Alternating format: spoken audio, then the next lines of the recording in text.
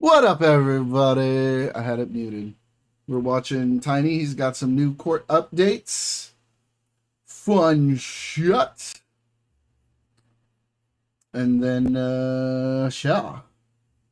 We'll get into other stuff, probably.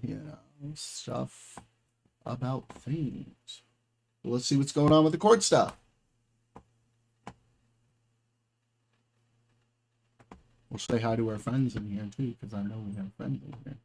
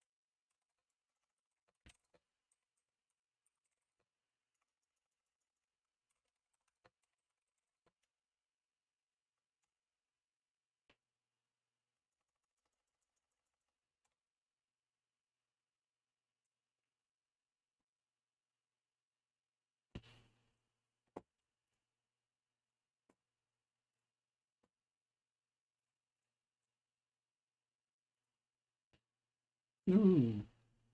Okay.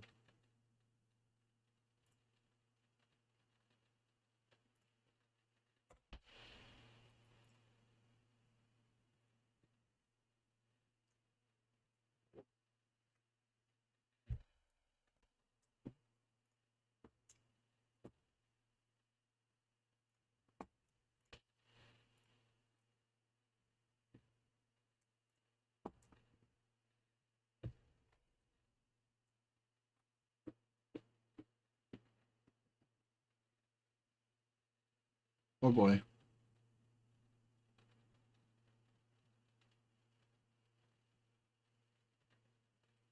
Oops. Quickly happens because Oops. because I'm a non-naturalist realist and I'm expressly You guys should be able to specifically hear now. a theist or bare theist or deist, is that the conversation will quickly stop being one of metaethics and become one of metaphysics. Okay. So you say that you're a non. When was the time limit for the judge to roll on the MSJ? Well, that's the beautiful thing. There's no time limit for anything. They said they would try to do it by the end of last month or the beginning of this month. So I'm hoping in a week, this coming week, maybe, hopefully. Maybe by the absolute latest, the 12th. Hopefully by the 5th. Naturalist realist, correct? Well, okay, look at it this way.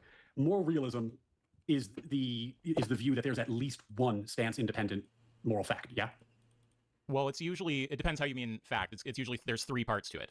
Moral statements are truth apt. At least one is true, and they're stance independently true. So if by fact you're baking in those first two things, that it's a moral statement and it's true, then sure. The key point is that not everything has to be moral. Not everything has to be stance independent. Not every moral language has to be true or truth apt in that way. There has to be at least one. Is the point I'm getting at? At least one true. If there's one true moral fact that is objectively true and stance independent, right? Then moral realism is true. By fact, you just mean a proposition. Like there's some statement that is some moral statement that's truth apt that is true. No, I don't necessarily mean a statement. Because that's a little bit of loading the dice. Because I'll lay it out and you can see why. The metaphysic, which for a purpose of metaethics, I'm going to just say is foundational, because doing metaphysics is a whole other kettle of fish, is that God exists with an eternal, unchanging nature and is perfectly good. Is this what we're doing? We're doing metaphysics now? Is that there would be a correct moral index. There's one index that is correct. Metaethics? I thought Destiny was tired of this shit. Now, Lance, in one of his articles, for example, and we talked about this in the stream, said that it would be moral realism if you index. It's the same arguments, like just it's always the same arguments, just repackaged in a different thing. Moral signs are stance independent, right? My view on like a bare theistic framework is that there is one correct index because there is one God who is perfectly good. So there's one correct index for moral statements, and you index onto that. This is why Lance said that's moral realism when I talked to him, because in order to, I don't think he agrees with my metaphysic, but the challenge on Lance's tripartite would be that it's false. Like you could argue that like there is no such being, and we could do the metaphysics on it. But like if indexing to an astrological sign is moral realism, then surely indexing to a perfectly good, unchanging God is also moral realism. Well, it depends how What we up, set things up. So Cryptid? this is why I was first asking what we think realism is, just to make sure we're on the same page. It sounded like I you said mean, your you view is of the could non-naturalist certainly variety. So the way I construe it that understand way, moral realism, I think this is but standard in the contemporary realistically, if metaethics you're talking literature, about is the view that moral statements are realism-based truth-apt, at least one is true, and morality, their stance you're independent. talking about Do you things mean that moral are realism in some different way? sort of Okay, let's demonstrably say the way that I framed related it. to that I say the morality. You following. have like a No, I'm sorry, humanistic I'm asking the- outcome, for well, no, no, example, I'm accepting it. that you want wait, but to I'm confused. work towards, right? Which generally, from a perspective of humanism, is going to be we want the least amount of harm for the most amount of people in general.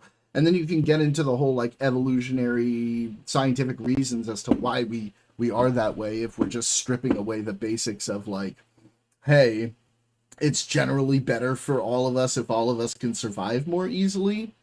But to then say that like using astrology is like similar to like a morally realistic point of view in the same way that God is, that's not, I mean, yes, you could say that there's like a framework that you're putting it upon, but when you talk about the humanistic framework, that's a framework where you have like evidentiary backing to it, unlike, you know, say a scripture or a fucking, you know, the stars are in this place, right? Is this tomorrow or is this in the future? I don't even know what the fuck you're. I don't know. Why did you? What is this picture in chat? I'm so confused right now. How you guys doing, Cryptic and Barcode? He's in Korea? You's having fun? Remember to hit that like and subscribe and don't forget. Shut up! Is this real? Food Shops only has 7 hold on, viewers I don't right believe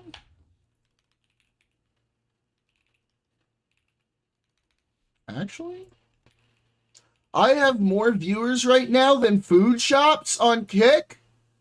No. Shut up. It's like 2 hours ago. Stop What that. the fuck is this fucking moron even referring to? This disgusting piece of shit That's who has that's her for hand in all of real? her little fucking minions' hands in so many people's lives Hey! to try to fabricate some whatever bullshit to save her horrible fucking court case. That's How the fuck fucking would she link this awesome. to I feel anybody? special. I mean, kind of, though, because Food Shop still rakes in, like, I'm sure enough money to just do it full time. But, like, hell yeah. Radiant. Send me the screen. Good for me. And we're watching the same thing.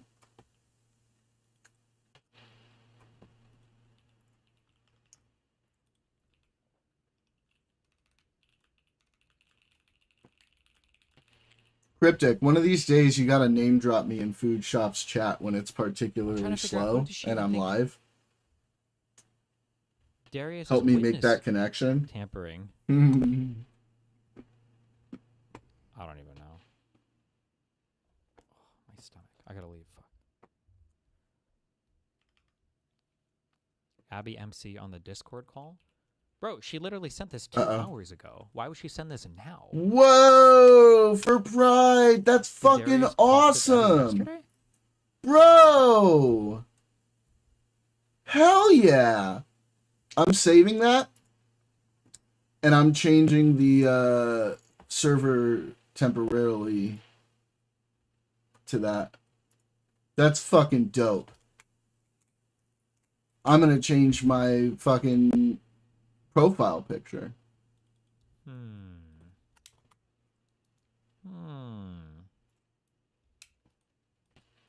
Okay. All right. I need to leave. That's I gotta go. fucking sick. advertising Israel. And so I'm going to show you Hang exactly on. what they said and break it down for you because it is beyond absurd. So, and it feels weird, guys, honestly. Like they literally took my freedom away. He took my female. And I'll tell you this. When I was at the airport and they told me, and they're like, sorry, sir, you're not allowed to board the flight. Yes! To Great Britain. Dude, felt, that's fucking a little bit of a awesome. I gut-punch, love and I'm it. surprised- Thank you. Wait a second. Hold on. Hi guys, I just got banned from the United Yay. Kingdom. I'm not joking. I'm not exaggerating. I just got back from the airport, and I was going to get on a flight to go to London, and they said, Let me edit there's it. a problem. I said, what's the problem? They said, you've been banned from the United Kingdom. That's what So they that said. just happened. They said that. This is what I was going to the airport in. And they said that the British government has rejected my visa. They did not give an explanation at that time, but we now have the explanation. It was in an article in Times of London, as butchered as that article was, and I'll explain to you why they say that Make they're this banning gay. and Fuck I am yeah. apparently a danger to the public order. I didn't know I had that kind of power. That's interesting. I walk into the public and people go nuts, apparently. And so what horrific criticism of the British government did I have? They said, oh, no, he didn't criticize the British government. You'll never guess which government's criticism got me banned from the United Kingdom. You'll never guess it. I mean, you could take days trying to guess. Is it Iceland? Is it Paraguay? Is it Turkmenistan? Oh, Let's God. see. Is it America? We're gonna Is it change. Russia? Okay, Is it server UK? No. settings. Oh, you guys already figured out that it's Israel? Yes. I know it's shocking, but you are correct. I got banned from the UK, not for criticizing the UK, but for criticizing Israel. And so I'm going to show you exactly what they said and break it down for you because it is beyond absurd. So, and it feels weird. Pretty sure there's between a ban and a visa denial. When the Yes, fuck do he's not I even. He change didn't even get a the- visa denial. His ETA got revoked. He's not allowed to do the visa waiver program. He's not even a visa denial. server Weird, guys, honestly, profile. they literally Change took my server freedom away. icon. There we And go. I'll tell you this. When I was at the airport and they told me, they're like, sorry, sir, Yeah. you're not allowed to board the flight. You cannot travel to Great Britain. It felt a little bit of a gut punch. And I'm surprised by that because it's kind of hard to shake me, right? But I think it's because I had a visceral reaction to He having said he had a visa and it got revoked. Was he lying? Yay! my freedom taken away. So I'm going to ask you guys throughout the video, what are we doing here? My freedom. This is crazy. I'm So gonna change now my in Western governments, we're allowed to criticize Western governments. We're allowed to criticize our own government. We're allowed to criticize anything we like, my profile. except the government of Israel.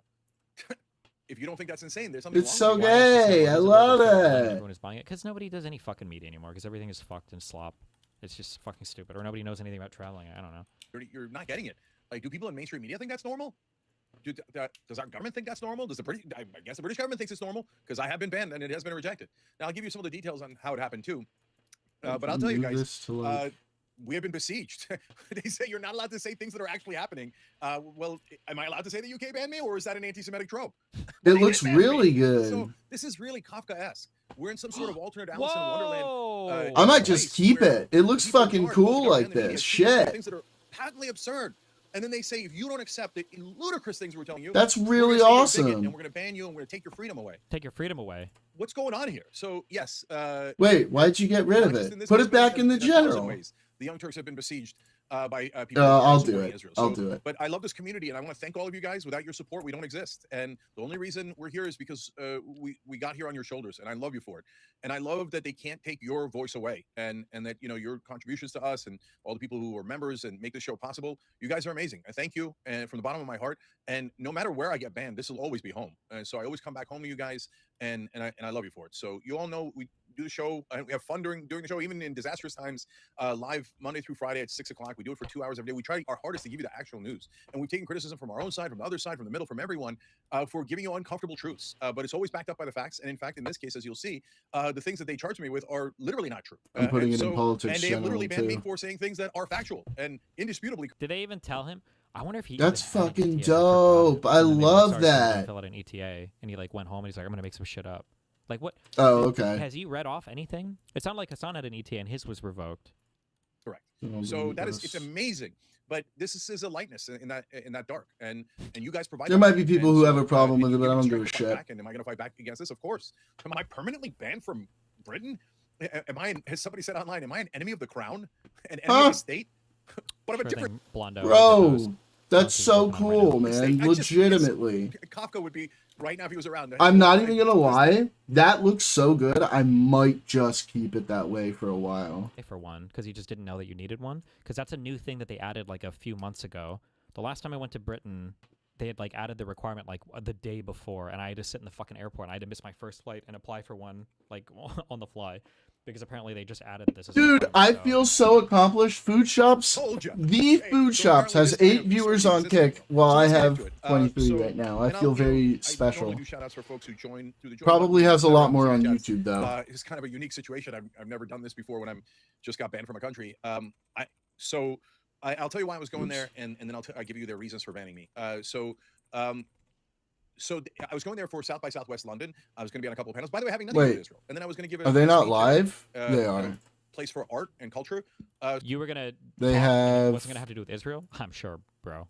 So at Oxford, we certainly would have talked about war. How many I'm sure the viewers? issue of war would have come up, 78? And I was set to give a speech. I'm not that speak, far and behind. also- I mean, Hassan, yeah, my kind wife, of, you know, but Hassan, still. and I were going to do a Hey! appearance at Oxford Union on Look Saturday at night, me. But, so we don't know what the status of that is because we don't know how long we're banned and how long the ban will last and who else will get banned. Who's, I mean, you're if not you're even, banning people who for said you're criticizing banned? Israel, you'll have to ban literally billions. Oh of yeah, people because across the world. fucking Jenk, That's not an exaggeration. That's literal. If Okay, somebody said the UK. Jenk and Hassan got that their both of their ETAs were ability to go to. They got banned from the you're- UK you know, or and 60% of whatever. Americans are critical of Israel. Should none of us travel to the UK, or is our visas going to get pulled? And let me give you a detail on that. That's important. So, I already had a visa to Britain because we were there last year. That's me. And similar thing. That's about Piers Morgan. I'll me, be on Piers brother. tomorrow morning too. And spoke. I at think Oxford and did a there's bunch of more meetings, I right? should add to And that so, now. that last 2 years, so it's going to run out in March of next year. And so I had no reason to believe that there was any issues at all. So I go chat. to the airport. Oh, they already had And their. apparently, the Home Office, as it's called in the UK, actively went in and pulled my visa and said, no, he's such a threat to the public order that we're going to have to take these extraordinary measures. So because apparently, by coming to the What UK, you else guys do are I all want gonna to go nuts. add to The the minute ones I that step people off the can plane use? or off the tube, and I'm in the middle of London, the place is going to go haywire. Yeah, right. Threat to the public order. The tube is what they call their subway guys. Be cool. Really? And they say things like that with a straight face. Amazing. So, okay. Real quick, Happy Warrior Yeah. writes in, goals. Maybe How do I later. stand up to Israel strong enough to start getting banned from countries? It's a badge of honor, mate. Wear it like one. Thank you, brother. I appreciate it. And I'm a Happy Warrior too. So Yeah, I earlier, bet you when it happened are. a couple hours ago at the airport. Fucking like I said, it jank. felt like a gut punch because I'd never. It's like, imagine being shunned from a whole country and for fighting against the genocide. They're like, how dare you? Now, by the way, I was set to debate someone who supports Israel, who I would argue is pro-genocide, and I'm sure he wouldn't argue that. That's why we're going to have a debate. Oh. And he's allowed into the country. You know, being in favor of Israel's genocide and endless wars, totally fine, great. Oh, slaughtering 23,000 Palestinian kids. You like that? You support that? No problem. No problem. Come on in. You're welcome in Britain at all times, mate. Right? Oh, you're against the genocide. You're against senseless slaughter of innocent civilians, whether it happened in Israel on October 7th or the Palestinians in Gaza or to the Oh no, we ban you in Lebanon because right that's now, really or what the it's Iranians about, and several bro. other countries That's that of course all that it's I'm allowed to about. share facts with you guys. Oh my God. What if Man. this podcast in the United Kingdom, which by the way it is, are you going to be banned from listening to facts? Now they Oh. can't disprove these So facts. These are tired all of this true, fucker. but they can ban you from saying them. They can ban you from entering the country. Who's in charge here? If you don't think that's a legitimate question, if you think that's like an anti-Semitic question, well, brother, I didn't ban me for disagreeing with Israel. You banned me for disagreeing with Israel, and you're not Israel. So if you say that's not incredibly strange, And you're not there's something Israel. off with you. The people in You power know, don't you're not pretend that Israel. They're the wise men. That we are the official, legitimate, smart, educated people, and these are things how things ought to be, right? And you rascals, outsiders, criticizing governments that you're not allowed to criticize. You're all ruffians and barbarians. Yeah, okay, that's fine, but we're on to you now. We can see you. I don't know if you know that, but the curtain's been pulled back. Wow. And when I say we can see you, by you I mean the establishment in America. That's what I largely talk about, but apparently in the United Kingdom as well. I texted him and I said, because he's going to go a little bit after me, and I'm like, are you okay? Do you still have your visa? And he's like, no, I have a pre-approved visa. I'm like, yeah, so did I. And then he looked it up. He's like, oh, I'm banned too. So who else is banned? This is insane. What are the standards? So, but you're not going to be able to stop us. This goes into the UK. And even if you banned us from the UK, whether it's a physical or the show, the next show's going to come, and the next show's going to come. And if you buy off platforms, then we're sizing one. You have your country. Papua New original Guinea, icon backed up somewhere. the Just same making sure. exact Yeah, size, I guys, do. in I do. population. If we were all banned for criticizing Papua New Guinea, everyone would know how insane and absurd. But like, it it is. also So wouldn't be when the it goes, worst yeah, thing that if makes this sense. was Yep, just my yep, icon yep, yep, going yep. forward. I In really the case of like it. every single lobby. So don't fall for their Fucking tricks and cool how the mainstream looking. media aids and abets them. They know exactly. Banning what they're doing. Asani They know- sports in fact, terrorism I get music the for numbers. banning I got it from junkies. mainstream That's media. Han's The uncle. report, yes, that was the number one lobby or the number one spending from that particular lobby. It's the objective truth. And furthermore, I say I'm the only one who has the claim to objectivity. How is that for privileging your own position? Everyone else, by definition, is not objective. Why is Jank just allowed to get away with zogging like this? Smotrich, Ben Giver, and people like Nancy Mason refused their ETAs too, and no one had shit to say about that. Even more, Starmer has had the UK recognize Palestine as an independent state now, so where's the zog? Okay, there is a reason why, on the Jew side, why it's different for these guys, okay? One of the really special things that Here we Israel go. has been able to do, Here we places go. like the United Kingdom, people don't talk about it much, these guys have kind of brought it up, is that they are Oh. Ah!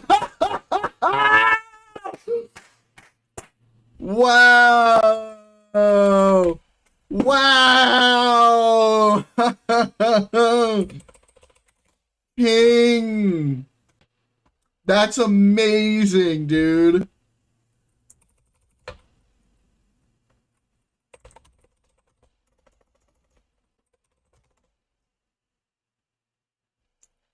Holy shit. Wow. So based. So fucking based, dude. Oh, shit. They got him.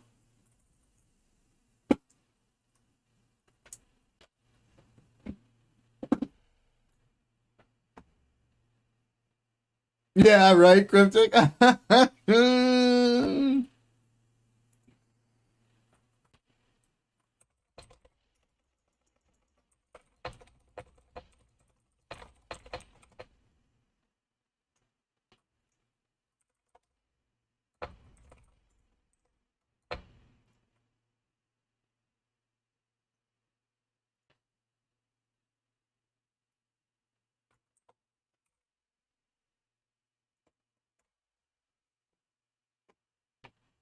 Holy shit.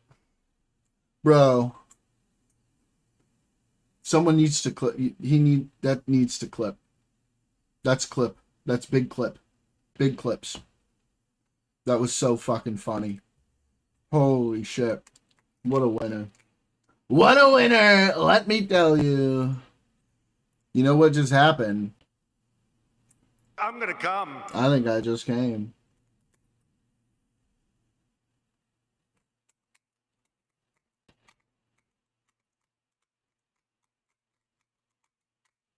Holy shit.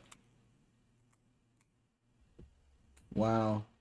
I'm blown away. Blown away! Truly.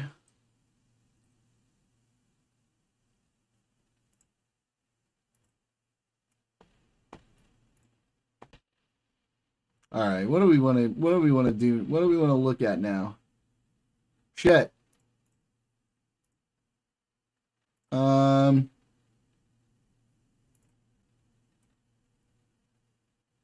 Guess he's done. His stream title said it was a mini stream. I missed all the like court stuff. Can someone fill me in?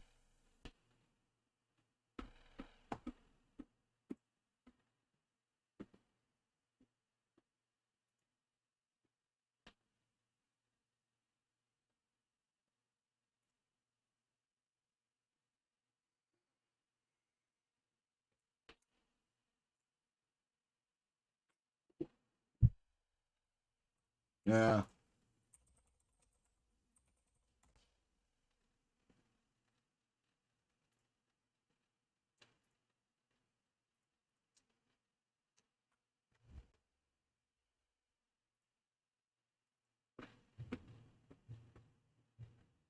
One second, guys. Mom's calling.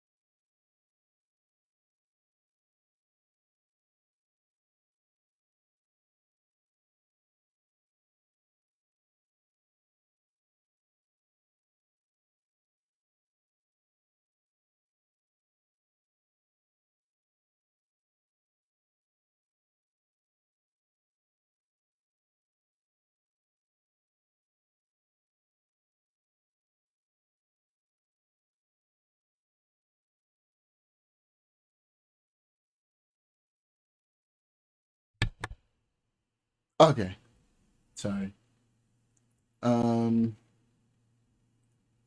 Okay. Holy shit.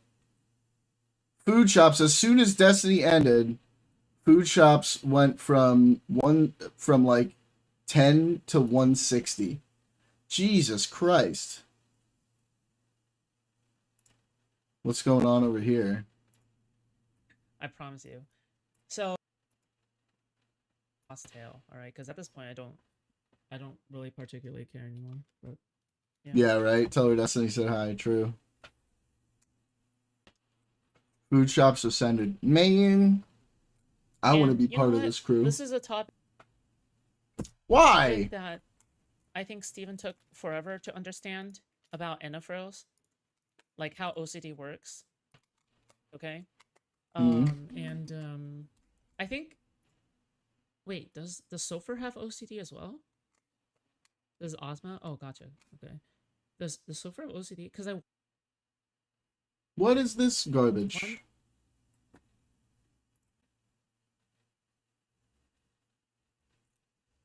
And the needy. And the disaffected. Oh, I should probably turn the audio on.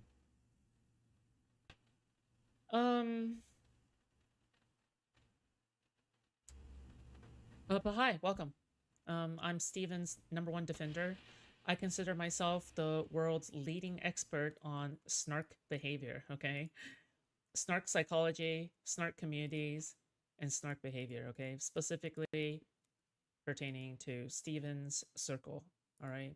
Steven's specific circle is, in my opinion, what I kind of specialize in. Obviously, there's probably people who cover snarkers from Ethan Klein circles, and that is a different field, okay? Even though both are related, all right? Okay, why am I talking about this as if it's some kind of like gay-ass PhD program? No. Okay, but seriously, It is. though, like, That's this what it stuff is, is though. so sophisticated that, like, I Sophisticated. don't think I've even seen content creators who cover this kind of stuff. Because like, it's talk about it accurately. sophisticated. I don't think so. I don't even think I see content creators talk about it accurately. Like, that's how like complicated this shit is. Okay. So yeah. Well, teach me. Like, Foods. Steven Why? Why is this happening? explains it pretty well, I think, because he has to deal with it himself. But yeah.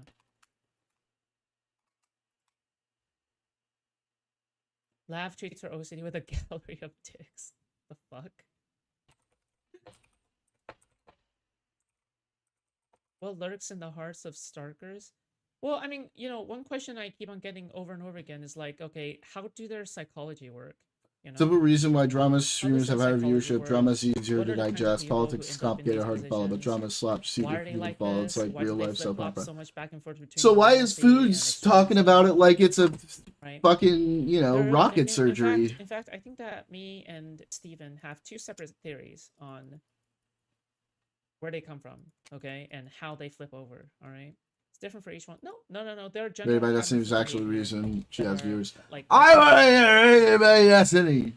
yeah, there are I general want to get rated by Destiny. cyber stalkers. I want to get there. I want to get For the there. record, okay, I'm like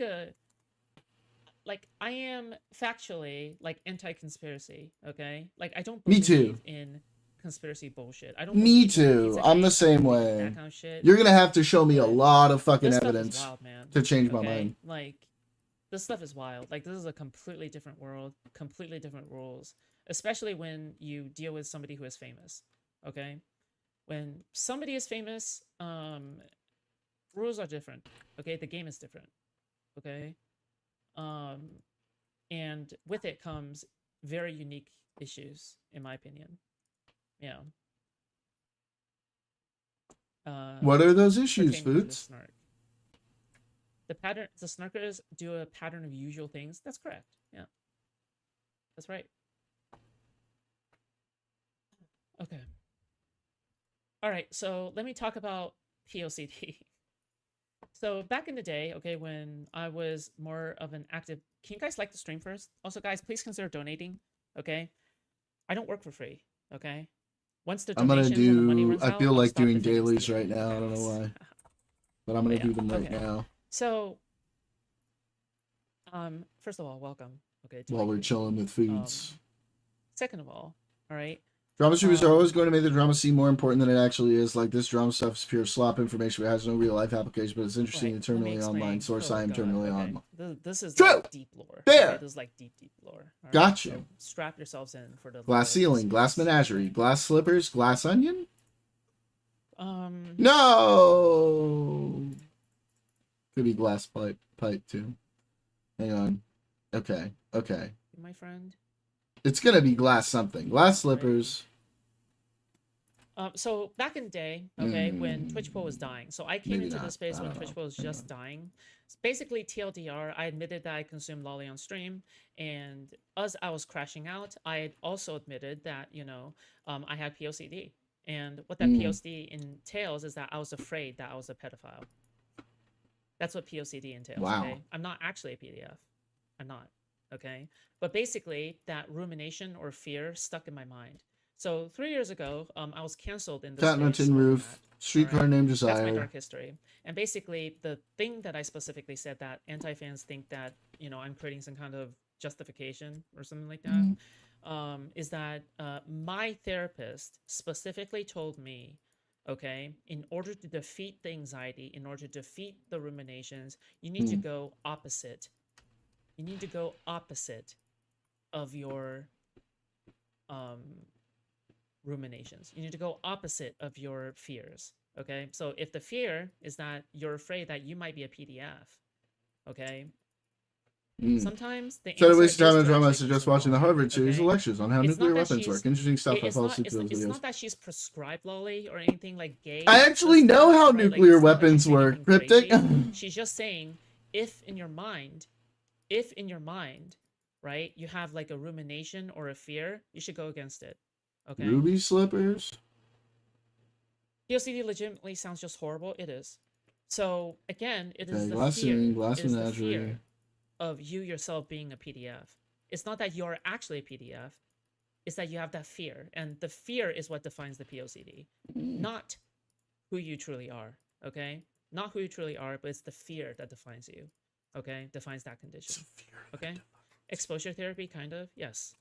It's my fear that defines. Because simultaneously, Fellow nuclear weapons unfortunately, knower. I had the I'm still learning. unfortunate combination The of mechanism, the basic mechanisms as to how nuclear weapons work is generally pretty simple, right? You smash, you essentially insert fissile material inside of a another material that's either also fissile or reflects alpha particles, so that the particles bounce in, knock off more alpha particles, and create a runaway alpha particle reaction. I don't even think I dated in high school or middle school or anything like that. Everybody I date is Robe, like 25, pipe, 26, 24. slippers. Okay, because I'm 26. Like even then, like lately I Hats? matched with like a 28-year-old, so it's like I don't care. I don't give a fuck. One okay? away. But it just so happens I have OCD, and it just so happens that I consume hentai of a particular kind. Whatever. It's already TMI. Okay, Nope. this shit is already TMI. Okay. Oh, I'm But gonna lose on if the you first think this one. is awkward, Fuck. it is super awkward. Okay. So for Newspaper. really, yeah. Yes. Send you a pager as a birthday gift if you suggest sending a birthday. Huh? Uh-oh. Oh, somebody wants to somebody wants me to clarify that like lolly doesn't necessarily mean like porn or hentai. But dude, but okay, but like for the sake of TLDR, like I'm not just referring to like, oh yeah, like I can get into like, oh yeah, it's the art style of like whatever the fuck, right? It's super nuanced or whatever. No, like even if you were to say it's like drawn depictions of kids or something like that, like that's fine. Like I'm willing to concede to that, but it's just that, you know, like it's drawn. What are you doing, Nico? And not only that, like after you translate something onto paper, the stylized transformation is so like far removed from reality that it doesn't actually translate onto reality. Okay, does that make sense? Did you hear about that virus that only fucked up floating And you point know what? I think calculations what when I'm it's gonna doing say nuclear core next simulations? No. Is actually I want to piss That's off a big Connor deal, and though. anti-fans on purpose. Okay, I'm just saying this because I want to piss them off on purpose. If you consume lolly, I don't give a fuck. Good for you. You're one of us. Okay. Just don't go around talking about lolly all the time like a fucking moron. Okay, because you sound annoying as shit. Okay, because usually like a bunch of lollicons on Twitter are always like these right-leaning, far-right motherfuckers. this is not my identity. This is not a part of my personality. Okay, I'm gonna it was fail only right because here. 3 years ago, I had to Right. crash out. But I'll say this, okay? I'm gonna You know fail what? right Good here. for you. Be sexually open. Oh, no, Just okay, don't go cool. around and harass people about it. Okay? Ooh, can I do it? Yeah, I'm saying that just because I want Connor to be triggered on purpose. I want the anti-fans to be triggered on purpose. I'm saying that specifically as rage bait. Okay. Vosh says a short stack build, not lolly. I know what I know what Vosh said. Okay, lolly Vosh. Fucking hell. Relatively He's some of the stupid. big problems that they were And he's efficient. The token. atomic And bomb he's that sweetie, detonated in okay? Hiroshima led 2% I'm of telling nuclear you for what material it is. fission. So then we But now have the nuclear powers room have left for thermonuclear weapons, which are speculation way on the more table, efficient. okay? Yay! True. So is it therapy or sexual? What are you talking about?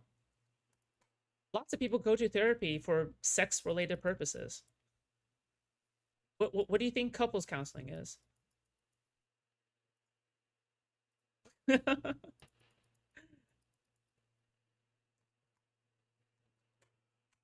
I think I'm about to get this wrong. Nope. What was it? Subjects in Tennessee Well, Williams. to be fair, couples I counseling knew isn't it was just about that. sex, I okay? knew it But, was like, sex Tennessee is a Williams. big part of Man. the, And what was the other one? reconciliation. Blank ring, key ring, onion ring, tree ring, wedding ring. Um, Damn.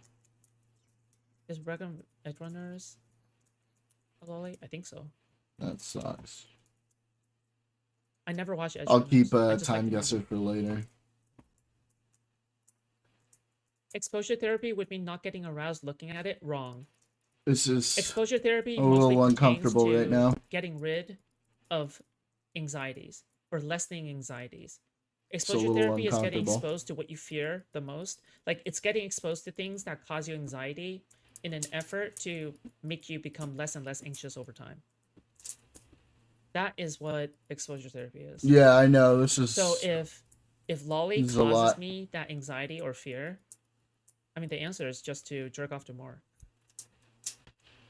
Because as you jerk off more to lolly, right? Like, Pedro will That's play having a anxious gill about it, before it right? explodes in my That's it. hand. True! boom, simple as. Okay. Okay. All right. Well, the reason why I bring all this up in my backstory, okay, is Yeah. to get all of that out of the way, okay, because I know that people are gonna bring it up. I know that people are gonna, bring whatever. Okay, so this is like the one time I'm gonna bring it up. Okay. All right, Just maybe for we'll rec- come back to this in a little bit, but first, let's watch this. And all these people kept saying that Discovery would destroy me, Discovery would destroy me, Discovery, and now they produce nothing. I produce everything. Nothing has destroyed me. And then now Every they were single food saying shop that the stream, someone deposition brings would up be the end Lolly. of me. I would Yeah, be destroyed in that's the probably deposition. just And it's gonna Pixie who be answered the 99 future. times. I have no knowledge of these logs, and unless they're properly authenticated, I can't speak to the authenticity of any of them or the contents of any of these messages. And then when asked over and over again, hey, just curious, why didn't you submit any of your messages with Aaron? Why do we have no messages between you and Lauren? Me and Lauren actually never talked about this case at all. And for me and Aaron, I don't know. I gave everything to my lawyers. If you don't have them, like 37 times, I think, so. Oh, and I lost my phone. My phone was stolen last year. These are all false. Like, I didn't do any of this. They really want this to be true. I don't know if it's because they're gassed up by Kiwi Farms or what, but, like, it's just not true. I didn't hide or delete anything. That's Pixie doing that all the fucking time. Oh my god, what was today? Motion to seal public. Oh, wait, did I read these on stream or are these different excerpts? Oh my god, bro. This... Oh, I just don't even know what to say. The idea that you would do a deposition yourself and not know any of the talk, like, you need to be adept at the topics to ask follow-up questions, because in a deposition you're trying to get certain stuff out of the other side, and that might require you to rephrase a question, or it might require you to ask a follow-up or to clarify something. And Joan is just not at all. She should not have been the one doing this deposition. I don't know why. I don't know why she Joan did this deposition. sucks! I don't even know what they quoted from this for the court case.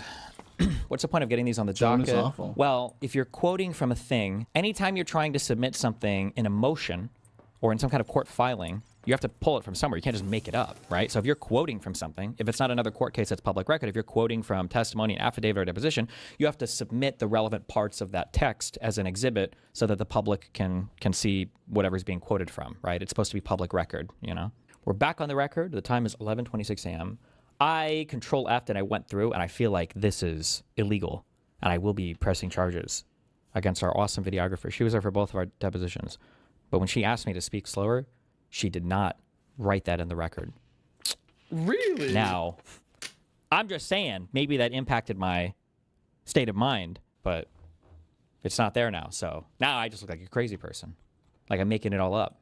Before the break, Mr. Bonnell, we were talking about September 12th, 2020, and you're at the hotel with plaintiff. Do you recall whether at the hotel you said to her, is it okay if I share any of the videos you record? No. You don't recall? Not specifically, no. I'm sure we had a conversation about it, but I don't recall the specifics of the conversation. And at the hotel, you video recorded the sexual interactions. Yes, not all of them, but some of them, yes. Some of them, how many videos did you record? I believe 3. And how did you record them? With your phone, with my phone. And were you holding the phone while you recorded? Yes. Oh, I don't know if they ever submitted this or if this was part of any, I don't know if they put this in a filing, but she tried to ask me these questions like, did you intentionally record so your face would be left out of every video? I'm like, the fuck? Let's see. And then this is, because this jumps from page 67 to page 215. I can't honestly say what day I did, but it was definitely prior to any litigation with the plaintiff. But your messages in May of 2025 are not deleted. Correct, because those would be after litigation. Yeah. And then, was that your custom to delete messages when you stopped communicating with people? Sometimes it depends on the account. You didn't delete your side of the messages with Rose, did you? No. And you weren't in communication with her anymore, right? Kind of. Up until the time of the leak, you were in communication with her. I think we traded a message, maybe almost a year prior, just checking in on each other. The year prior, But you. To be fair to food shops, it only comes up a lot because any fans bring it up to attack her. Like, one of the ways people go after is go after the people around them. And food shops is a bunch of skeletons in her closet, so it's easy to go after her. Also, skeletons just speaking true. You didn't delete those, your. Oh, and then it skips. She's asking me here about a link or something. I don't know. She asked a stupid question. I mean, a URL is a uniform resource locator. Would have pointed to a file online. By the time I produced anything for this case, because she's mad. She's like, why are all of the files that the Google Drives link to? Why are those files all deleted, or whatever? Or why aren't they there anymore? Like, didn't you delete them after the court case or something like that? And I have to explain the difference between a URL versus like the file itself, I guess. I mean, a URL is a uniform resource locator. It would have pointed to a file online. By the time I produced anything for this case, those files are not existing anymore. No URL is pointing to any of those things or any of these things. It seems that the machine made a slight error translating between the top and the bottom link. But I mean, for my production, it seems pretty obvious that both those links are identical that were produced, yes. Oh, because they're asking me why these two links are different. Nah. This is like Kiwi Farms theory, that I'm changing the links because there was like an optical scan error or whatever, an OCR error. Wait a minute.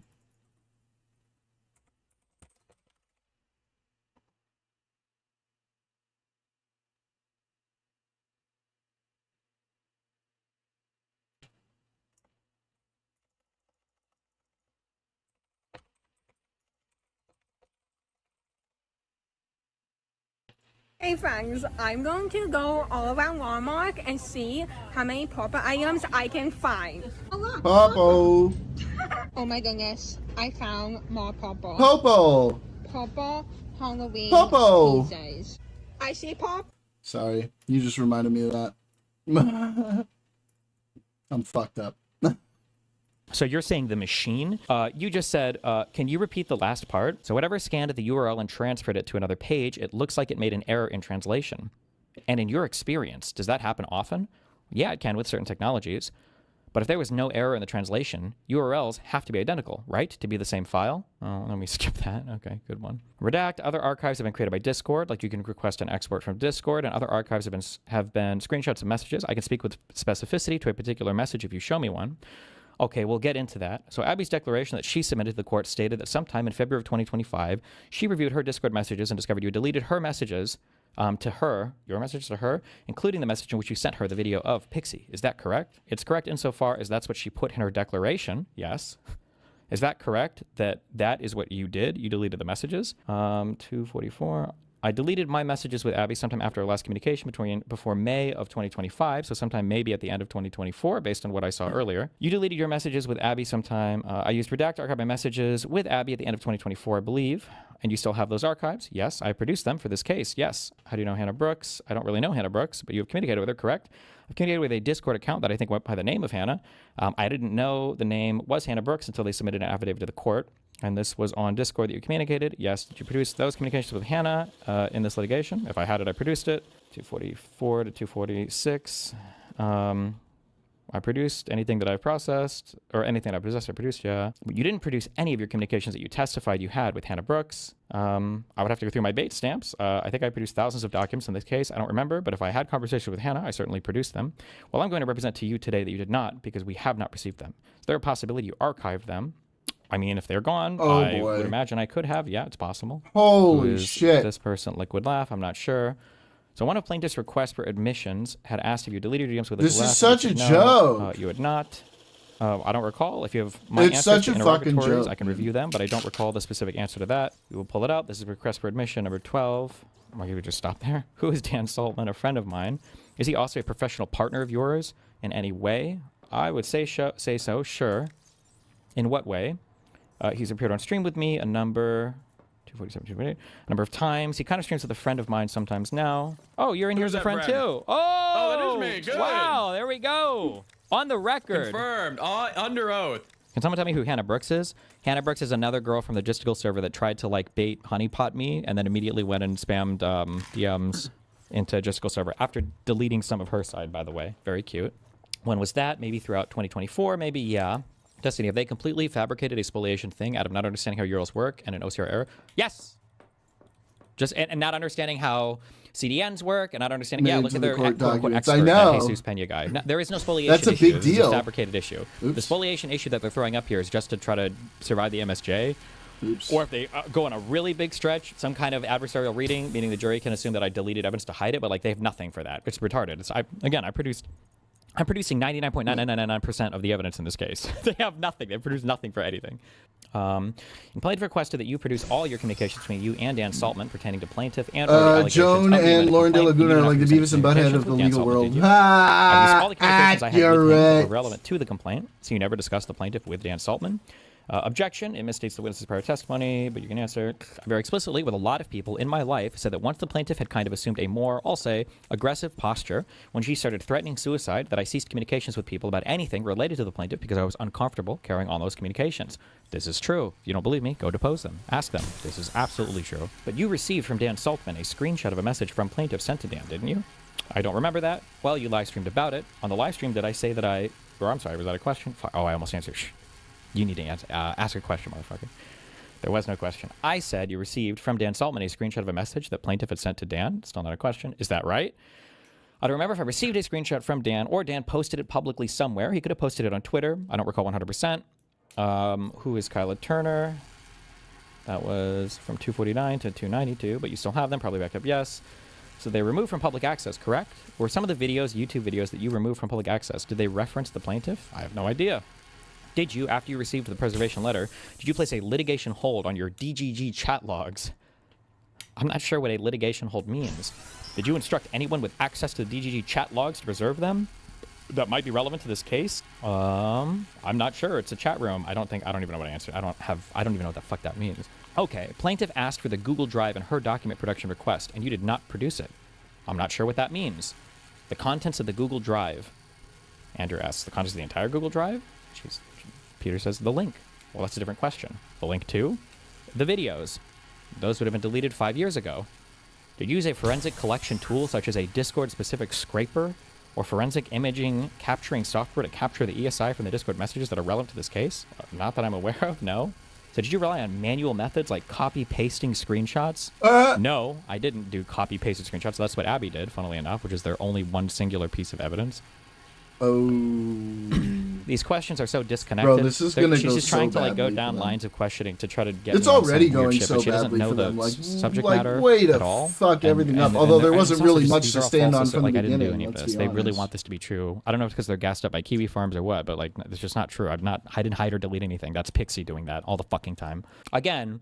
Kiwi Farms and Gisticle and all these people kept saying that Discovery would destroy me, Discovery would destroy me, Discovery, and now they produce nothing, I produce everything, nothing has destroyed me. And then now they were saying that the deposition would be the end of me, I would be destroyed in the deposition, and it's Pixie who answered 99 times. I have no knowledge of these logs, and unless they're properly authenticated, I can't speak to the authenticity of any of them or the contents of any of these messages. And then when asked over and over again, hey, just curious, why didn't you submit any of your messages with Aaron? Why do we have no messages between you and Lauren? Me and Lauren actually never talked about this case at all, and for me and Aaron, I don't know. I gave everything to my lawyers. If you don't have them, like 37 times, I think. So Oh, and I lost my phone. My phone was stolen last year. What ESI would there be for Discord messages? Discord messages on a file you have access to. November Mike 512. You are asking a retarded question because you assume that she has any idea what any of this means. I'm sorry. Yes, you are correct. There is no ESI. All of this is retarded. This whole point is just fucking retarded. That's why even when they keep saying the original Discord file, there is no original Discord file. Unless I was a Discord employee and I had like access to their servers, there is no original fucking file. It's just rendered text with HTML and CSS. There's nothing. I don't know. It's just fucking retarded. Why didn't you Daubert the expert? I don't know how that process even works. I haven't gotten that far into reading about civil procedure yet. But I think we did a challenge where we cited the Daubert case. I don't know if that counts as a Daubert challenge or not, but I don't know if we would do that or not. Maybe we would. Maybe that'd be like a pre-trial thing. Your phone or the plaintiff's phone? Pixie says that her phone was stolen last year. So in one of your affidavit to the court, and this to explain the difference between a URL. Oh no, where was I? The last communication before May of 2025, so sometime maybe at the end of 2024. 246. Hang on. Let me see where I was.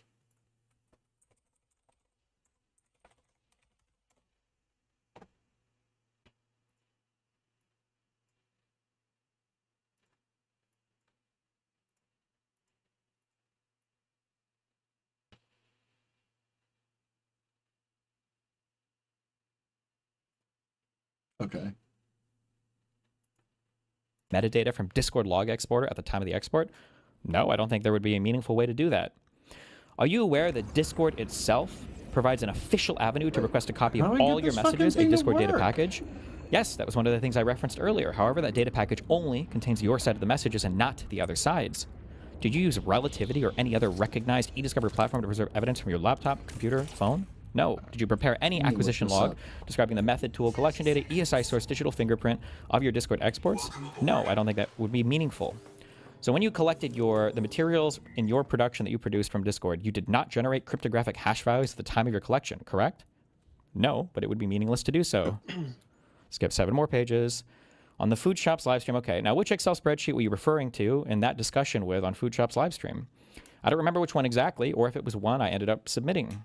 But it was specifically about an Excel spreadsheet, right? It was about creating a hypothetical Excel spreadsheet, but I don't know if I ended up using that or even submitting that as part of the discovery, or if I used it. There were several methods I used to export data. So what method did you use to create the Excel spreadsheet that we looked at earlier today, ECF 132.6 on page 2?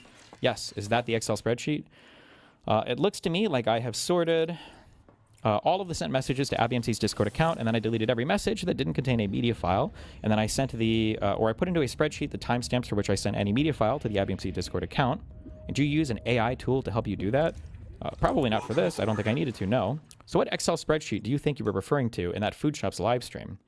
It was a long time ago. I don't even remember exactly if I was even successful in that. The audio was just me trying to merge my side of a conversation and another conversation, but both of them at different timestamps, so to make it line up. I think one was written in like Unix code and the other was written in Universal Time code, so I needed to merge both files so that the conversation would be readable. Okay, and that Food Shop's live stream audio that we just listened to was September 2025. And your motion to dismiss came out shortly after that with the Excel spreadsheet. Well, I don't know if it was that. Wait. Good. Yeah. I know. They're just getting all butthurt because they've been able to say whatever the fuck they want to, and as soon as someone comes in and challenges them consistently, they go all upset and everything. They're like, someone here with Palestinian heritage. Bro, I'm Jewish. Fuck you. You guys have been saying shit about Israel nonstop. You guys have been saying shit like Israel's a country and society full of pedophiles. I'm like, bro, fuck all of you. Don't even try this with me right now. When you say that Excel spreadsheet, I let that shit stand, so and I debated it instead of deleting this particular spreadsheet, though. It looks like. What do you think happened, Desaad? Why don't you go check out the Discord? Take a look for yourself. I did a simple search of a conversation history and deleted every non-media file message, and then put those media messages in the spreadsheet. I don't know why I would have to use AI for that. Okay, let's. I want to play a video now, and then video plays. Skip another 60 pages. Why are you skipping so many pages, man? Well, these are the only ones they're citing from. This was the strongest material that they got out of our deposition. 6 hours, yikes. Or 7. Huh. You've talked repeatedly today about communication with various individuals, right? Yes, and you deleted some of the documents, but not others, right? Abby's documents? I produced every communication I have ever had with Abby. I don't believe anything has been deleted with the Abby stuff, even though I'm pretty sure the request for the preservation of evidence wouldn't have even initially covered Abby. I produced every single thing related to my communications with her. I've archived stuff with Redact. I don't believe I've permanently deleted any messages with Abby at all. So you have all your evidence archived on Redact. Yes? Oh, and then she argues with... Yeah, okay, well, good one. Nice. This is a huge redacted. True. My read on that angle for that filing is basically to cast doubt on your recollection of what you hadn't sent to Abby from your hedged answers in Depo. What and up? use Yeah. that to get the case to trial. You think that maybe, I don't know. Oh, no, I mean, she's trying to establish that I've deleted stuff that I don't have access to or something like that. But my logs are crystal clear. You can see everything. So it's, yeah. New exhibit 249-3. Oh, this was sealed before. It's part of our transcript. I don't even know what they quoted, part of their motion. So he might have had some information, right? That's why he was reaching out to you. He never communicated with me. Well, he's communicating it to you right here. This is a partial leak. There's more sexual shit, right? He's absolutely not communicating that. You would need more of this conversation to demonstrate that. I'm talking about but at this how time, leftists are the leaks between you and Lauren in had my already happened, server correct? because they don't like what's being said. So what did you do after that partial leak? Did you take any steps to protect your private information? I believe I started to delete my conversation with the Rose account. Did you delete the Pixie video from your Discord chat thread with Rose? I believe I deleted every media post prior to November 29th. I believe so, yes. So let's be clear. Not clear. What exactly did you delete prior to between the November 20th partial leak and the November 29th? I'm not going to have an exact memory of that. Well, give me your best recollection. I'm pretty sure I deleted all the media that we had exchanged between the two of us, between you and Rose, yes. And that would be Discord messages. In Discord, yes. Any other? No. Twitter? You can't delete Twitter messages, so no. So it's your testimony today that you deleted the Pixie video attachment from the Discord chat with Rose prior to November 29th. I love the way he says it like that. Not specifically, but I imagine it would have been deleted, yes. And after that partial leak, solo, that was reported in various different articles in November 2023, were you aware of that there was an issue with that being accessible? I don't know what the fuck this means. Is this with regards to the submission by the expert witness? I'm just asking if you're aware of the security risks that Discord was encountering. I would need more specificity as to what you mean by security risks. So now, you said that after you sent the Pixie video to Rose in April 2022, you didn't delete it until November 2024, correct? How's it going tonight? Yeah. You've been chilling? So until you deleted it sometime in November 2024, the video was still available. You having a good time? Page 199. Oh, and then it skips. Okay. And what is this document? This appears to be an exhibit that we attach to whatever docket entry 213 is. The fifth exhibit seems to contain a list of files that I sent to the Discord account ABMC. And then the next page of the same exhibit, it seems to be some messages back and forth between, I believe, between me and ABMC. This it's like the fifth element, but with correct. a lawyer who has no idea what the fuck that's what doing. You represented to the court. At the time that the log was produced, that could have been her name. In Discord, you can change your username, though, so it could have been her, or that name then. She could have been on a different account later, or she could have changed this name later as well. Okay, now look at that page, and you have highlighted on that page 2 Google Drive links that you sent to Abby on November 3rd. What is the timestamp on that? 2:39. Well, it's 2:39 p.m. I'm not entirely sure which time zone, though. I don't know if this is the entire exhibit. I'm guessing EST, or it could be Universal Time Zone. Well, that would be 2:39 p.m., wouldn't it? It could be 2:39 p.m. I'm just not entirely sure what time zone. I'm not 100% sure. And then what time does Abby say she viewed the videos of Cherry and Pixie? Again, I don't know I can't attest to anything related to looking here. I'm not entirely sure what I'm looking at. This screenshot that was submitted to the court, I don't know what that is, and accepted by the court in evidence. I like how we're like, this is like a criminal trial. You're like, they've accepted it as evidence. These are just fucking random exhibits you crazy lunatics are attaching to whatever the fuck you want. You have to watch this like 1 minute, 3:22:50. 3:22, Jesus Christ, more charts? Streamed 8 hours ago. Any questions? Any comments?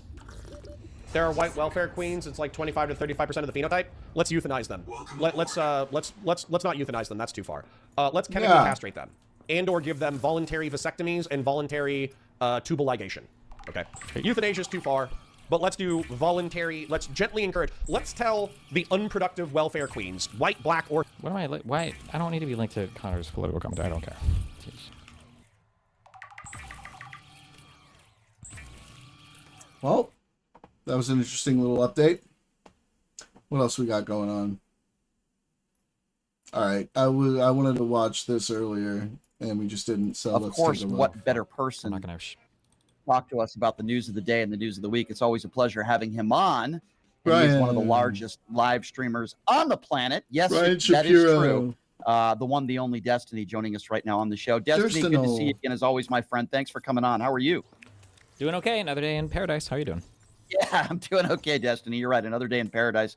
I want to start by asking you about this Tellerico Ken Paxton saga. And what I mean by that is, Stephen Miller attacking Tellerico, calling him trans. You've got Benny Johnson, of all people, on Jesse Waters yesterday, questioning whether he's straight. They're mocking him because he's eating barbecue. I don't know if you saw the picture of him eating barbecue, and I'm thinking to myself, wait, God, you guys these guys are really the guy just who was trying outed everything, from your aren't party, they? Ken Paxton, the liar, the cheater, It's pretty pathetic. the criminal. What do you make of this? I mean, it's just like messaging and signaling from the Republicans that they feel like this guy isn't manly enough or whatever. I mean, this is just standard. In the grand scheme of everything that's happened over the past couple of years, I feel like this is probably one of the more tame things that they've been engaged in, no? Yeah, that's true. There's a lot of other stronger. That's a good point you make. A lot of other things that they've talked about over the course of the last week or two that are absolutely insane. But I mean, we could just talk about the economy, right? And you look at the GDP, which they promised 6% GDP growth. The new numbers that just came out, and Fox Business was reporting this, 1.6%. As you remember, Destiny, we had Trump, we had Dissent, we had Hesset, we had Lutnick, all promising 6% GDP. What happened to that promise? I mean, the tariffs, the everything. Yeah. I don't know. I'm on an everything's bad. Yeah. I mean, like, they failed to deliver on any part of their agenda. They're kind of squeezing the message as much as they can right now to try to bring everybody in line. But things are starting to fall too far outside of what the expectations were for the average American, even that voted for Trump. And then, I mean, you're slowly, finally, I mean, we've kind of seen the disintegration of the MAGA movement. Marjorie Taylor Greene leaving, I think, was kind of a big deal. And you're just slowly seeing this happen as we march towards the midterms. And then I imagine it's going to be total chaos after the midterms leading up to the next presidential election. Yeah. I wanted to ask well, you, hopefully do you think it's one of we those have things the where those House people that I and just God, mentioned, they fingers just crossed, the don't Senate, have we no can just idea stop how the anything economy from works? happening? Or do you feel like they have some knowledge of it and they're just trying to cover it up for Donald Trump, Sir Leader? Or, I mean, did they not see ahead when we talk about these tariffs? And you've talked about the tariffs a lot. There are still people out there that think that this was somehow a good idea for our economy when $175 billion literally stolen from American consumers. Do you think they had no idea that this was going to happen? Or do you just think they didn't care, or maybe a little bit of the two? Probably both. It's really hard to predict because generally you have your public-facing message and then you have like privately what you do behind the scenes. But it seems like for a lot of the Trump admin, a lot of them are just genuinely stupid people. Like Trump is genuinely just a stupid guy, and because he runs his stuff kind of like a dictator, he's too scared to have people around him who are brave enough to give actual feedback or push back against kind of dumber ideas of his. So I don't know how much is like intentional corruption versus how much is just Trump is just kind of not very up on what the government does or what would happen if he does dumb things. Yeah. I tend to agree with you. And, this came up in my debate with Rachel Wilson, which was Daniel. But she had made the case about people who vote should have to take a basic civics test, which I wouldn't necessarily disagree. It's one of the few things I agree with her on. But I also said to her, then that would mean like 90% of the people that voted for Trump wouldn't have been able to vote, right? To what you're saying. Yeah, everybody always envisions that I guess their side would do better for any kind of like polling test, but I imagine I don't know what kind of test these guys would even write or think that they could write that their side would pass more than the other. So I have no idea. Yeah, it is interesting. If you're just joining us, Destiny, with us on the program, I look ahead to the next 2.5 years, right? And I just look ahead to a few weeks from now. Mm-hmm. There is he's still talking about the ballroom. We got this UFC fight in DC, which is insane, by the way. When you think of what's going on in Iran and how the economy, and we're all obviously struggling, and he's still talking about the ballroom. He's talking about this upcoming UFC fight, basically talking about anything and everything that most Americans really don't care about, right? I mean, it's insane.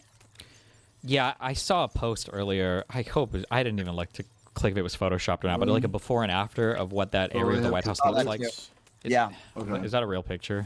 That's a real picture. Yep. Yeah, I don't know. It's gaudy. It's disgusting. Yeah. It Don't look is good. what it is. Yeah, Jesus. Does not look good. You've talked a lot, and we both have talked a lot on a lot of different shows about political violence, right? And how dangerous it is for the president to be out there in the open. They're holding a UFC fight in front of the White House, and they're preaching to us about how all this political rhetoric and how dangerous this is. I mean, you get that all the time. What do you make of this? Why would you hold this fight? Because it's all about the spectacle, and everyone's going to give it pats on the back. That's why. Well, I mean, between Joe Rogan and everything else, like that community is all kind of sort of Plus, broke Trump for getting Trump, shot so is it's not good for him. surprising We've that they would already do seen things this. that kind of appeal to that community. It is what it is. I He don't take loves conservatives nobody seriously at gets all when it shot comes quite to like having any kind I of actual do. values for literally anything. So I'm not even thinking of it in terms of that. But yeah. Did you think that 10 years ago? 10 years ago, did I think that conservatives had absolutely zero standards as human beings? No. Yeah. I mean, listen, I've said this before, and this isn't a defense to Donald Trump, but I think for the most part, right, Destiny, the Republican Party has been against, basically almost any government program that can help struggling people, whether we're talking about welfare or food stamps or health care. And I think Donald Trump just multiplied it by 10. Right. But I do think 10 years ago, we were able to have these discussions with people. Mhm. And at times, Republicans and Democrats were able to sit at the table and reason with one another. I feel like that's been gone for a long time. Yeah, I blame that, as much as it is desire to kind of hate a lot of the people involved in this, even the voters sometimes. I do blame the social media apps a lot, especially X for that's what this. I said. For I don't spend enough time on time. Facebook. I don't know, maybe What Facebook the is just fuck? as bad, but X is just uniquely a terrible app when it comes to feeding people slop and getting them to Oh, believe certain things. no. And if you can control what a person believes about reality, you can control what they want to do I with it, really hope there's autosave. You're so right. I mean, even when I debate some of these college students on campuses and have debates around the country, I find that most younger people get their news and get their information on X. And, whatever Laura Loomer says must be true. If we have a terrorist attack that takes place in New Orleans, it must have been because of Joe Biden's open border policies when we learned that this was somebody that was born in the United States of America. I saw. And I he feel is like going off. these types of things, it's not about getting it right anymore, getting the news right.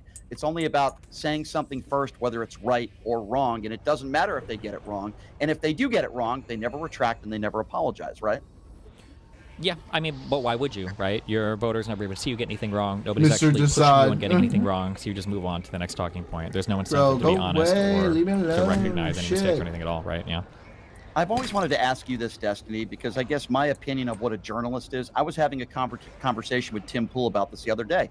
I said, Tim, you're not a journalist. He said, yes, I am. And I said, no, you're not. You're an opinionated talk show host. It doesn't matter whether I agree or disagree with you. You're not a journalist. You don't try to get both sides of the story. And we got into this argument about what a journalist is. My opinion is a journalist is somebody that shows up, gets both sides of a story, doesn't share their bias or their opinions, and just reports on the story.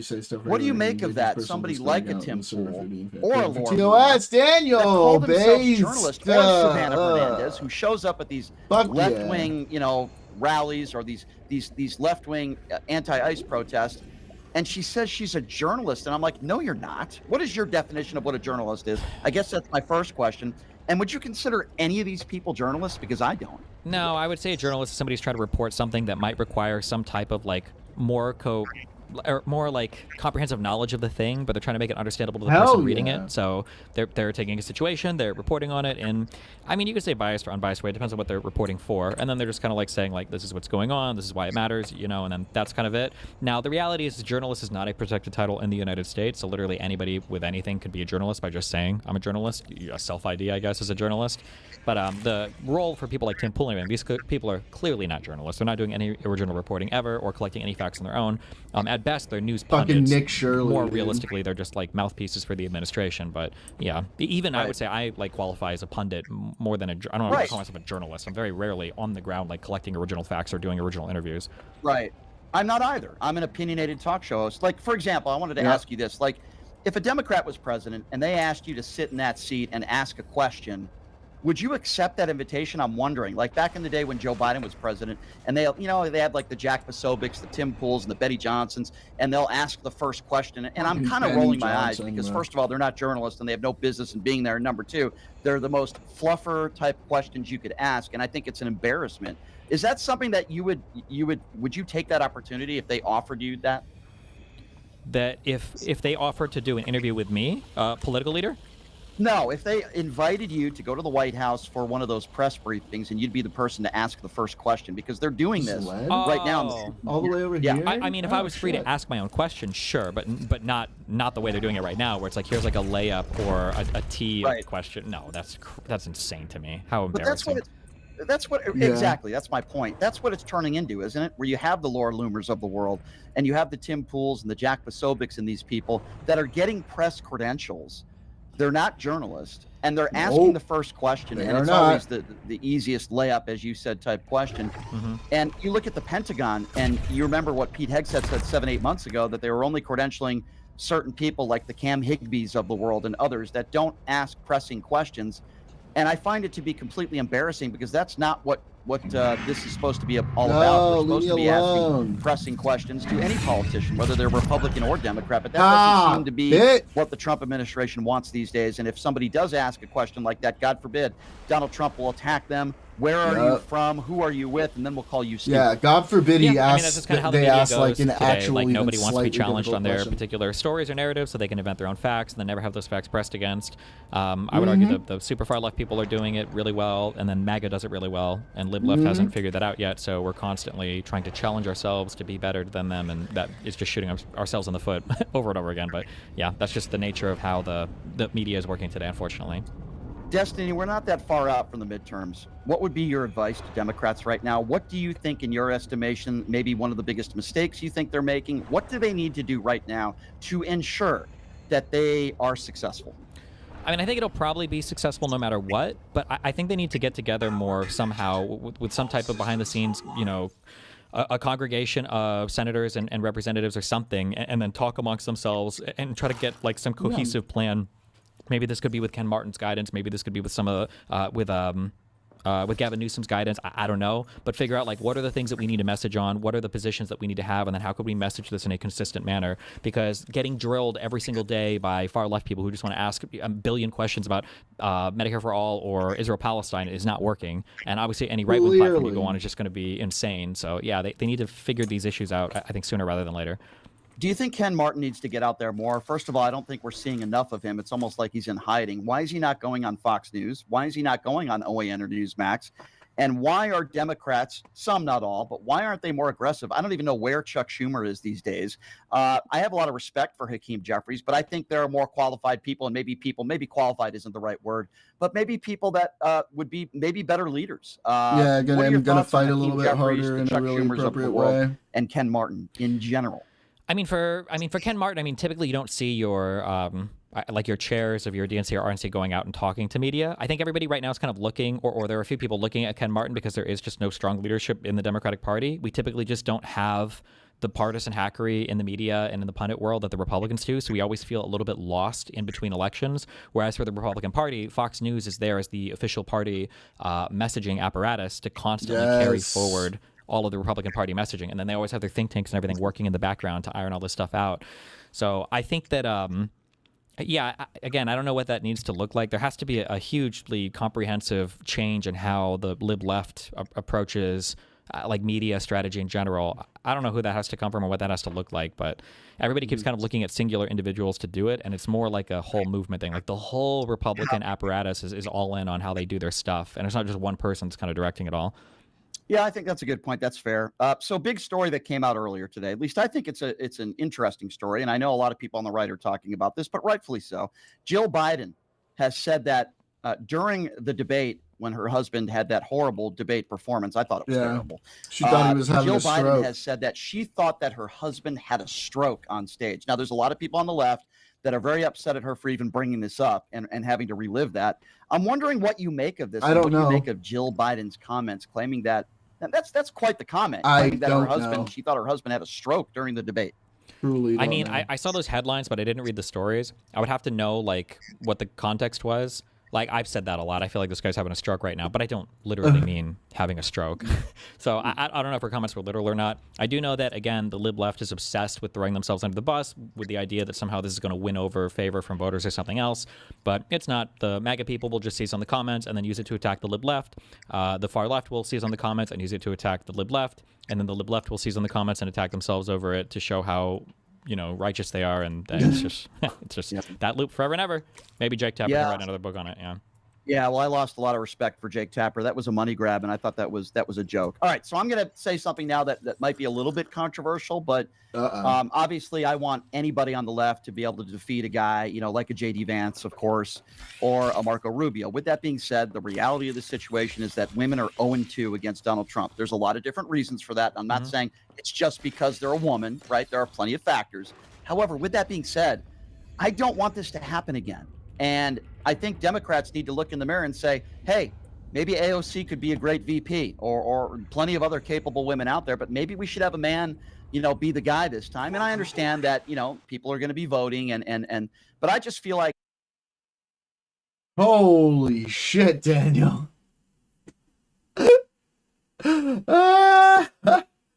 In a general sense, I think you need to put somebody up there that has the best chance to win. And I'm just not sure that's a Kamala Harris again or an AOC. What are your thoughts on that? I mean, if they win the primary, they win the primary, right? Isn't that what the whole point of our primary thing is for? I mean, if they want to run, they can run, and we'll see how the primary goes, right? But do you think, okay, I understand what you're saying. I agree with you.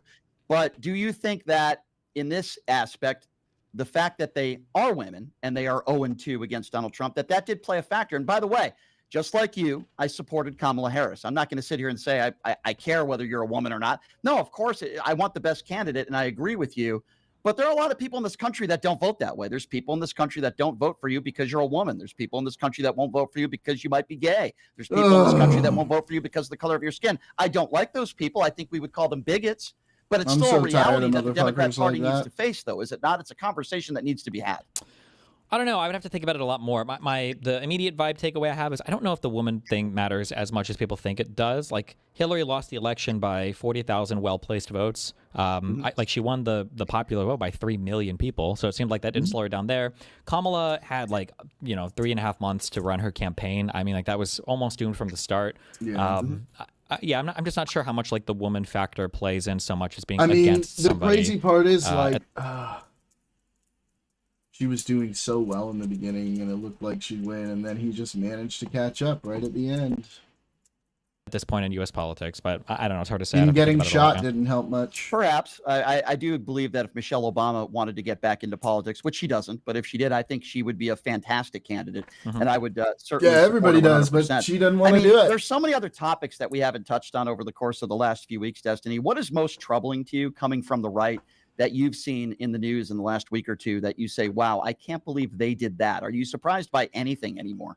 I mean, nothing is really surprising. I mean, everything related to Iran is crazy to me. This is showing up to be one of the worst U.S. military losses in, I don't know, since Vietnam.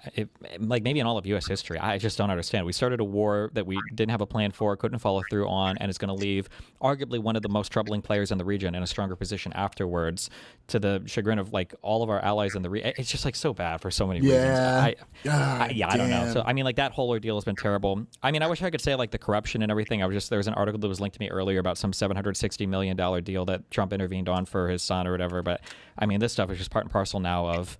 I guess this White House, I'm sure you've gone over that slush fund that they're trying to create for political, victims, I guess, of unfair prosecution in the Biden admin. I don't know. It's all just, it is what it is. Yeah. They're making excuses for it, and they won't rule it out. Like J.D. Vance has asked directly, and others in the administration, will you rule out those that were convicted of violent crimes like beating cops, that they will not be allowed to, and they won't rule it out, which is incredible to me. They call themselves pro-police, back the blue, but yet if you beat a cop on January 6th, we're not talking about people who went to jail who trespassed or destruction of property. That would be bad enough if you rewarded those people. I wouldn't agree with that either. But we're talking about people who literally caused some members of Capitol Police officers to have traumatic brain injury. As you know, Brian Sitnick died the next day. There are officers that have TBI, and yet they won't rule out those people. And who's the judge and jury here? Well, there is no judge and jury, right? You just have a 5-member panel that's going to make decisions. Okay, we'll pay that person off. Okay, we'll pay that person off. And there's no who, what, when, where, why for the general public. Yep. Yeah, I agree. It's pretty horrible. Yeah, pretty terrible. What do you want me to say? Yeah. Did you think it could get any worse than pardoning those people? I never thought that they would actually reward people and they could become a millionaire I mean, for that's beating police officers. that is what they did for Ashley Babbitt, right? They gave her family that $5 million. So I mean, I guess the blueprint's kind of there already. Yeah. Yeah, I don't seem to understand, the references here, because a lot of people want to talk about Ashley Babbitt and how that was unjustified, what happened to Ashley Babbitt. And then, there was a lot of George Floyd talk again, which I did want to ask you about before I let you go, because as you know, the other day, it was the 6-year anniversary of George Floyd being murdered. And I say the word murdered because, correct me if I'm wrong, there were 2 autopsies, one by the family, one by the local sheriff's office, that concluded that it was a homicide. That Derek Chauvin's knee on his neck for 9 minutes is what caused that. And then you had Mayor Frey and Tim Waltz putting out tweets trying to remember George Floyd and the murder, and people attacking them for that. How dare you do this on Memorial Day? How dare you talk about that drug addict and that lifelong criminal? As if that has anything to do with what took place that day. And it was murder. And you still have people on the right that are calling for Derek Chauvin to get a pardon. And I don't understand. They still claim, oh, he died of a drug overdose. No, he didn't. That's not what the 2 autopsies said. How do you make sense of this? It's the same thing I just answered before. They have their own reality. They live in it. They get to say whatever they want. It's pretty terrible. Like, there are all sorts of rumors about George Floyd actually died of a fentanyl overdose. Like, none of the autopsies say that. People point to concentration in the blood. You build up a tolerance to this type of stuff real quick. You can look up the concentration of blood for people that overdose who are frequent users, and they have sometimes way more than George Floyd had. Newer users can die with less. Like, it's just them controlling their part of the media apparatus, avoiding all critical confrontation of their thoughts, and then pushing out their messaging to their party so that everybody can carry it forward verbatim onto social media. Them and all the Russian or Chinese bots for it, yeah. Does it ever get tiresome for you, Destiny, to have to listen to the same talking points from the right in almost every single debate that you do, whether you're talking about Trump policy, whether you're talking about the war in Iran, whether they're talking about the Biden administration? Does it just get really tiresome for you? And do you find that it's getting more difficult for MAGA to defend the indefensible? Yes to your second question. No to your first one. It doesn't get tiresome because they don't debate it anymore. You know this. I think we've talked about this. That usually they'll say, I'm not here to debate Trump, or I don't want to debate Trump stuff today. Like, I'm not going to defend the administration. I would never get tired of having that debate over and over and over again, because they would get clobbered on it. It would be completely one-sided and ridiculous for them to try to defend it. So there's a reason why they don't even try it. Yeah. Very true. Very true. And before the Butler attempt, our party leaders like Pelosi, as much as I appreciate her overall record with dumbasses snarking on Biden in public interviews and papers. And on TV, even George Clooney was a dipshit. I was surprised when Biden's strongest defenders were AOC and Bernie begging party members to stop taking him down. Yeah, it was not the best thing. I think your Jubilee performance speaks volumes as to that.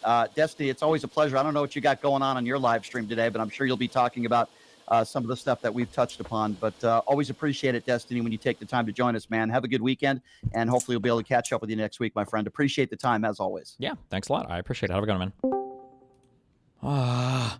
Do you think Hassan is in no a Snarker Discord with them? Or absolutely not. Then you know how I know a 6-like tweet? Because people could DM it to him directly.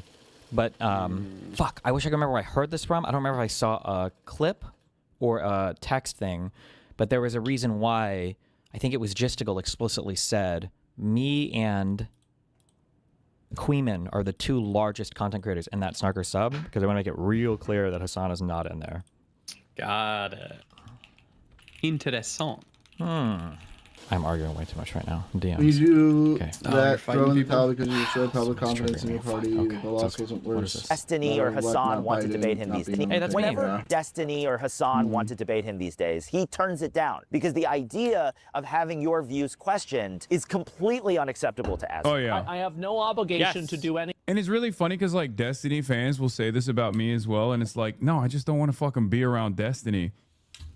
I talk to people that I disagree all the time. I do debates in public. I go outside. Charlie Kirk, there he is. Do you think that Hassan had any hand in it, or did the Snarkers worm their way in the same way they have other? It's hard, dude. I don't know. We're way past any level of coordination that wouldn't have required me to have had some kind of mental illness to divine. Like, the only reason I know what I know now is just because of like the painstaking process of kind of like building it all out. But to assume this, I would have had to have been like schizophrenic before. So who the fuck knows? I do debates that I set up ahead of time with people like Sean Hannity, and then they fucking escape me. I'm setting one up with Van Jones. I just don't want to fucking be anywhere near that weirdo. But I'll debate anybody else pretty much. Not Destiny though. Anything. And there are some people. He doesn't want to debate anybody. He doesn't want anyone to. I just don't understand how his fans. Wait, what the fuck? Oh, I just don't understand how Hassan's fans can't see like how unbelievably cringe it is for him to say that. Yeah, what up? The exact same excuses. It's been a minute to not debate. How you doing, Hassan? Jacks off to Asmongold. But then to not debate me. Does that make sense? Yes. Like a bit. Like Asmongold is using bullshit excuses because he knows that his views won't survive scrutiny. So Hassan says, therefore, he should debate him. But this transference 100% works with me and him as well, right? Hassan says he won't debate me, but I'm saying it's because his views wouldn't survive scrutiny. Like, yeah. Question him at all. People that think that. Yeah, well, Charlie Kirk dodged me too. So does Sean Hannity. Is fucked up. Well, wasn't he scheduled for Charlie Kirk? Yeah, so that didn't even make sense. And he debated Charlie Kirk once before, but yeah.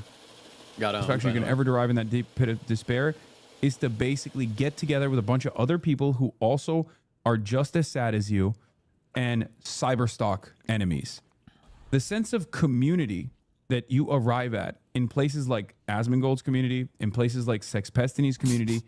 I like how he doesn't even have a nickname for Asmongold, but he does for me. I love that. Are entirely designed around enemies. He is completely obsessed and they're with not that usually fucking even term. ideological. That's another skinwalker talking point for me, but I usually use this about Gistigal's community. It doesn't even make sense for my community.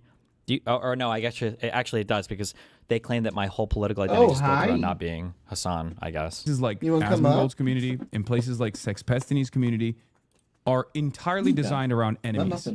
Okay? And they're not usually even ideological enemies. Sometimes ideological enemies, but oftentimes it's a figurehead that is a stand-in for the ideological enemy. It can be a Twitch streamer that your favorite content creator has deep envy and resentment for. Oh shit. We heard this on Gistigal stream, right? That I'm like jealous of Hassan or whatever. Attack him. You're attacking him to do politics. And I see this all the time with, again, Epstein's fan base, right? They're not normal. They spam every single waking moment, like spamming clips to be like, let's go. There's actually a little bit of emotion around like, Hassan's in trouble. Federal government's coming after him. Let's go. Let's fucking slam as many clips as possible on the timeline. Let's take a little bit. Let's chip away at his high horse. Fuck this. Don't you think you should press these guys more for a debate? I feel like it's a big tell. Hassan's never gonna do it. Yeah, 100%. Asmon's never This is gonna be one of do my it. new. I have like a bunch of things that I'm just waiting for the court case to end someday. Someday it will end. Someday. But one of it is going to be being unashamedly like pro debate. I think it should be one of the biggest red flags in the world if your political pundit that's out there in the world can't have a debate. I think it should just be an expectation. Like it's the equivalent to I think debate's a bad word sometimes. It's like a conversation. What people would think normally. No. You should be able to debate your ideas. If you feel so strongly about a thing, what the fuck else are you doing with your time that we're out here earning millions of dollars and you can't defend your ideas in a conversation? What the fuck are you doing? What are you getting paid for? Like, log off. You don't have to stream 8 fucking hours or 10 hours every single fucking day. Take 1 day a week, do some reading, practice your argumentation, and go out. You should be able to do it. If you can't confront anybody in your ideas, I think that fundamentally the entire concept of like the marketplace of ideas and the entire concept underlining freedom of speech dies immediately. If it's really going to be the fact that nobody can have a debate anymore and everybody has an excuse not to ever debate, bullshit. I think that should be an expected skill. Much the same that if you're a president, you should be expected to be able to give a speech. You should be able to expected to have good relationships with foreign leaders. Like these are baseline expectations of the job. I think that if you are a hardcore political pundit, especially one who's online all day, you should be able to debate and defend your ideas. And if you can't, it speaks to the weakness of your ideas, I would say. Well, and how retarded right? you are. You didn't do anything. You didn't accomplish anything. Your life didn't get better. You just felt a sense of satisfaction because you're trying to drag others down to where you're at, and it's not going to even fucking work. With Asmongold, it's also me, but also beyond me, it's... Would just framing it as a conversation be better? No, fuck these guys. No, because you're buying into their framing that like debate is bad and evil and debate tactics. Then fine, learn better debate tactics. By the way, they don't even agree with that because nobody does debate tactics better than Hassan does. Like he literally, remember in the Mockler convo when he fucking unplugged Mockler with the whole, I think you're just trying to debate me, bro thing to get him to not be aggressive against any of his talking points anymore? No, these guys are the king of fucking debate tactics and everything. Random video game journalists, right? Random transgender content creators on the internet to where you're at, and it's not going to even fucking work. With Asmongold, it's also me, but also beyond me, it's random video game journalists, right? Random transgender content creators on the internet. There's tremendous satisfaction from kicking them down, kicking them down a peg while they're already on the ground, Yeah. A reminder that no matter how bad things get for you, it's always going to be worse for that person in that immediate moment when you're cyberstalking them, when you're A-logging them, when you're actually trying to ruin their fucking lives. Why is he using the term A-logging on stream? I propose possibly white politics channel start that channel fresh with blanket amnesty for any poster from past posts, but with the knowledge that breaking the rules won't be allowed without consequence. Codify the rules, let everyone read and react with a check mark if they read, understand, and accept the rules. Yeah, that's actually a good idea. I think I might do that. He is I so thought that was entrenched. interesting. Yeah, he is so entrenched in my drama. I'm so curious watching your sometimes. shit. I'm so curious sometimes how much time he actually spends on it. It's so hard for me to imagine. Wasn't there like a leak in the past that he spends like a lot of his time looking at your shit when he got? Not a leak, but Melina told me through mutual friends. Yeah, but it's I thought this was like told from Will Neff or whatever. I don't remember. Well, yeah, to the whole Melina thing. personally. Yeah. Yeah. But then also, like I know Ethan Klein confirmed it. I want to say there was at least one other person who mentioned this, who was on a show with Hassan and said, "I'm not supposed to mention this guy, right?" It wasn't the recent Your Rage thing; it was somebody else. But yeah, being able debate should be part of your skill set. Should be expected. Needs to be an expectation that you can debate your ideas if you are a pundit who spends all day talking about unable to defend your ideas in a conversation. Why should anyone Very good. take anything you Very say? good job, Why should Tony. anyone take what you say Yeah, seriously? but then Son if knows they this, don't it's act in why good he faith- always challenges who he perceives to be a weaker debate opponent. In the past, it For me, was- debate's just a bit of a scary word because I think of like going into a debate with Pisco, and I know that he's going to absolutely Pisco. fucking rape me at it. Why though? Because I don't think 'Cause Pisco that man knows talks how in to good faith, and he piss. talks around the situation and talks around the subject for like until you are like debating over fucking definitions and shit. Sure, but let's say that he wanted to debate with you that Elfen Lied was a better anime than One Piece. Do you think you would lose Sure. that debate? I don't know anything about Elfen Leads, but if we extrapolate this to like the ping pong anime versus One Piece, I think I would win that debate. Yeah. Yeah. Pisco. Sure. So, Okay. So it's just- yeah, it's a alright. subject matter, yeah. Like, if this was like a close call, I can understand. But also, El company do piss. just being frank about you, I don't think you market yourself as like a high power, like political pundit who's been doing this for years and years and years and years, you know? No, very much is getting into it. Yeah. Yeah, Asmongold played the same game too before he got like super into politics, where he started saying that like debate was important and Hassan should stop dodging me. But then as soon as Asmongold started to get more into politics, he's like, actually, wait a second, debate is really lame. I don't think anybody should debate because he didn't want to do it either.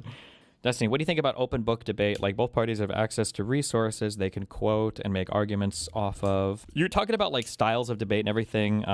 I think that you can have conversations about that. That's fine. But like, we're way far away from that. Like, these people avoid all conversations. Like, the reality is that Hassan's positions on like, say like Israel-Palestine would fall apart in seconds. Like, he wouldn't be able to answer a single challenging question on almost anything.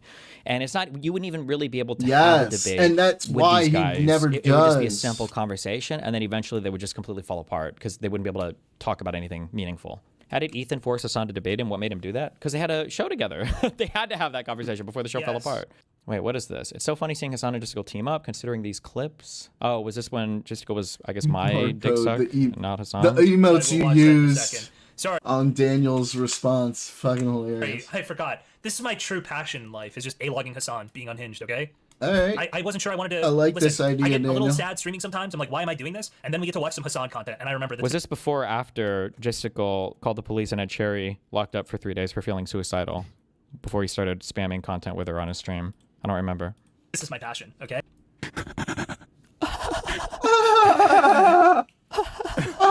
Oh man, I'm telling you right now, brother. When I say this shit is insane, okay? When I say this shit is like legitimately sad, yeah, this is what I mean. Agreed. You still want the clip of Hassan fighting with a pro? I do. Agreed. Yes. I do So will agree. watch It that is in a second. sad. Sorry, I forgot. This is my true passion in life, is just A-logging Hassan, being unhinged, okay? What does A-logging mean? He didn't even know. He didn't even know a year ago, and now he's using it in conversation. Yeah, I agree. That's another Holy thing I'll probably shit. do. I don't even know what that means. Wasn't sure I wanted to listen. I get a little sad. Sports streaming striking sometimes. I'm shot like, why am I out their doing this? hands. And then we get to watch some Dude, Hassan content, and I remember that this is my giving passion, okay? seriously Support good me. advice here, Everything I too. want in life is right here, right now. All right. Before the leaks, November. Oh, because they leaked at the end of November 2024. True. Okay. Bro, this.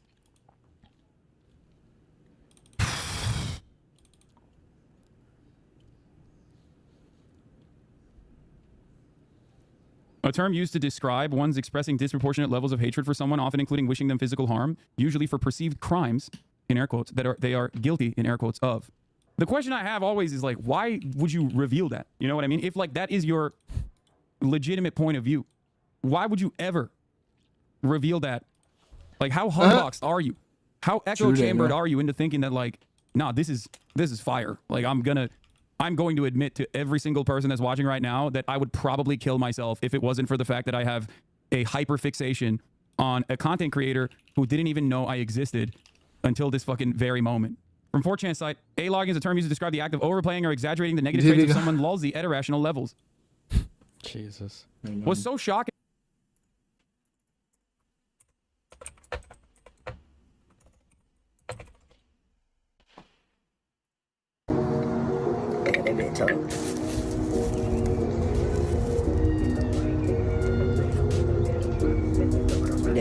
Oh yeah, appreciate you, bro. Yes, sir.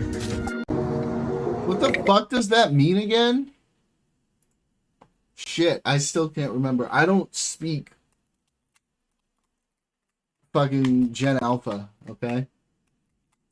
About this incredibly pathetic display of someone voluntarily revealing that they are basically not fully human. You know, they've just lost their humanity in this process, and they're What was the before and after? Remember how he talked about how unhinged and crazy Bad Empanada was, and then he had Bad Empanada on his stream semi-regularly as he was watching his videos doxing everybody in my friend group, and then afterwards he went back to saying how unhinged and crazy Bad Empanada was. Weird. I've got more political education, entertainment, watching your content. Really versus weird MSM. for a skinny white kid, especially since in like 20 years he's gonna be like wearing like a button-down shirt and a tie and working in like a cubicle and being like, "Oh, hi, Mary. Oh, are you having the egg salad again today? That's lovely. I love your egg salad." To be honest, a lot of your content is more trustworthy because you do your research about your claims. Unlike Hassan, the just dick ride's most popular far lefty view. True. I am that guy. Live today at 1 p.m. EST. Actually, it's ET. Any moronic DGG fan asserting I am wrong can call in to debate me. I doubt any of them will, though, because I am better at argumentation than all of them. Is this a... I can't even... I think this You're is going to call in message. then, right? Apparently, he's already live, but I have a talk with some guy in like 30 minutes, so I don't think I can. Shit. You got 30 minutes, right? What's my good penguin friend been up to? By the way, which is how you can tell that people like just still don't give a fuck about anything that Pixie's talking about, because I think Aaron really fucked up by sharing Pixie's private communications with Sunday. I think that's totally true. I've said that to Aaron's face. I've literally talked to Aaron about. I've literally said that to Aaron's face. I have called Aaron a fucking retard for doing that. I understand that Pixie might also not want to talk to me because I associate with Aaron. I don't think Pixie's wrong for that. That's their beef. I don't talk about Pixie to Aaron, and likewise, I just don't. Pixie's not a topic of conversation, right? Keep the politics mostly. Anyway, there's nothing wrong with me being friends with both of these people. You know what I mean? You don't have to. I don't have to cut off Aaron in this case. If Aaron were out here constantly trashing Pixie, I think I'd have a reason to say something, right? I think I'd have a reason to say something if I consider Pixie a friend. Aaron don't say shit about Pixie. Aaron don't say shit about any of this. That's why I don't feel the need to cut her off. If she was just silent, if she was just not doing anything, or sorry, if Pixie was just silent, not doing anything, I think it'd be weird for people to demand he cut people off or people cut him off. But that's not what he's doing. He didn't just take it on the chin, his lawsuit, and go through the motions. Take it on his chin? Pixie Substack accusing me of deliberately leaking my own revenge porn? I know this is not a serious argument by him. This is just their talking points. He's been waging a fucking harassment campaign against Pixie the whole time. Erin is completely embedded in this friend group. Was pretty sure she was in that fucking Snarker Discord server, okay? And is obviously back on Peace Stream and everything else. So, that's who Pixie's referring to here. But, yeah, I'm pretty sure Kyler was just asking for, like, a lifeline or something because she was getting that Ghislaine Maxwell shit thrown at her consistently. They're expressing that fear of. True. Do you see like enjoying that Wick panel yesterday? Yeah, but I haven't watched it at all. No, what's really stupid about your Resta board is that it doesn't have backlighting. Why? It's just a board. Why would it need backlighting? You can just put a light on it, no? Type shit is pathetic. Someone talks about your 15 minutes. Somebody in Kick Chat asked, Destiny, why is Hassan trying to boost accounts that are talking shit on you? Is he trying to, like, sabotage your user base? Or, like, what's his end game here? Oh, I think I've mentioned this in the past, but if I haven't mentioned it, I can be overt about it now. So one of the things that they do is they will They make their crazy fucking tweets. I don't know this for sure, but I think one of them will communicate it to Hassan, or Hassan just has them so in his algorithm that when they pop up for him, he'll like the tweets. Sometimes now, as of recently, as my court case is coming to a close, he'll reply to get them even more engagement, but he'll just like the tweets. And when Hassan likes the tweet, they will, they get boosted in the algorithm, and then they see that he's supporting them, but likes don't show up publicly, so nobody but them knows. Now, usually in the past, what they would do is they would just like they'd screenshot his like, and then they'd kind of like share it in the server and jerk off to themselves. But for some reason, Doobie posted this in a publicly accessible server. I think that somebody saw yesterday. Normally they don't put those posts publicly or whatever. Yeah. Hassan's latest liked post had 6 likes when he liked it. 6 likes. Yeah, they either pop up in his algorithm or people are sending him things to like. Justical could be, but that's typically how they do. Destiny, your lighting issue is more about not having a key light. All your lights are above you, which makes all the shadows on your subjects too hard. What? No, I have no light is above me. But Hassan is a little bitch, and you need to stop boosting these lame fuck POS on X that are basically talking shit on Destiny. Well, the nice thing about it, this is why I said this is so annoying, is that he gets to engage in all of the petty personal attacks against me and the obsessive weirdo sexual attacks against me, but he doesn't usually have to directly comment. He can just use his little minion squad for it, which is the annoying thing. Yeah. Every now and then, Pearl Davis randomly sends a bunch of women here on X, including me, mean DMs. It's kind of funny, but also bizarre. Okay. Okay, maybe I'll do this. Just look for Discord dating server. Google Discord dating server. Teen dating server. Right? Just Google shit. Google that language. And then Cox Digital Cable is going to come to my house and arrest me. The first thing that comes up. Here's a Discord dating server on Discord, which is like a Discord listing site. 13 to 18 plus community. 13 to 17 years old hop on. And these are dating servers, right? Why does Doobie talk? I'm sorry, I don't know. Maybe it's a speech thing. We're posting selfies. People are like, sexting and shit. There are a lot of kids. They're specifically advertising, that if you're 13 plus, you can go on here. And these servers are full Sounds of kosher. pedophiles. That's insane. They're full of pedophiles. Isn't this the same thing that Doobie was just attacking me for on my chat when I was like, what the fuck? There's a fucking minor tag on Twitter? How the fuck can he... I swear he didn't always sound like this. Well, this is an old video now. Remember to hit that like and subscribe, and don't forget the notification bell so that my Sean videos show up right in your feed. All right. I am gonna do a quick smoke break, which means we get a chair react. A little while since what is this right now? What is happening? It's just really dark. Okay. Chair react to some Bartholomew, and I will be back shortly. And if you guys leave some shit for me in the thread, Bartholomew style, I will read it for you when I come back. So, I don't know, 10, 15 minutes tops. Enjoy! I dropped some hot, steaming, creepy text messages on all of you, and I think we were long overdue for some more, so Coach called me off the bench and I'm about to provide. But something a little different here. The text messages I'm going to show aren't like the standard weirdo, unhinged, lunatic type behavior, but I think it's something that a lot of people might be able to learn from. So, to give a little background, the poster here, she mentioned that she had gone on one date with this guy and knew him for like 2 months, and the date didn't go super well. And then we fast forward to this interaction that we're about to cover, and the reason why I think this is a teachable moment is because I feel like this is something maybe a lot of people do without realizing it's not a good idea, and there's actually hints of old Charles in these text messages here. Deep in the flavor profile of these embarrassing texts we're about to go over, I see myself staring me in the mirror when I was but a wee lad, a young man. The very first time I got a girl's number that I was interested in, I was giddy. It felt like I had just won the Super Bowl, and I couldn't stop texting her, even when I wasn't getting responses, which is a big no-no. That is a huge, unforgivable sin. You don't do that because it's annoying. And sometimes if I didn't receive a response after my like 4th text in a row within a like 20-minute period, I'd just be like, oh man, shucks, she hates me. Zoinks, I blew it. And then I'd still send like another 3 texts. And I know I mentioned this before at one point, but sometimes I'd get so like desperate and like begging for a response that I'd send her little ASCII art of stick figures It's so bad. Actually, I was worse than the guy in the messages we're about to cover, but his is floating around, and I really think it's important that people realize that that's just not how you should communicate with anyone. Not even just someone that you're interested in, just anybody in general. No one likes to just be pestered. So let's begin. I am believing right now you might be my kryptonite. Need to hang out more, but I'm pretty sure you're my kryptonite. I'm good with anyone, and they will probably be my best friend once they are done. Just what I'm used to. I don't really know what that means, if I'm being honest. What do you mean, she's your kryptonite?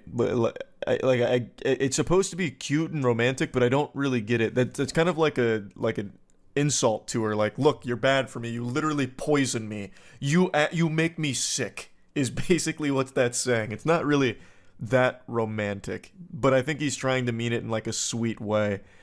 But anyway, she says, sorry I can't talk right now, I just got my son from school, give me a second. Which is totally reasonable. She's giving a response letting him know that she can't really properly respond to whatever conversation's trying to be started from this cold open. And he goes, okay, sounds good, enjoy your time with them please. Cody is about to get home, and then we're gonna go play some skee board, and I'm drinking, and then sends a picture of the beverage. He must have been butt-chugging that Miller Lite there, because then things really fly off the rails. Feels kind of weird being in Wichita Falls. I love it though. Let's have a good time. Can I call you? I miss you already. Sorry to call, just wanted to talk to you. I'm guessing he tried dialing her there and didn't get a response. I don't want to be one of those guys that just be passionate about anything, but in the instance I was passing about you, there's a couple things in society that you go through. I don't know what type of Confucius wisdom he was trying to drop there. There's a whole lot of words in that vomit, and none of it translates to anything in that sentence. I don't know what was even said there. That is a real head-scratcher. Where's life and just live, but nothing truly measures to you meeting up and having a good conversation. I like you. I like you a lot. My friends coming from all destinations have a party tonight. I hope you're there. I hope you have school, please deem that necessary. Please deem your boy necessary. I love our conversation, but I'm probably the best dude you ever know. Big red flag. Anyone that identifies as a nice guy or the best guy you ever know, hey, probably not going to be the best guy you ever know. Yeah, I'm not gonna beat around the bush here. If you're tooting your own horn, that horn's gonna be stinky most of the time here. But me saying that, I don't know. But you are a princess to me. Sorry to text you so much as I'm not a texter. Do you need to call me? I'm there. I'm leaving Cheddar's now, about to hang out with one of my friends. He's meeting me here. Heart. And she finally responds saying, I'm sorry, I have class in a minute. I'm trying to rush through everything quick as can be. Again, totally understandable. She has already said that she is busy. So it's probably not a good idea to just fucking flood her phone with all this spaghetti that's fallen out here. So let's break this down. He's clearly very excited. And there's nothing wrong with being excited. Being excited's great, but maybe dial it back when you're not getting responses. He talks about loving their conversation. Brother, there's no conversation except for the one you're having with a ghost right now. There's nothing happening in these messages. You are speaking to yourself. To me, it seems like he started panicking when he wasn't getting a response in a time period he felt was acceptable, so then just kept sending more and more text messages on top of it, just bombarding her. And then he sent another picture of, I believe, them out and about. Another thing is, I don't think just sending a bunch of pictures is a good idea either when you're not getting responses. That makes it seem very desperate. Just let this sit for a bit. Just let it ruminate. Let her marinate on this and get back to you when she's not busy. You don't need to keep sending these text messages, which is a lesson that I and many others have learned. You don't want to just keep texting endlessly if you're not getting responses. There's this unspoken rule, I suppose, about, double texting or the forbidden jutsu of a triple text. Of course, it's mainly a meme, but there is some real logic behind it. If you're texting with someone and they're not really responding, it's not really a good idea to just keep pressing that. Either they're not interested, which is fine, it happens, or they're busy. And in either one of these cases, sending more text messages is only going to serve to make things much more uncomfortable and worse all around. Girl, be you. That's all that I want, but I do want to see you. And then sends this creep shot of just two women at the bar they're at, two older women. And then he goes, so Cody and I are about to take these ladies home, laughing emojis. I swear to God, two old ladies about to take us home. I want to see you. You in class? This is just really weird. Like, this is bizarre. Where is this coming from? Why are you taking a photo of just two random ladies claiming they're trying to take you home or something? Shit's getting a little loopy here, and it's still not hitting. She's still not responding because, again, she has already explained she has class. She is busy here. Now, the way he's texting makes me feel like he's drunk at the very least, because it's almost incoherent, like babbling, saying nothing. It's so many messages to say nothing. Like, what do you mean? I hope you deem your boy necessary or whatever. Like, what is going on? Like, this is... You shouldn't be texting right now. What you need is some Pedialyte and just rest and recuperate. So she finally responds again saying, I'm in class, I'm sorry. I don't know what the prize that needs to be paid. Just really love the time we had. Might be getting soft. And she's as confused as I am. What do you mean, lol? Me sure who I am is the price I mean. I appreciate the explanation, Yoda. Again, what? Huh? Another picture of some beverages here. We're about to move. Dude thinks he is prettier than me. What the fuck? I told me I can pull more chick than you, bro. Had me cracking up. Just move to the side and have fun, bro, is what I told him. And then sends a picture of a song that he's listening to. I don't know what's happening in the lore right now. He's treating these text messages with this girl like it's his diary. Or like he's live blogging his life right now in real time, live tweeting in these texts. It's baffling. I also think he's making it up. Like, I don't understand what this is supposed to be. You won't believe this. Guy said he could pull more chick than me? Ha! I couldn't stop laughing. It reminds me of that really shitty advice that people used to preach about, you know, convince a woman that you're desirable by making it seem like other women are vying for your attention and time. Like, fake a phone call or something. Pardon me, madam. I'm getting a phone call. Yes, Stacy. No, the pussy appointment was canceled. We can have sex another night. I'm busy. It's boys' night. I'll call you back. All right, goodbye. Sorry, this girl. She always wants to fuck me. But anyway, what was your name again? Like one of those things where it's like, oh wow, this guy's got so many girls are interested in this guy. I mean, maybe I should be interested too. Was the line of thought. That's what those text messages scream to me. That he's just making that whole situation up right there. Because what random dude's gonna come up saying that he's prettier than him and that he can pull more chicks than him? Just a total stranger. That's not like a human interaction that would ever happen. Some dudes smell like ass. Laughing emojis. My goodness. Why are you telling her this? What is the response even supposed to be? And then he just sends like another random photo of someone playing pool. Presumably him playing pool, I guess. I don't know. He just keeps sending all these fucking photos of beer, two old ladies, him.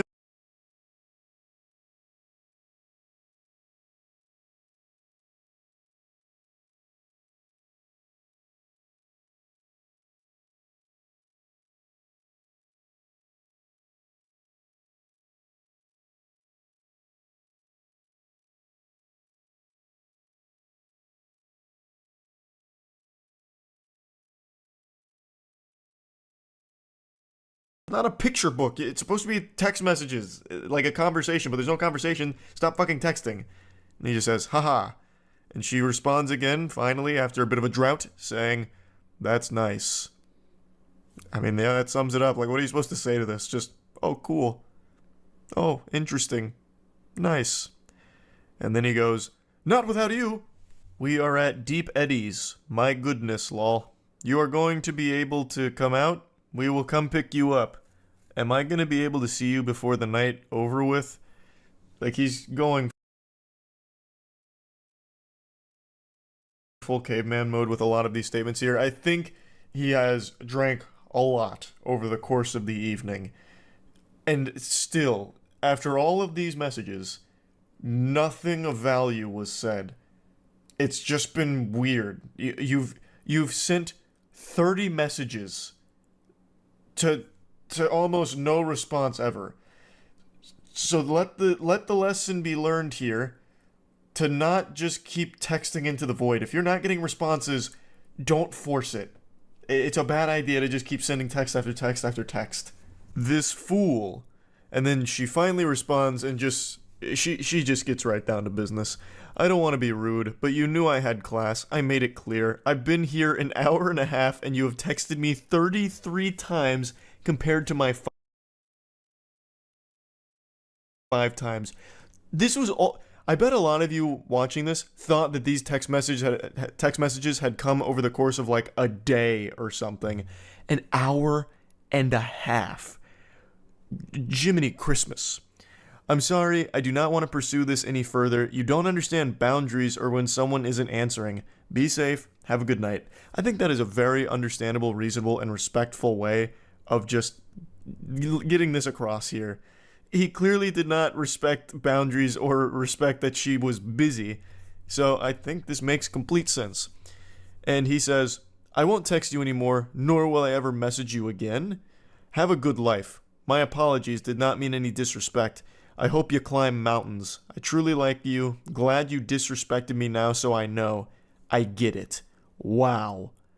And then that emoji, I don't really know what that emoji's supposed to convey here for the emotion. Told me that you would keep me updated. We have a good life. And then some more hand emojis. I mean, it could have been worse, I suppose. Yeah, anyway, just wanted to share this. Hopefully you learned something from it.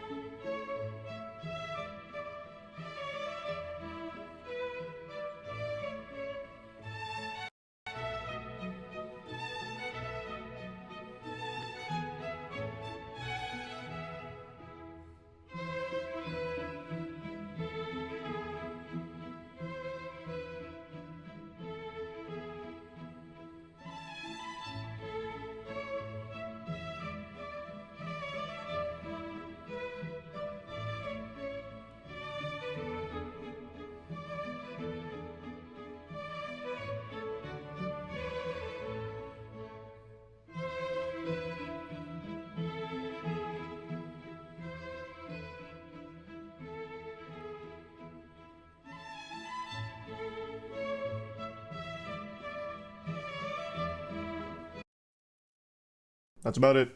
See ya. Hey there, it's been a little while since I showed you text messages from an unhinged weirdo. I thought we were long overdue, so let's just dive right into it, huh? Hey there, it's been a little while since I showed you text messages from an unhinged weirdo. I thought we were long overdue, so let's just dive right into it, huh? A little bit of context before we begin our adventure. This is a co-worker who's about to make like an ice cream cone in the Florida weather and melt down over absolutely nothing. Also, there's a Discord message that came through at the same time they screenshotted this from someone named Bastard. I don't know the whole story around that. I guess they're being contacted by Austin Powers or something, but it's not pertinent to the journey we're about to go on. So the co-worker says, "You get home okay? I just got home myself." To which they reply, "Leaving the bar now." "Well, I'm home and awake if you want to come by, lol." Drops his address. If you want. I love that he uses this emoji. Usually it's like a winky from these awful pickup attempts, but he just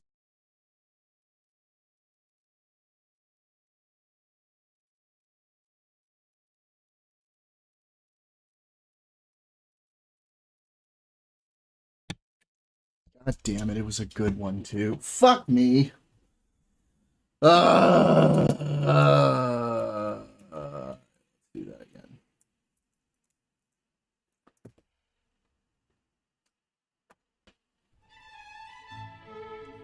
I would not fain be numbered among those swains who prate only of fleeting passions.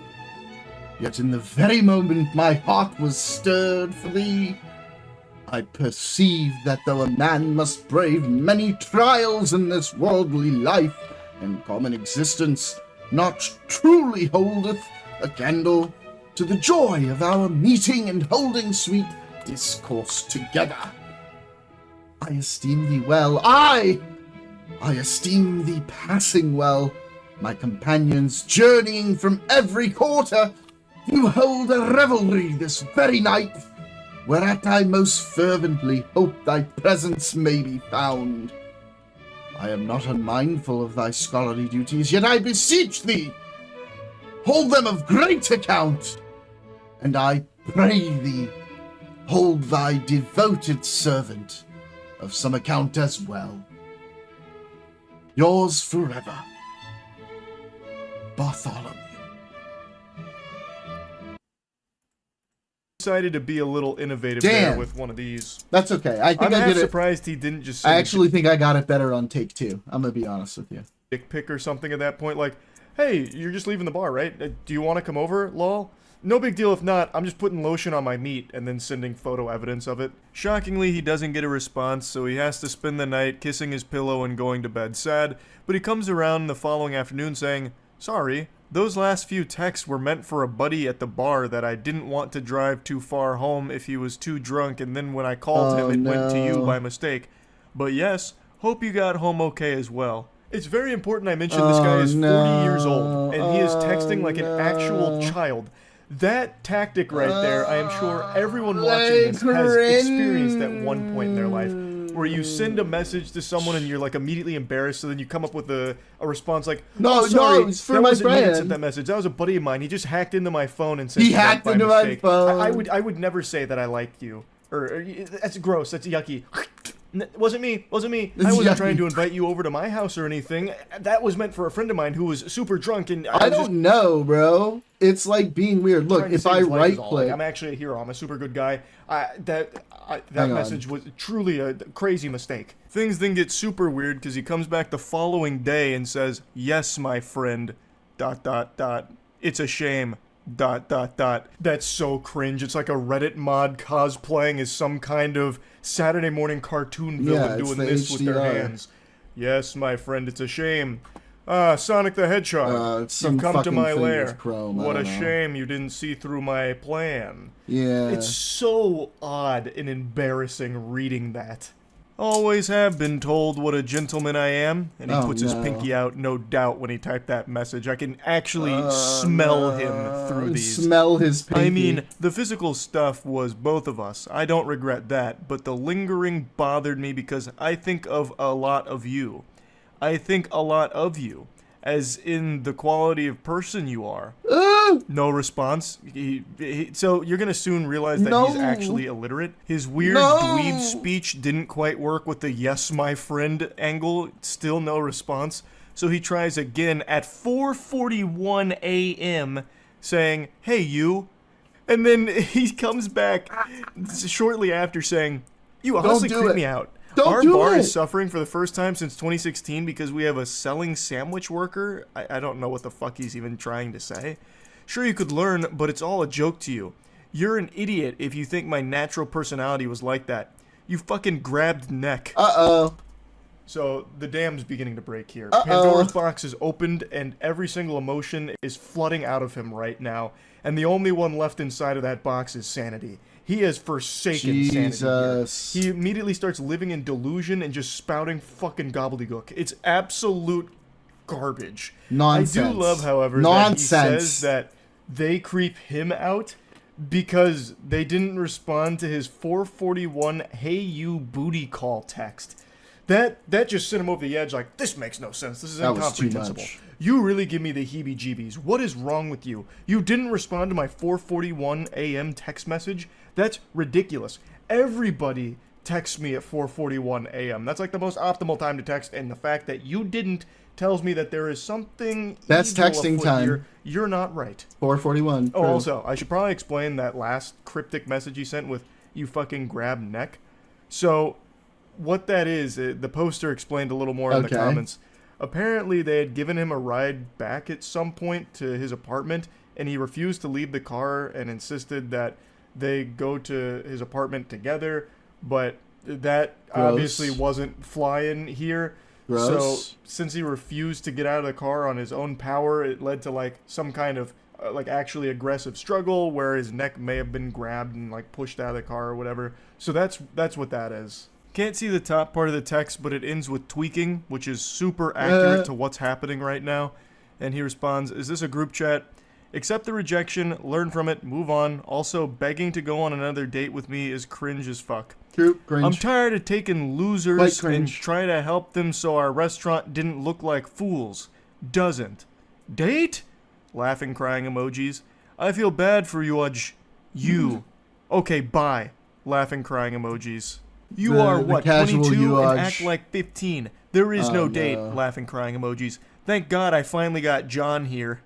I don't know who John is, but hey, fist bump to John. The savior has arrived. John is saving the day. There has never been a date. ... My God. ... What kind of weird ass life do you live? ... I said we have crackheads at work and maybe we can go outside and maybe we can go out besides cucked that. by John. If you Sucked didn't see by that on John. Saturday night with the convict you are still and idiot and not who I talk to you about thinking you are mature and different ...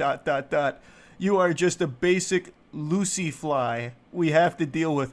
The fuck is a Lucy fly? What? A loose fly? Loose fly? I don't know what that... I'm no zoologist, and I don't What feel is like that? looking it up. Scratch that, I just went back on my word there. I did look it up. Nothing appeared on Google Yeah, of search. course Even not. Google was like, are you fucking dumb? Hey, excuse me, Charles, did you mean to Google this nonsense mumbo-jumbo? Loose fly, are you stupid? So I don't even know what word he was trying to put there, because there is nothing that even remotely pops up to explain that.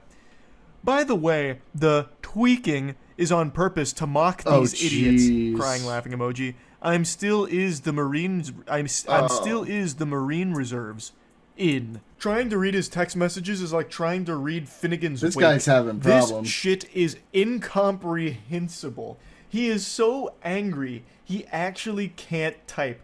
He's just seeing red and he's like actually trembling, fucking tweaking as he's trying to send these messages. But according to him, the tweaking is all an act. He's only pretending to be a tweaker to make fun of the real tweakers. We couldn't possibly begin to understand his galaxy brain scheme. He's 5 levels ahead of the rest of us simpletons. Damn, imagine being 40 and still illiterate and pathetic. Take care. Illiterate? Let me Daniel. out it this way. I'm assuming he meant let me put it this way, but he immediately blew it. So after following up illiterate allegations, he proves them true right away. You've accused me of being illiterate? Well, check this out. How many? How illiterate is that for you? Question mark. Crying, laughing emoji. You cannot be this dumb. I am mocking the way you talk. I would love to, like, get a peek inside of that noodle of his. What a very special noggin. brain. No, I'm not tweaking. I'm making fun of tweakers by pretending to be one. No, I'm not illiterate. I'm making fun of you. For I'm being making fun of the way illiterate. you Okay, talk that's with, what I'm with my making fun of illiteracy. you. What don't you It's a understand? You're so joke. stupid, you can't even see that. Haha, I feel Duh. bad for you. Haha. I am 40. Served my country and stepfather well. Brother, I don't... Okay. You served your stepfather well. Where is that even coming from? Who asked? What ghost are you engaged with right now in this conversation? Like, what the fuck? I'm 40 years old and I served my stepfather so goddamn well. Why didn't he love me, huh? Why? You are a punk ass that thinks this is a joke. He know you have no bartending experience. I love the... Like, this has to be on purpose. He know you have no. Instead of just using N-O, it's K-N-O-W. No. This is so interesting. It's like a game of Mad Libs. It's so weird. He takes a shot on losers and I'm gonna hopes wait for they it to do finish well. and then I'll have do it. had some that turned their life around and helped us. Then we have the new age shit like ... fill in the blank. But it's obviously becoming you as well. That you have no bartending experience, correcting his grammatical mistake as any scholar would do. You want to put some of the group chat, put this. You want to put some on the group chat, put this. Why? Be careful what you ask for. Why?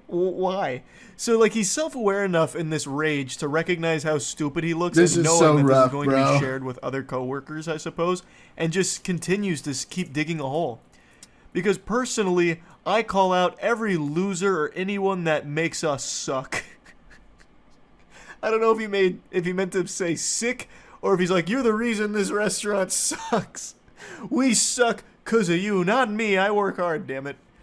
And they reply saying, everyone knows I'm bartending for fun, and I have no prior experience. Seems like you're the only one with a problem with this. Everyone? Yeah. Are bartending for fun? You are bartending for fun? Fuck you. Stay away. This restaurant isn't for fun. It's a business, and we take pride in it. This is like actual We Are Walmart energy here. There's nothing wrong with taking pride in your job. I actually think that's an incredibly admirable thing. But to this level, where it's like almost delusional that this restaurant has become a part of your identity, when it's not a restaurant you own, this is just this is just a coworker. This is just someone that works there, I'm pretty sure. So it's not like it's his restaurant that's being insulted or anything, and this guy is about to go to fucking war for it. Who the fuck is everyone He feels anyway? very strongly I train. Then, about his God forbid, workplace, the last okay? couple months we had these losers train bar, and there is Joe. Who's Joe? Where's Joe? Why Joe Joe? Mama? What, like Joe Blow? Like what is this? We've got John coming out of nowhere, which is like this guy's saint. Now we got Joe, and the way he's talking about it, I guess Joe's not a good guy. That's one of the villains we should be rooting against. I don't know. Known of this is for fun. It's family. Known of this it's is work. for fun. It's blood, It's sweat, family. and tears, and you just proved my point of why I don't like certain people that mock our restaurant. Wow. Are you done harassing me? Like, I feel like as he was typing that last sentence there, you just proved my point of why I don't like people who mock our restaurant. He was charging up one of these. Why I oughta get the knuckle sandwich deployed. No, Knuckle sandwich the drug is videos such a are good enough. term. Good night. That came out of nowhere. I don't know what drug videos he's referring to. The poster also doesn't know, apparently. Thanks for repping blank. And bring your trash to us. That's why he hired you. Not because What? you worked for fun. We thought you had pride. Once again, please stop. Bringing your trash. The amount of times that he corrects himself, it's like a fucking English professor in a middle school. Like, just coming through with grammatical corrections throughout the paper with the red pen. And please, put our work group chat that you... And please put our work group chat that you bartending is just for fun. ... Just like the video of you doing drugs will go to the VP of USAA. Actually, I don't like you. Just as a military Marine vet will do it on my own. I will do it on my own. That doesn't clear up the confusion with the statement. What? So, let's assume he's telling the truth here. Like he has videos of this coworker doing drugs. What are you gonna do with that? Like, he's trying to be like a hall monitor here, but like, what? Are you gonna report it to the police? Because like, I don't think they're gonna act on it. Like, my coworker smoked weed. Here's proof. But he doesn't even say that. He's like, I'm going to the VP of USAA. So you're gonna take videos of this coworker doing drugs to the VP of a bank? Why the fuck are they gonna care? I imagine 90% of the people at the bank have used drugs at some point, and they're still doing business with them. Like, it's not like they're gonna get outraged. Like, oh, good golly, one of our clients does drugs. Cancel their accounts quickly. Freeze their assets. Thank you for bringing this to our attention. This is invaluable. It's so weird. And also, just for a cherry on top, the poster explained that they actually don't even bank with USAA in the first place. So he'd just be going to a random bank with a video of a random person doing drugs. At that point, you could just pull up a video from Reddit Oh my of someone God, doing drugs. bro. The final message sent to this maniac was a no bitches meme saying, I don't know what drug videos you're talking about, lol. And they did post another picture as well where apparently this coworker was fired. So that sounds about par for the course. This was a loose cannon. Oh, shit. This guy seemed very unwell. I had to share these because this gave me quite a giggle reading through these. Also, a nice little reading challenge to try and parse what he was even saying half the time in his messages. That's really about it. See ya. Oh, man. All right, here we go.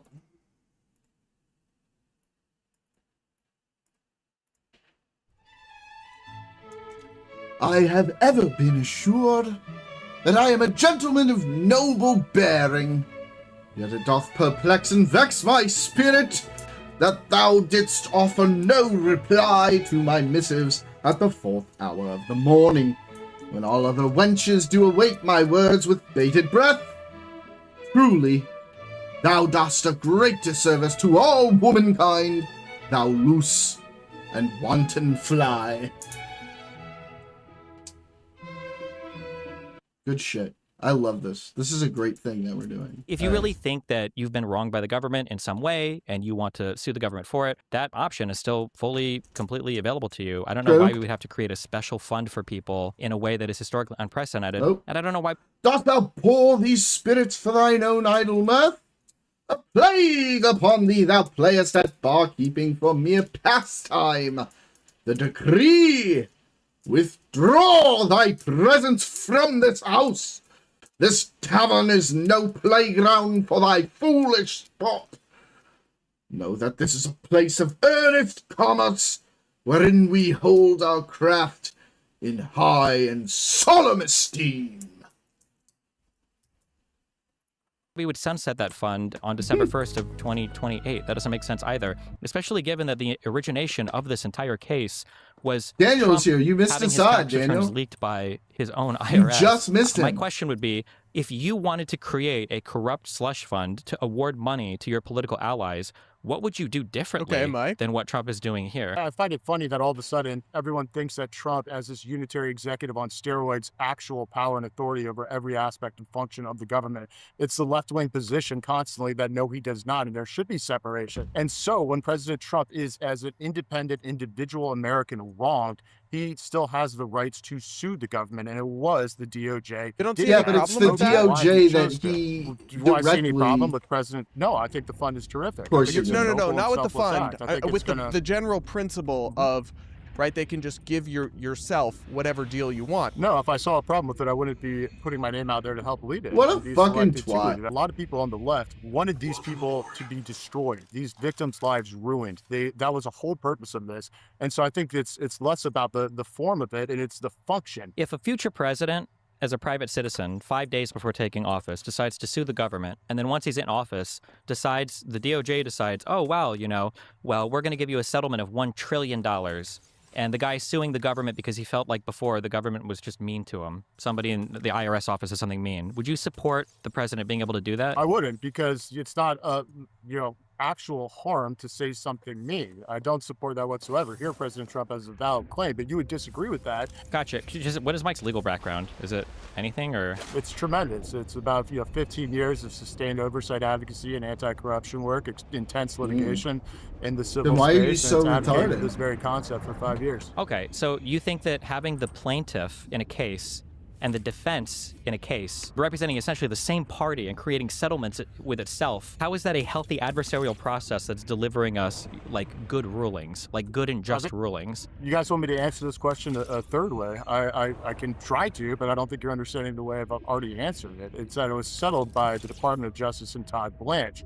The Department of Justice. It wasn't President Trump. But they work for him. He was I understand that. Yes. And now the left wants to use this argument of unitary executive control that exists only when it serves them to make that point, and I think that's bogus. And if we're going to ask questions, I want to know, Stephen, do you support or think that President Trump deserved to get shot at? What? No, I don't think anybody in the United States deserves to get shot out. I wish President Trump would say the same. But my question is okay, I'm how glad we is it cleared that up. okay that this is always clear? There's no question about this. I do public events. I don't like it when people are out there trying to kill each other for political opinions. I just wish the president would have that opinion, and I wish people like you were brave enough to ask him to put that opinion out there. Just on the Todd Blanche thing, okay? This isn't even a confirmed Attorney General. This is an acting AG. He's right? auditioning Not at even the with Senate moment, confirmation. yeah. You have Trump has given orders to the DOJ in a way that we have never seen. My Peter understanding, Peters is pretty, at least in my so lifetime, if not in all of U.S. history. Like, what ridiculous. is the equivalent action of any prior president, Republican or Democrat, putting on social media? I want you to choose this prosecutor, Lindsey Halligan. I want you to go after these 3 people. And then they start filing bogus indictments, stuff. Sometimes it doesn't come back from the grand jury, valid. Lindsey Halligan is still the appointed prosecutor, even though she's not supposed to be legally, and they keep trying to kick her off, and then the DOJ keeps putting her back on. How are we going to say that Todd Blanche is not taking orders from Trump when he's ordering the IRS to give a ton of money, or the federal government to give a ton of money to Trump, essentially as a slush fund, to settle his own lawsuit? Like in any other world, you would be screaming about corruption here. Mike, is there anything stopping, say, like, I know this is probably your worst nightmare, but a President Alexandria Ocasio-Cortez, if she were to run in 2028, if she were to sign on as part of an environmental lawsuit, could she then, after taking office, negotiate a settlement to create a $100 billion Green New Deal fund? Yeah, like USAID or something to that effect of taxpayer dollars going out the door to run roughshod administrative state. Well, that's congressionally authorized, isn't across it? The globe at USAID. scale. Yeah, sure it is. It's the same. So then it's is the money congressionally here, by the way. authorized, you Just fucking for the record, these are dingus. not real legal. This is like the craziest take on anything related to. Well, we don't need how to our get legal that system into works the at all, legal, but the it's- legality about. I would love to have a 1-hour What was legal the legal argument on this. You argument guys that you nope. Will you promise that no settlement money will be given to any J6er who assaulted a police officer?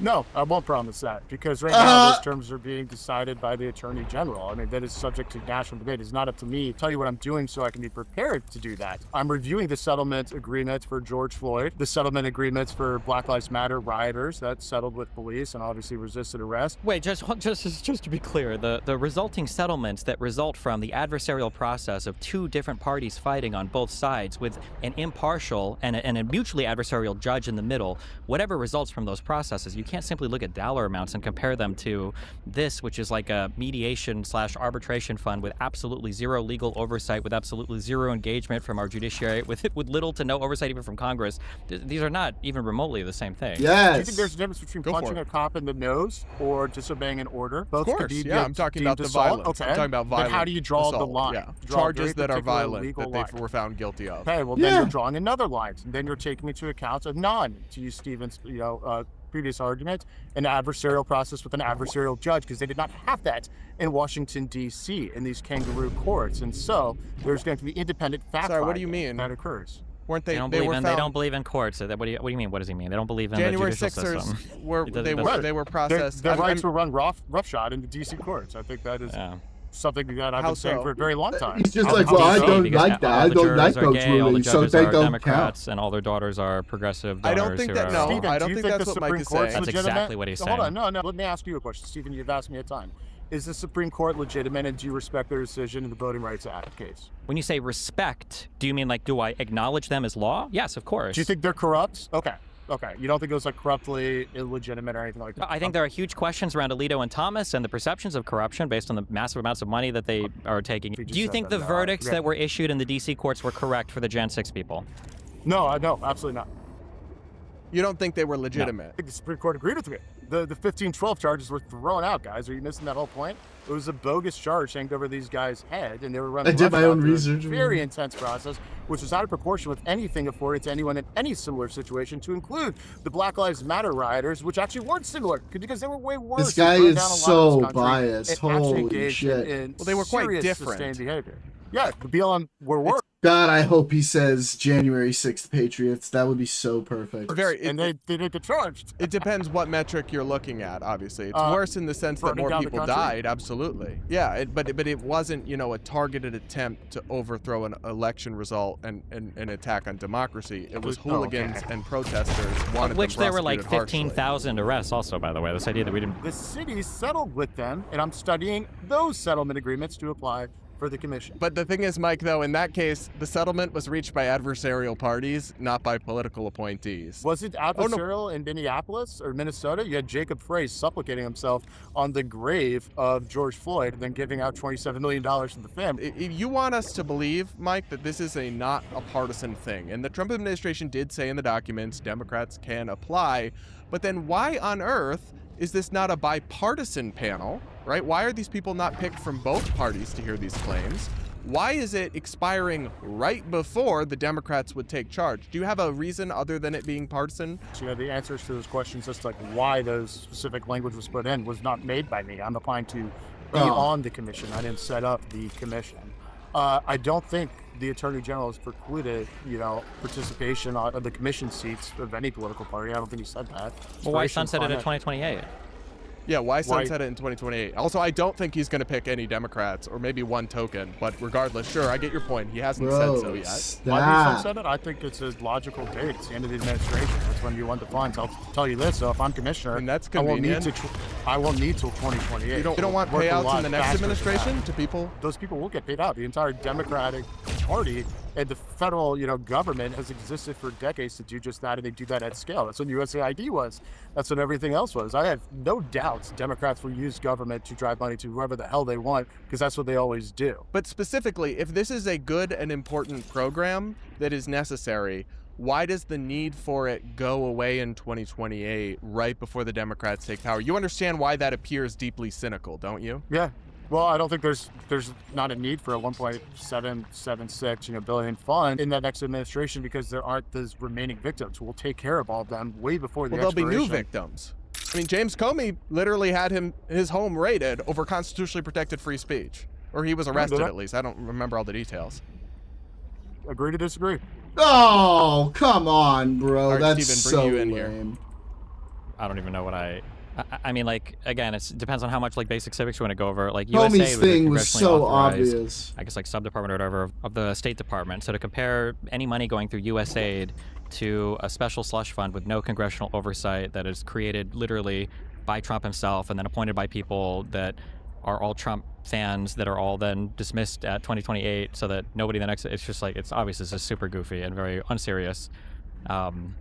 Yeah, I also think it's very funny that, like, we couldn't prejudge any of the cases related to the J6ers, that it wouldn't be fair to prejudge any of those, but we absolutely know where we would stand if Comey were to try to apply for any money here, despite having no information about what the FBI is running on for his indictment. But, I mean, it's all to be expected. I didn't say that. First, on the civics lesson, as I'm sure you know, the Judgment Fund is funded by, guess who? Congress. That is the first branch of government. The money's already there. The fund what was Congress allocating that money for? The Judgment Fund, to settle judgments and claims against the government. That's what the Judgment Fund is. It's what Obama used for, his settlement. So claims against the government probably mean, when I hear claim or complaint, I'm thinking like civil lawsuit that's filed and then eventually won through the court process. That's generally how that works, right? It's a lot different than saying, here's a claims fund and I'm just going to give it to all my friends. No?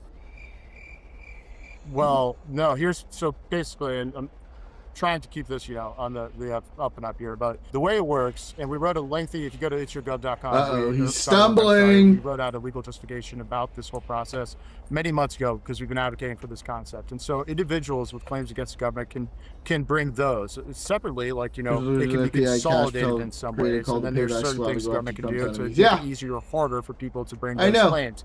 And so the rationale and, like, the efficiency of spending would be to have one bucket that is capped, as opposed like, how much to more obvious do you need to be? Actions making independent ways through the system. But the civics lesson of it is this is. But you acknowledge the Judgment Fund is meaningfully different from the anti-weaponization fund. If you want to have a ton of people that want to, like you said it yourself, you can certify as a class, you can bring a class action, you can do litigation. If you want to talk about inefficiencies, I mean, like, we can't play pick and choose. Like, the legal system only works assuming it's available more or less equally to everybody, not that there are huge shortcuts for special groups of people. If the government feels like they can't handle the caseload for something they're opening themselves up to, which, by the way, has been the case over the plethora of habeas claims that have been brought across so many different states, and we've seen prosecutors and judges complain about this across the country because they didn't increase any of their staffing, because, you go figure, nobody wants to work for the federal government right now in the prosecutor's offices because they're jokes and they have zero integrity in how they're they're conducting their work, but that's up to the government to staff. You can't say that, well, it would be inefficient, therefore we're just going to open this fund up to whoever our friends are, and we're going to bypass the entire process by which this fund was originally marked for. What is the singular best example that you can think of that is the equivalent to what Trump wants to do with this slush fund that's ever been done in all of, I guess, like U.S. history? What's your best example for how anything has ever been run like this before?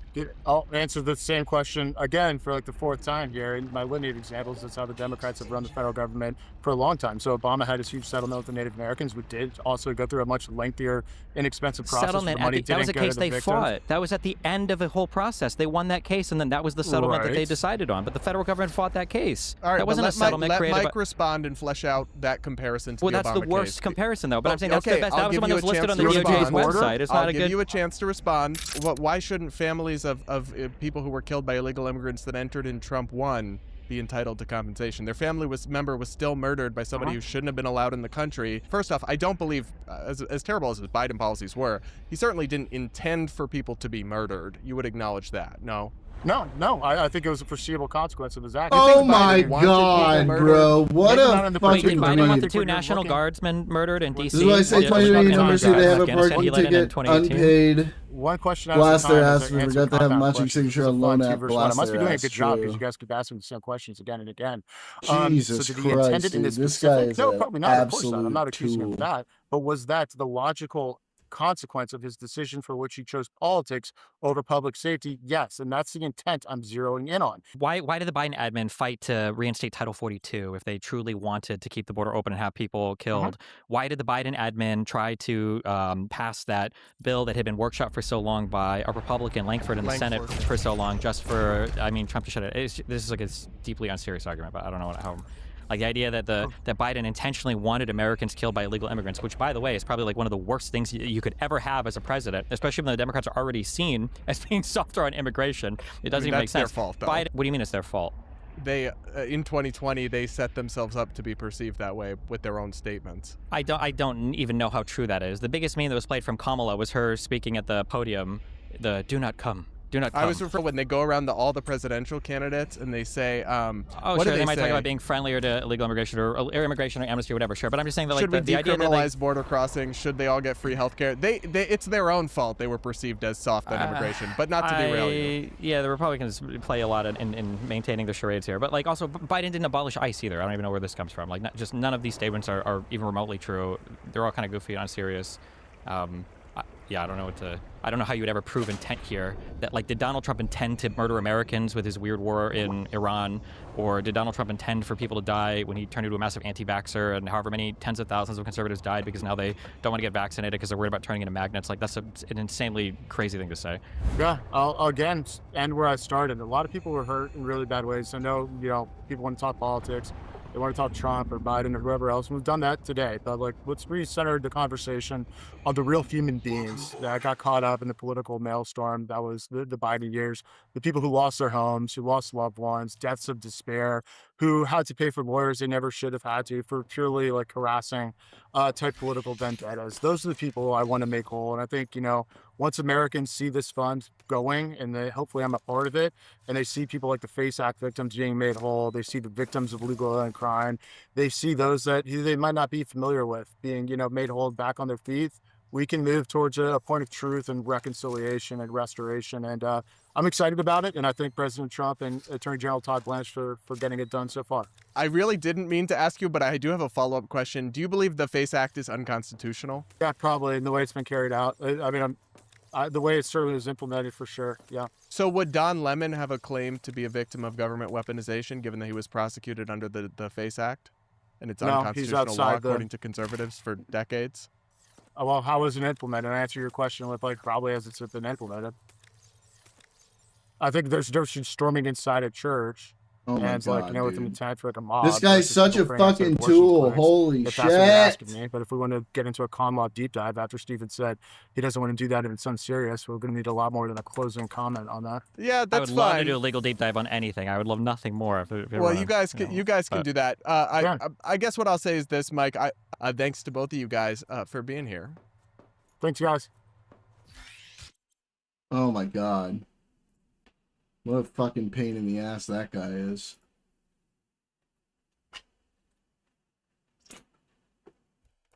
All right, let's see what else we got.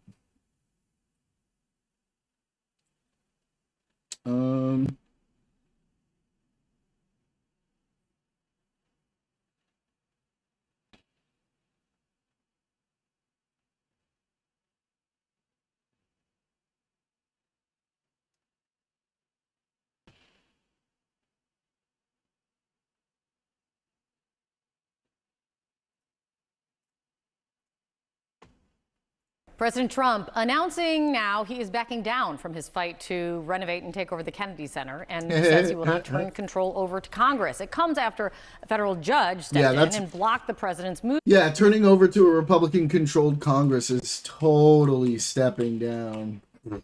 There, including now ordering that Trump's name be removed from the building. And this is just one example of the president's push to leave his name and image and likeness on many aspects of Washington and beyond. Now, just last week, you'll remember the Treasury Department announced the possibility of a $250 bill being introduced with the president's face on it. How does all of this, branding, if you will, sit with the American people? CNN's Harry Enton running the numbers on this for us and joining us right now. How are people feeling about the Trump name, the image, the all? You know, I'm just going to quote Michael Jordan here. Stop it.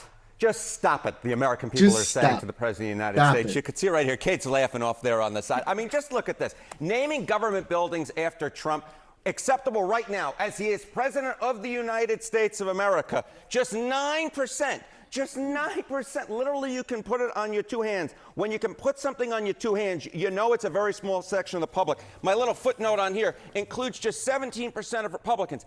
50% say not acceptable at all. The clear plurality here. And then you get this additional 21% who say, you know what, it's okay to put President Trump's names on government buildings, but only after he leaves office. But the bottom line is this: greatly unpopular President Trump or the government putting his name on government buildings. I think the American people are standing up and applauding the fact that Trump is leaving this aside, because the American people, simply put, are not with it. Okay, perspective is impossible these days, but offer me some perspective, please. You know, I try and complete the impossible. Mission Impossible, a great television show, a great film. I like both of them, and I like attempting Mission Impossible. Okay.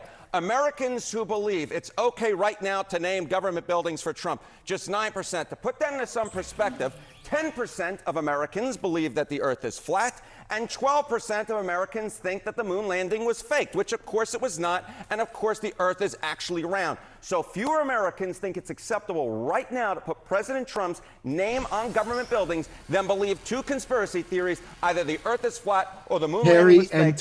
And when you're lower than that, you know that you're doing something quite unpopular. I don't know, maybe he's which, CNN. Again, He might I'm have gonna gone after pull out him. another quote. Siskel and Ebert, 2 thumbs up the American people are giving right now to the idea But that he's President also Trump praised him whenever he's shown 10% anything that's How does this positive for fit in Trump. kind of the broader, larger context of President Trump and his name and all of the focus? Yeah, okay. President Trump got elected to a second term to deal with inflation. Of course, right now what we're talking about is President Trump getting record low ratings on inflation, not just for himself, but for any president. And it just goes back to this. Trump on issues facing most Americans, focused enough, just 29%, just 1 in 3 Americans say that President Trump is focused enough on the issues facing most Americans. The clear majority, the supermajority, more than 2 in 3, 68% say no, he's not focused enough. And that is why his approval rating has been falling in the 30s in multiple polls, because he's focused on the wrong issues. He's focused on putting his name on the government buildings. They're talking about, what was that $250 commemorative bill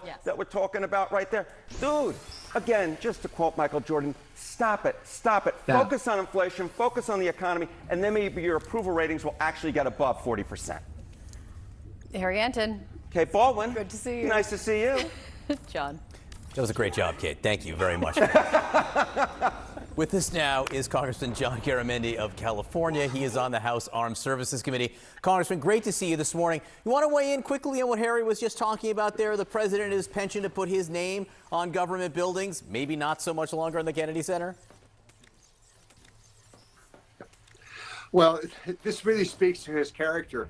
It speaks to his the kind of person he is. It's all about himself. It always has been from the very beginning. This is not about the American people. It's not about the nature of our economy. It's about Trump. It's about himself. This man is focused on his own personal future, his ego. No it is shit. unbelievable, and it is extraordinarily damaging to the world and certainly to our economy and to our people. I do want to ask about something else in the news, Mr. Secretary, and that is the Kennedy Center. A judge said that the president should not, his name should not be on the Kennedy Center. Oops. And that it should be taken down in the next 2 weeks. Is that going to happen? That's the court order. I'm not sure if that's going to be appealed or not. But I think, there's controversy on both sides of this about that ruling. But the only thing I can tell you about the Kennedy Center is this is another thing. When President Trump took office, the structural integrity of the building, the deterioration, issues with the heating, ventilation, air conditioning, the HVAC systems needed massive repairs. And President Trump was willing to get out, raise private funds, dedicate his time as a master builder to restore this building. And now, a judge says no, and it needed to be shut down to complete these substantial repairs. It's 65 years of deferred maintenance going on. I mean, I think people would say it's great that we have a president that wants to fix up our institutions. I think the judge just said he needs to take his name off of the site. And he also said you can't shut it down for repairs. I mean, this is without more information given to the board by the board. And the judge had photographs, details. I mean, the amount of information that he was given about the condition of that building. It's shocking to me that he would say, no, you can't shut it down. I guess, the conclusion is we'd rather have an institution that is deteriorating and falling apart than let our president step in. And again, arguably the most experienced builder we've ever had in the Oval Office to step in and turn this thing around. He says it's going to be given back to Congress. Do you think that's going to happen? Or is there going to be a pause until the appeal process goes through? Well, I think right now President Trump has made a statement that if he can't fix it, then give it to Congress and let them figure out how to manage this thing. Because President Trump wants to get things done. He's got a sense of urgency. He's got the capability. He's got the ability to raise money, execute. He knows how to build things. And we're very fortunate to have someone like himself. I mean, take the reflecting pool. I mean, he literally came over one evening at 8 o'clock, met all the construction workers. He's been on construction sites his whole life. His rapport and understanding of how construction works on complex projects, restorations, new construction is unmatched in the presidency. And let's turn him loose. And in the things that he touches, he makes better. He is definitely very excited about all things building. We've seen that with our own two eyes. And I do want to say, you mentioned the Columbus Circle. Yeah. I mean, this is a Carrera marble. This is right by the Union. Right by the Union. When 16 months ago, when President Trump took office, the Union Station was where the homeless hung out. There was a homeless encampment on that square. That statue was covered with graffiti about supporting Hamas, a terrorist group. All of that's been cleaned up. The water is flowing, and it's not just one. We've done that at 22 fountains across the city. And I mean, no residents of D.C. or visitors to D.C. would say anything other than thank you for the idea of cleaning it up. Thank you for saying that. Of cleaning it up. The question is, and you mentioned the reflecting pool, of how it's getting done. For example, on the reflecting pool, the New York Times is reporting that you awarded 2 multi-million no-bid contracts to repair fountains at Lafayette Park and to coat the reflecting pool. Is that right? There were no-bid contracts? Well, this is expedited contracting to get this projects done. And as I just said, we're doing 22 fountains across the city. We're doing 48 monuments. We've removed over 1,000 graffiti sites. Does expedited mean no bid? Expedited, I think that you're implying that if you have an expedited process that somehow there's something untoward going on. But if you've got one vendor that has the material, has the labor, has the ability, can meet the timeline, and can get it open. Well, it's also the price, right? I mean, you know this better than I do. The Times said the company doing the reflecting pool has a 20% profit margin. Standard is 6 to 12% going through the regular process. That was again, that's, I would say fake news is too simple, but is that not true? Well, it's true that someone can say that, but now they get into this project. These folks are awarded the bid because they have the material, they have the capability, they have thing. Then you get in. You're doing that reflecting pool is 8 acres. It's the size of 7 football fields. It's taller than the Empire State Building. It's like the length of like 5 Washington monuments. You get into that, there's 2.5 miles of expansion joints. The amount of things that they've uncovered that are extra cost, and then every time there's a rain delay. They had to bring labor in from out of Cost state. is one thing, profit is another. Yeah, but if their costs are going up because of trying to get this project done, that's a theoretical number that somebody said they might make that much money. Doesn't mean they're going to make that much money. But what we are doing is we are getting the thing fixed, because this is, the New York Times also wrote 12 years ago that the Obama administration spent more money. It was, reflecting pool was closed for 2 years. It never worked. That thing, even right now, when we took this project over, was leaking 45,000 gallons of water a day. 16 million gallons a year, because the thing never worked. And they spent more money, and it was closed for 2 years. So everybody should be celebrating President Trump getting a project done in 1/10 the time, so 10 times faster, at a fraction of the cost of a previous administration. There was no outrage then.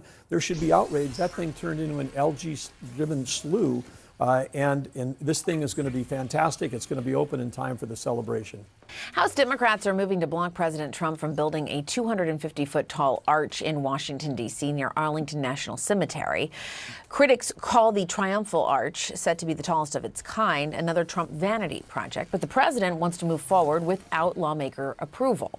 CNN Washington correspondent Selin Sarfati has the latest.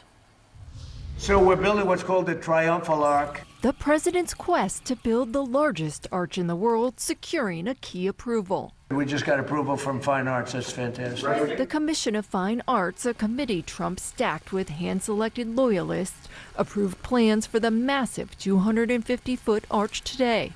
All in favor? Aye. Aye. The latest plan, however, is getting a makeover. The arch got wider, but lost 4 gold lion sculptures, a change that the committee pushed for given that lions are not native to the U.S.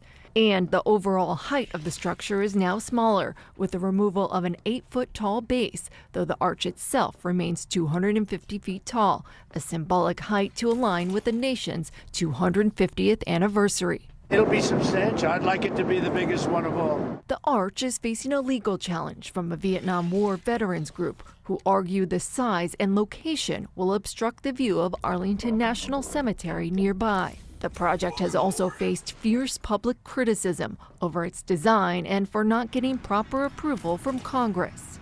But the Trump administration is angling to move without Congress, readying to use this obscure century-old authorization, which was used to approve a pair of 166-foot columns at the same location in 1924 to go around Congress. Do you need Congress to sign off on it? No, we don't. No, we're doing it. It's the land is owned by the Interior Department. We don't need anything from Congress. Meantime, another pet project of the president's, the reflecting pool that Trump is painting blue and making other fixes to, is also facing a legal fight as the price tag keeps rising. I originally thought I'd do it for $2 or $3 million, just do a base, but now we're fixing up the exterior of it. We're doing so we'll probably be in there for less than $20 million. That less than 20 million figure is up from a recent estimate the president gave of 13 million. Federal Judge Carl Nichols today heard arguments from a nonprofit suing to stop the project. The judge didn't issue a ruling, but did say, "It seems to me that if there is any harm to be done, it is both reparable and temporary." Welcome aboard. And the judge did not rule from the bench, which means that for now, the work is continuing on the reflecting pool. The lawsuit is still live. The question still remains here, whether the judge will step in and halt the work or whether he'll decline to do so and let the case play out. Selin Sarfati, CNN, Washington.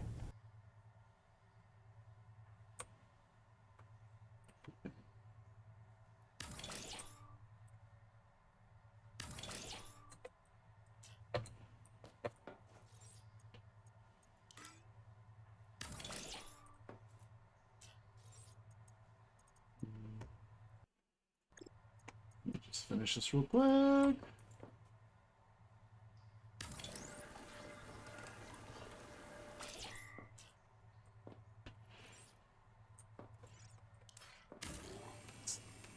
Okay.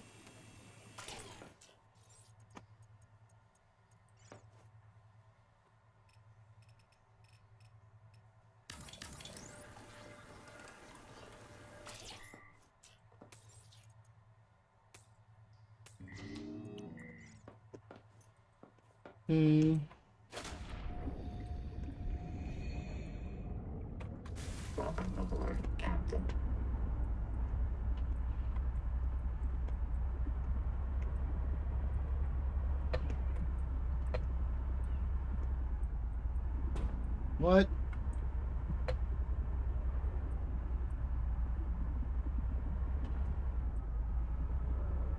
Insufficient space to dock. Ugh. Oh God. Okay.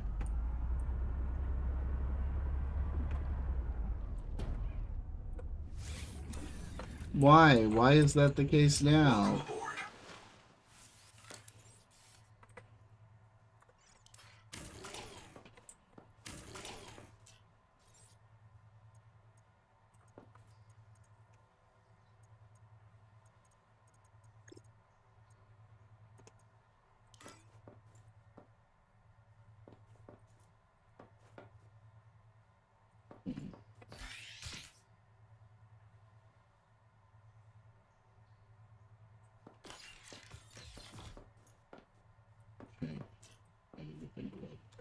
Okay. What else is going on?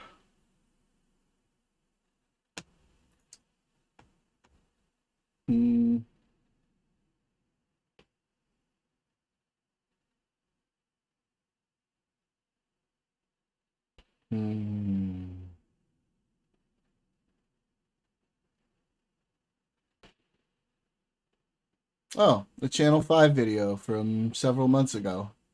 Lived in a black neighborhood for quite a while. I saw how they treated white people. It's not very inside the all-white community of Arkansas. good, and yet all the hate is on white males. You would get beat up if you said something racial to a black person. You saw that happen? Yes. They said something like, man, the hood ain't the hood anymore, as in like they were unhappy with my response. Almost exclusively white communities exist all around the United States off of paper merely because of socioeconomics, and that if you are wealthy enough, everyone who becomes wealthy enough will buy into a more or less white-only gated community. But I would not be able to afford that outside of working my entire life to build up a bunch of businesses, but I would like to have kids. I want my kids to be taught that their ancestors did great things, not that they were the villains of history. Correct, and Arkansas is nice. As far as I know, the laws are you just need to let them know that you're going to be homeschooling, and then after that, there's no testing that you need to do, or they don't really check up on you. The first community that really went after us was the r/Jewish subreddit. I had CPS come out here because they had complained to CPS trying to get my kids taken away. The health department has come out here. They just blanket made complaints to everyone. I mean, I do have Mein Kampf, but I think that's just historically relevant. Who wrote that one? Mein Kampf? Yeah. Hitler. Oh, shit. He's sort of the central villain of the 20th century. So if you don't understand what he thought, then you're, again, missing a big piece of history. Did he make mistakes? I believe so. What do you think the biggest mistake was? Invading the Sudetenland. None of the other stuff. The other stuff? Well, it depends on what you mean. Just like the Holocaust and everything. Holocaust? I don't know about all that. Everybody thinks Genghis Khan is cool and he killed more people than Hitler. The question is how fast that will take for Hitler to be as cool as Genghis Khan. I don't know. Total brown Gorper victory. What's your favorite thing to cook? I like making tacos. That's fun. Despite the fact that we do have, taco nights sometimes, we also have traditional European food nights. I really love breaded chicken, fried chicken. I like pizza, I like typical stuff. Look, I was a big Dr. Dre guy for my teenage years when I was working out and everything like that. But then I was like, I don't think it is as soothing to my soul. And that goes back to just anthropological data that we have about the difference between rhythm and harmony. What about you? I don't listen to rap music. I listen to gospel music. Okay, who's your favorite gospel artist? Probably Skillet. You say Skrilla? Skillet. Skillet. What do they sing about? It's like a rock Christian band. Okay, cool. Hardcore, we love Jesus. Oh, shit. Can Greeks live here? They're European. How about Kinda badass, Central not Asian gonna lie. Caucasians? They're not European. Maybe I need to listen to more Caucasus Jesus Mountains, music. Caucasian ancestral birthplace, is technically in Central Asia. Is it? You know, some Italian Americans, like in Staten Island, think they're not white.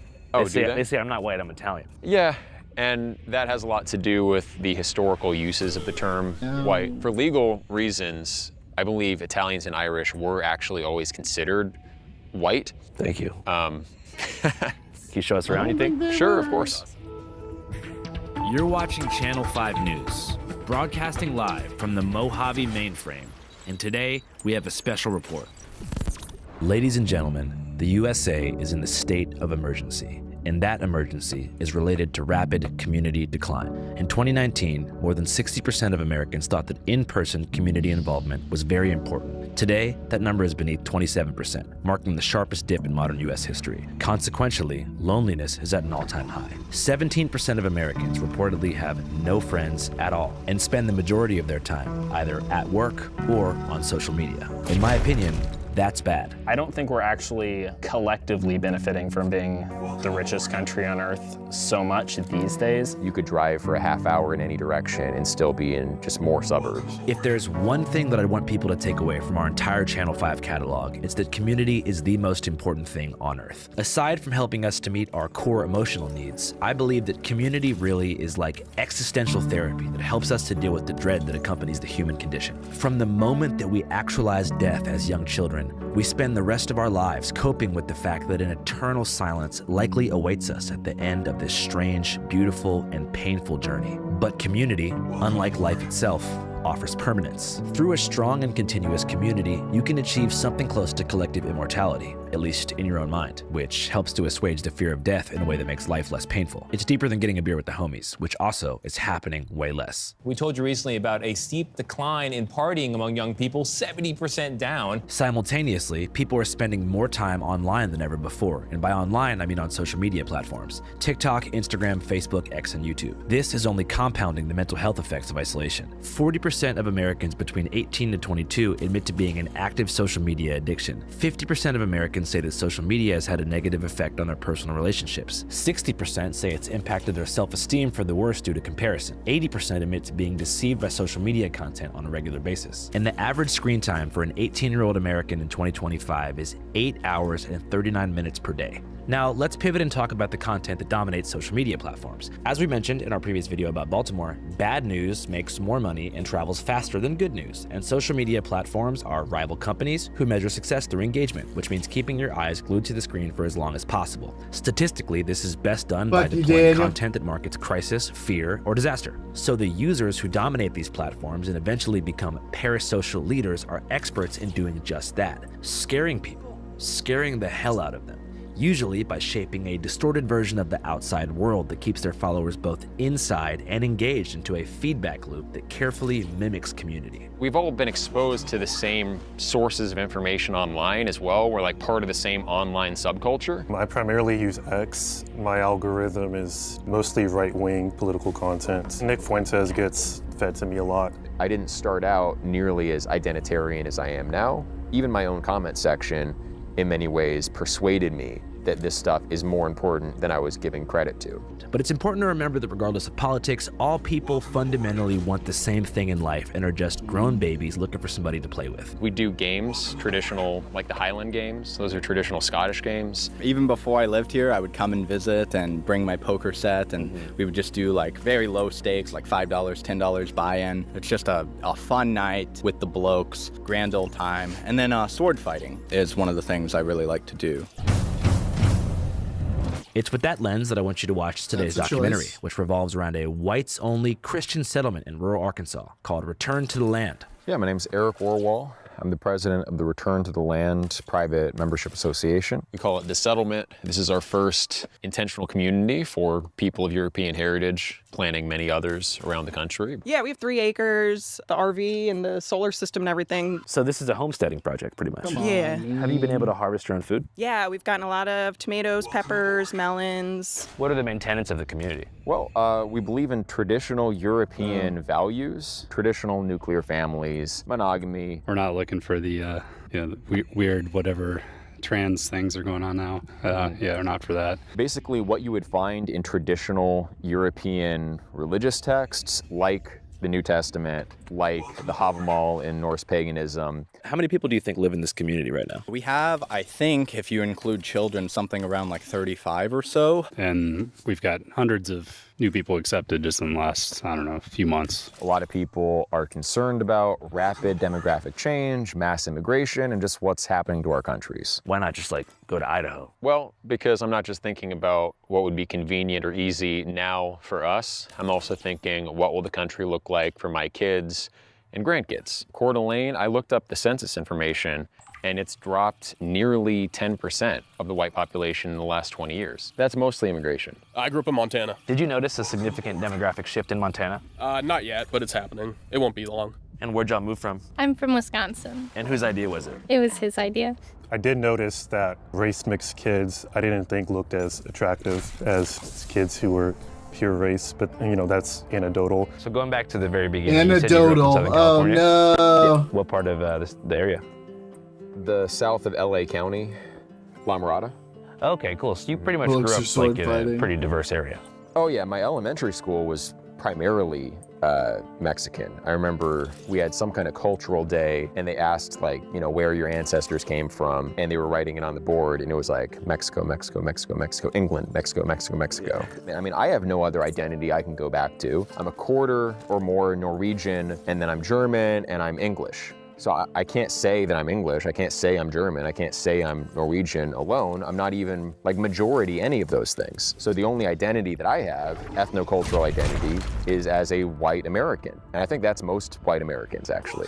It seems like the idea of white people or whiteness Not that we know us today that's referenced by the media or Jews. by the Associated Press is a relatively new construction. Like talking to my grandparents who grew up in Philadelphia, you had different sections of town that belonged to different, very tight-knit European communities. You had the Irish neighborhoods, German neighborhoods, Italian, Polish, Greek, and then with the mass influx of African Americans from the South during the Great Migrations, those lines kind of dissolved and they became a more loose unit of pan-European whites who fled the cities, and that's part of the reason that Philadelphia became so overwhelmingly black. And so now I don't know my ancestral Irish culture because it dissolved as a result of the political situation of the time. A lot of traditions have been lost throughout the process of white assimilation. Yeah, and that's true. That's definitely part of it. I don't think Mexican heritage has those same issues. Latinos, though, it's interesting. They come from a bunch of different indigenous backgrounds, plus the Spanish influence. Yeah. And they have no problem seeing their commonality, and they kind of embrace it. Like La Raza, it means the race. Pura la raza latina. And they're very pro this kind of unified that's Latino what we thing. all say. Hey guys, what's up? I'm at the Waffle House. Not Especially too far away from the Argentines. RTTL settlement. Very Especially Argentines. We love being unified with all the other Latinos. different vibe, but I'm happy to be here. Anyways, we were just talking about Mexico and Spanish stuff, so I figured now's a good time to tell you that Channel 5 actually has a second Spanish language channel with all original content from across Latino America. So if you guys want to check out a couple videos, such as Lucha Extrema, or Nahuatl Language Survival, or Inside Tepito, Mexico City's largest counterfeit market, or Mexican Independence Day, or so many more things, you can check all these videos out on Canal 5. Just type in Canal 5 Latino America. You should see like a circle. Looks kind of like Channel 5, but instead of being blue and red for America, it's green and red for Mexico. So if you want to give us a sub, a like, or whatever, maybe comment, gracias Andres, este video es muy chistoso. I really appreciate it. Once again, that's Canal 5. I'm trying to expand our coverage across the world, country by country, society by society. So maybe there'll be Channel 5 Africa or Channel 5 Russia in the future. But for now, we've got Canal 5 Latino America. So if you want to check it out, like I said, the link is in the description box and the pinned comment of this video. All right, guys, back to Eric and our TTL. After grappling with the lack of ancestral connection during his formative years in LA County, Eric decided to attend a performing arts school in upstate New York. During his schooling, he became infatuated with the works of classical European composers, who gave him a sense of tradition that he finally felt connected to. I went to school at Eastman for French horn performance, so I'm a big fan of, Bruckner, French and, horn. Brahms and Strauss and Mozart and Beethoven, all that stuff. After college, Dude, just Eric's admiration he's gotta for the be, Mozarts of the he's world gotta have morphed opinions into just a like total Stryker obsession with Greek from that old philosophy and debate ancient with European Destiny. history. Those old European cultures. Today, Europe stuff is still his primary fixation and passion. I personally have a lot of respect for the Dutch. The Mycenaean Greeks were this big force at the end of the Bronze Age. The religious traditions of pagan Europe had valuable things to teach us. All European people are descended from 3 ancestral groups: the Western hunter-gatherers, the steppe herders, and then from the Neolithic farmers who came from Anatolia around 9000 BC, initially into Greece, and then spreading everywhere else. As a Neoplatonist, I kind of agree with Iamblichus. I like Atlantis research. That's another hobby. You think Atlantis was a real place? 100%. And they were also in Western Europe at various times. But do you have French pride? I'm not French. These interests ultimately led Eric into a career in philosophical content creation, beginning with his first videos over 13 years ago. The term philosophy was first coined by Pythagoras. What we might call pleasure and pain, I think more neutrally and generally could be termed positive and negative subjective value. We can talk about that level of egotism as being a kind in its own right. Gradually, from 2016 on, these videos became more politicized, focusing a bit less on Plato and metaphysics and more on a shadowy global elite who uses mind control on the unworking masses. We can there it sacrifice, is. It's always there, right? racial And I bet purity it's at the a national Jews. level if we get cultural and racial integrity at the local level.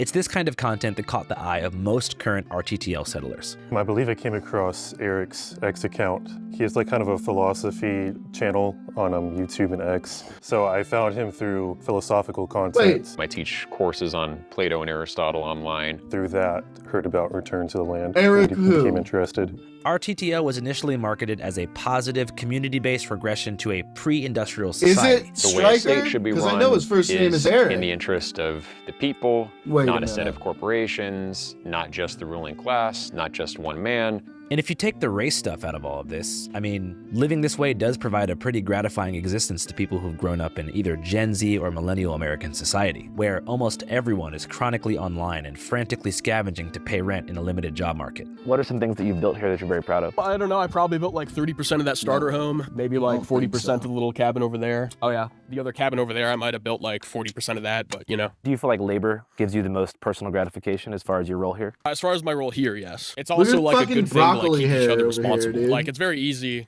you know, as a teenager, like, oh yeah, I'm gonna get off of school and I'm gonna go home and like play video games and, you know, do whatever else you do as a teenage boy in your bedroom for like 4 hours, and then like before you know it, the day's gone, you know. Whereas here, you good know, me having and you Jonathan, you know, decide. we're like being unproductive or whatever. Take We can care, kind of kick buddy. each Hope other in the grandma ass and be feels like, better hey, like, soon. Shit. what's going on? What's your favorite thing to do around here? I like to cook.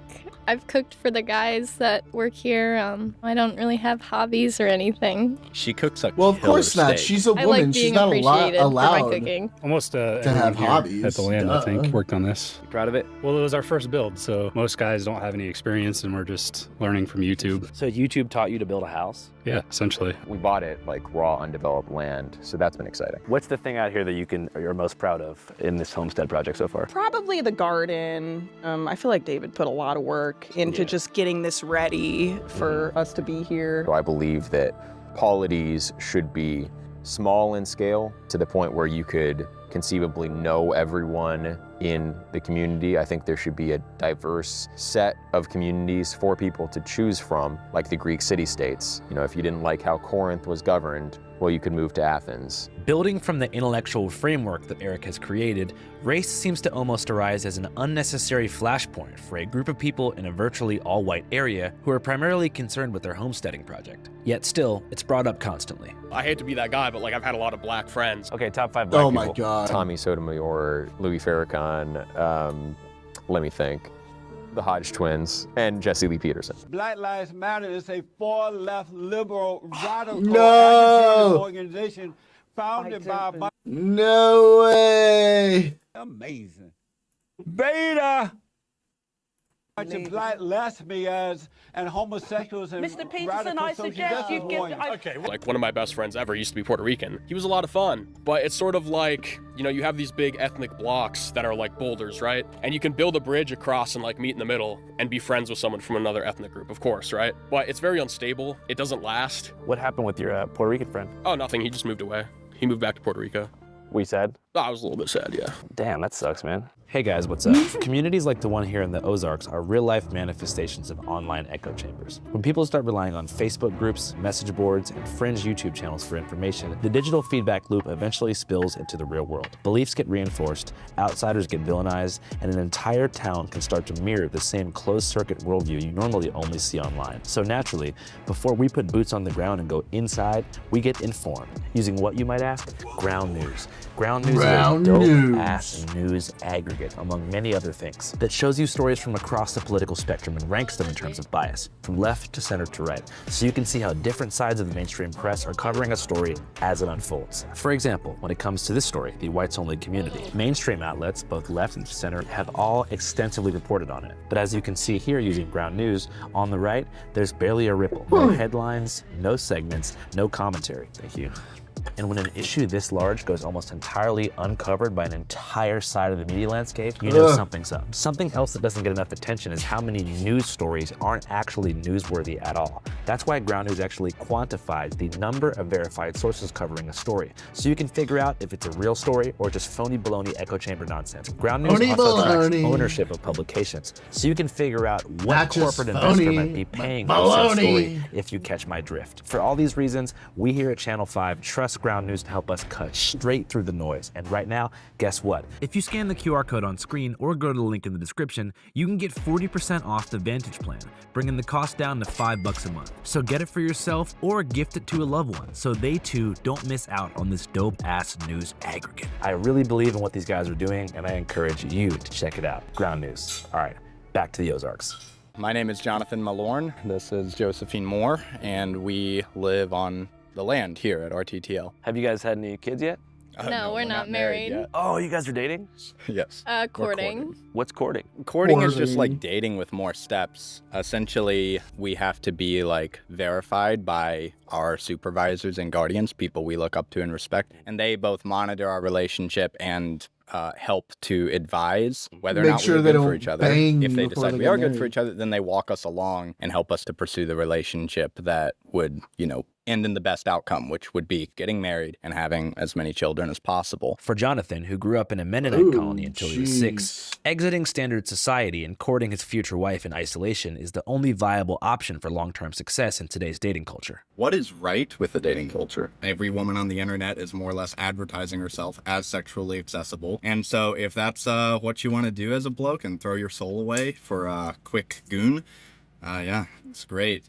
Dating culture for that. The problem with that is, and we see this demographically and statistically, the birth rate is going down exactly because of the over-accessibility of sex. The marketplace value of sex and monogamy as a whole is basically at an abysmally low level, probably the lowest it's ever been in human history that I've ever studied. And that does not benefit the future generation of our offspring. It does not actually benefit a happy life. People above the age of 40 who are married long-term have significantly happier lives, both male and female. I notice you have a ton of kids. Yeah. How many you got? Number 5 on the way. Okay, cool. What's the plan for education for the kid? I'm homeschooling. It's going pretty well. I know everything that they need to learn. It's going to be nice being in the community when they get a little older, and I'm going to need help filling in certain subjects I'm not comfortable with. That's another reason I'm glad to have the community, because I don't necessarily want to sift through every piece of history to know, what's acceptable to teach the kids or not. I trust the guys here. I'm not overwhelmed by the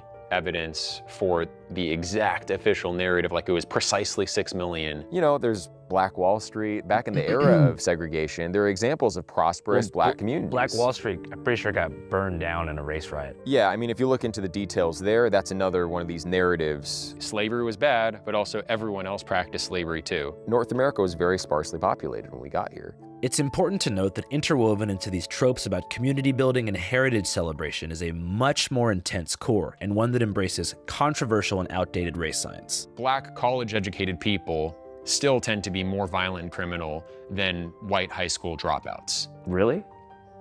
Yeah, the average IQ in some parts of sub-Saharan Africa is under 75, which is considered mentally disabled. East Asians have measurably a higher average IQ than Europeans, and they're less criminal, and they're more prosperous. So you're saying Asians are smarter than us? Yes, on average. Yeah. Like every Japanese person I've met, or like Korean, seems really smart, but I've met some Chinese people where it's like, really? I feel like they're fudging the numbers on that one, to be honest. As far as most experts are concerned, all of these IQ numbers are fudged. Here's a bit more about that from somebody who knows his shit, because I feel like it's worth it.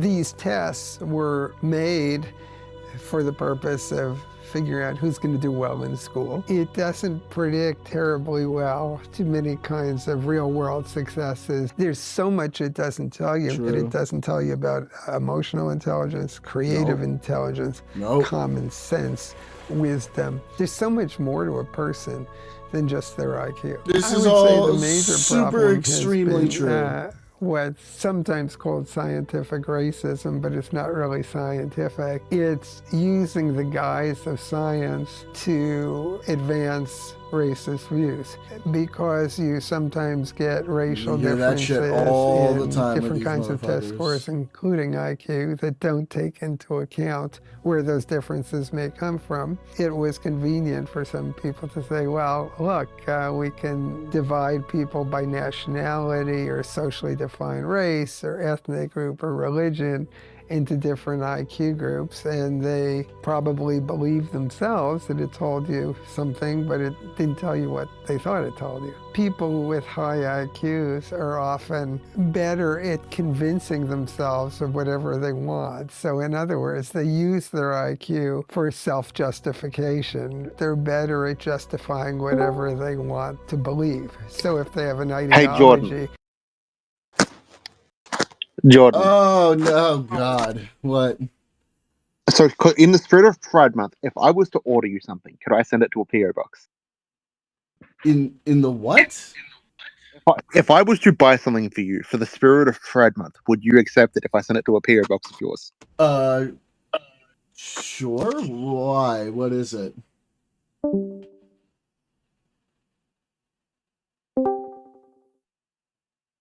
Disconnect me. I didn't disconnect you. I don't know why you disconnected, but I knew it was gonna be a fucking giant ass horse dildo. I fucking knew it. I was like, it's gonna be a fucking dildo. I already know.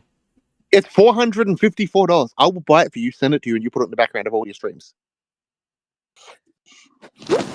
I don't think I can do that. You can have it as a little Easter egg.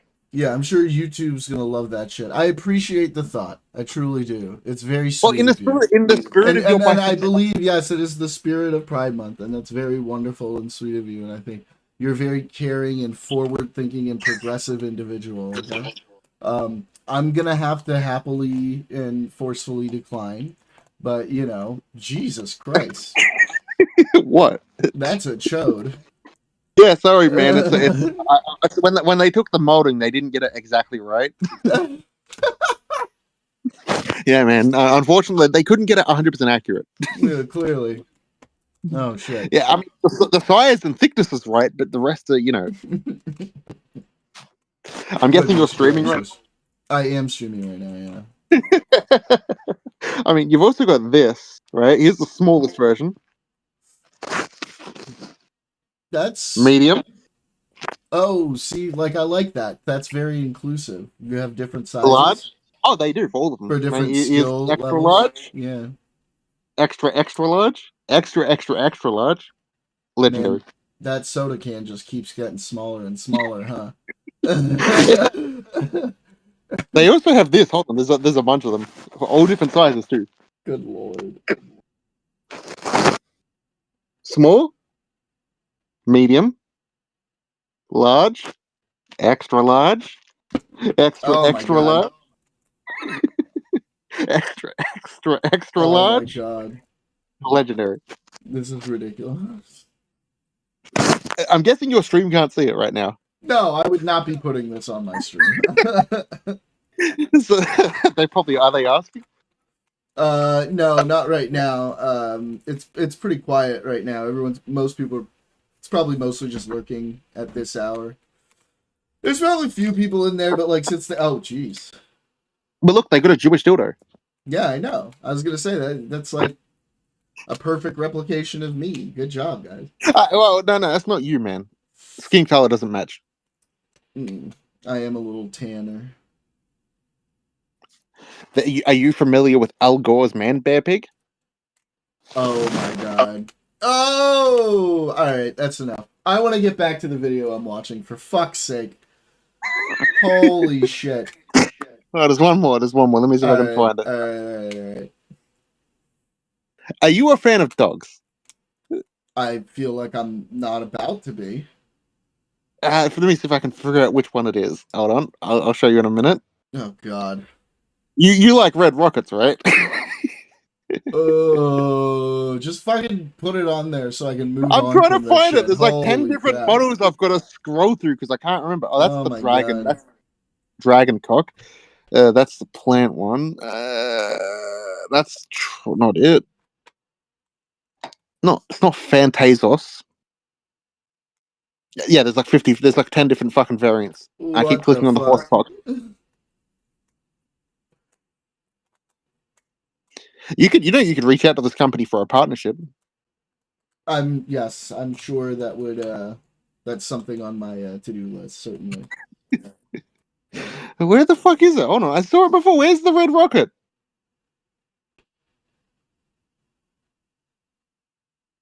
No, that's not it. Let me just go through them all. It's not Rex. No, that's the dragon cock. Jesus. Yeah, the dragon cock is as big as you think it is. Would you take it for $1 million? Hell yeah. For $1 You would million take fucking this? bucks? For $1 million bucks? Yeah. You'd take something like this for $1 million Well, bucks. I mean, I could try. I wouldn't say I would succeed as you're getting in the bigger sizes, but if someone offered me $1 million, yeah, then I can just get fucking, sphincter reconstructive surgery at that point. So for $1 million bucks, you're telling me you would take this? I'd fucking try, dude. I'm not saying I would succeed, but I'd give it a shot. For $1 million fucking dollars? Are you kidding me? So this one alone, Some the people dragon, have the to horse go through one. like 24 days on Survivor Island, and just one of them gets the $1 million. You're telling me Well, I can this do is it in a fucking night? Oh, the one I just showed you there is 19.25 inches long. That's its very usable long. length is 16 inches. Okay. Its head tip circumference is 6.5 inches. Jesus its head Christ. tip diameter is 1.8 inches. Good The Lord. head ridge circumference is 10.25. Like I said, for $1 million, I'd try. It doesn't mean I'd fucking succeed, but I'd give it a shot, okay? I'd give it a fucking college try, all right? Jesus. Llama, hey. Oh, shit. Hey, Llama. Happy Pride. Hey, what's up? He's saying, he asked me if I would try to take that for $1 million, and I said I'd try, I mean, but I don't know if after I'd all, succeed. Llama is a liberal. Famously is a liberal. I'm a liberal too, bro. Say what? Oh, would you take this for $1 million? So what'd you say, Jordan? I said I would try. I would. Oh, he still has me. Oh, I just realized Llama still has me. Do you even see that he's in here? Can you even hear him right now, Llama? Hear who? Oh, he has no idea. Yeah, he doesn't like me from last time. You don't even know who's in here right now. Look at my stream. Look at my stream. You'll see who's in here right now. In who? In where? In our chat right now, in our voice chat. Jordan, just tell him it's based you. Phone. Oh. Tell him it's based you. Oh. Yeah. That's funny. Llama. I can't hear him. No, he can't hear you. He's showing me gigantic dildos and asking if I would take them for $1 million. Well, I also mentioned the fact that I wanted to send it to Too your bad he PO doesn't box. have $1 million. So. I know. I wanted to send. I'm not offering him $1 million. $1 I'm offering to send it to his PO box for.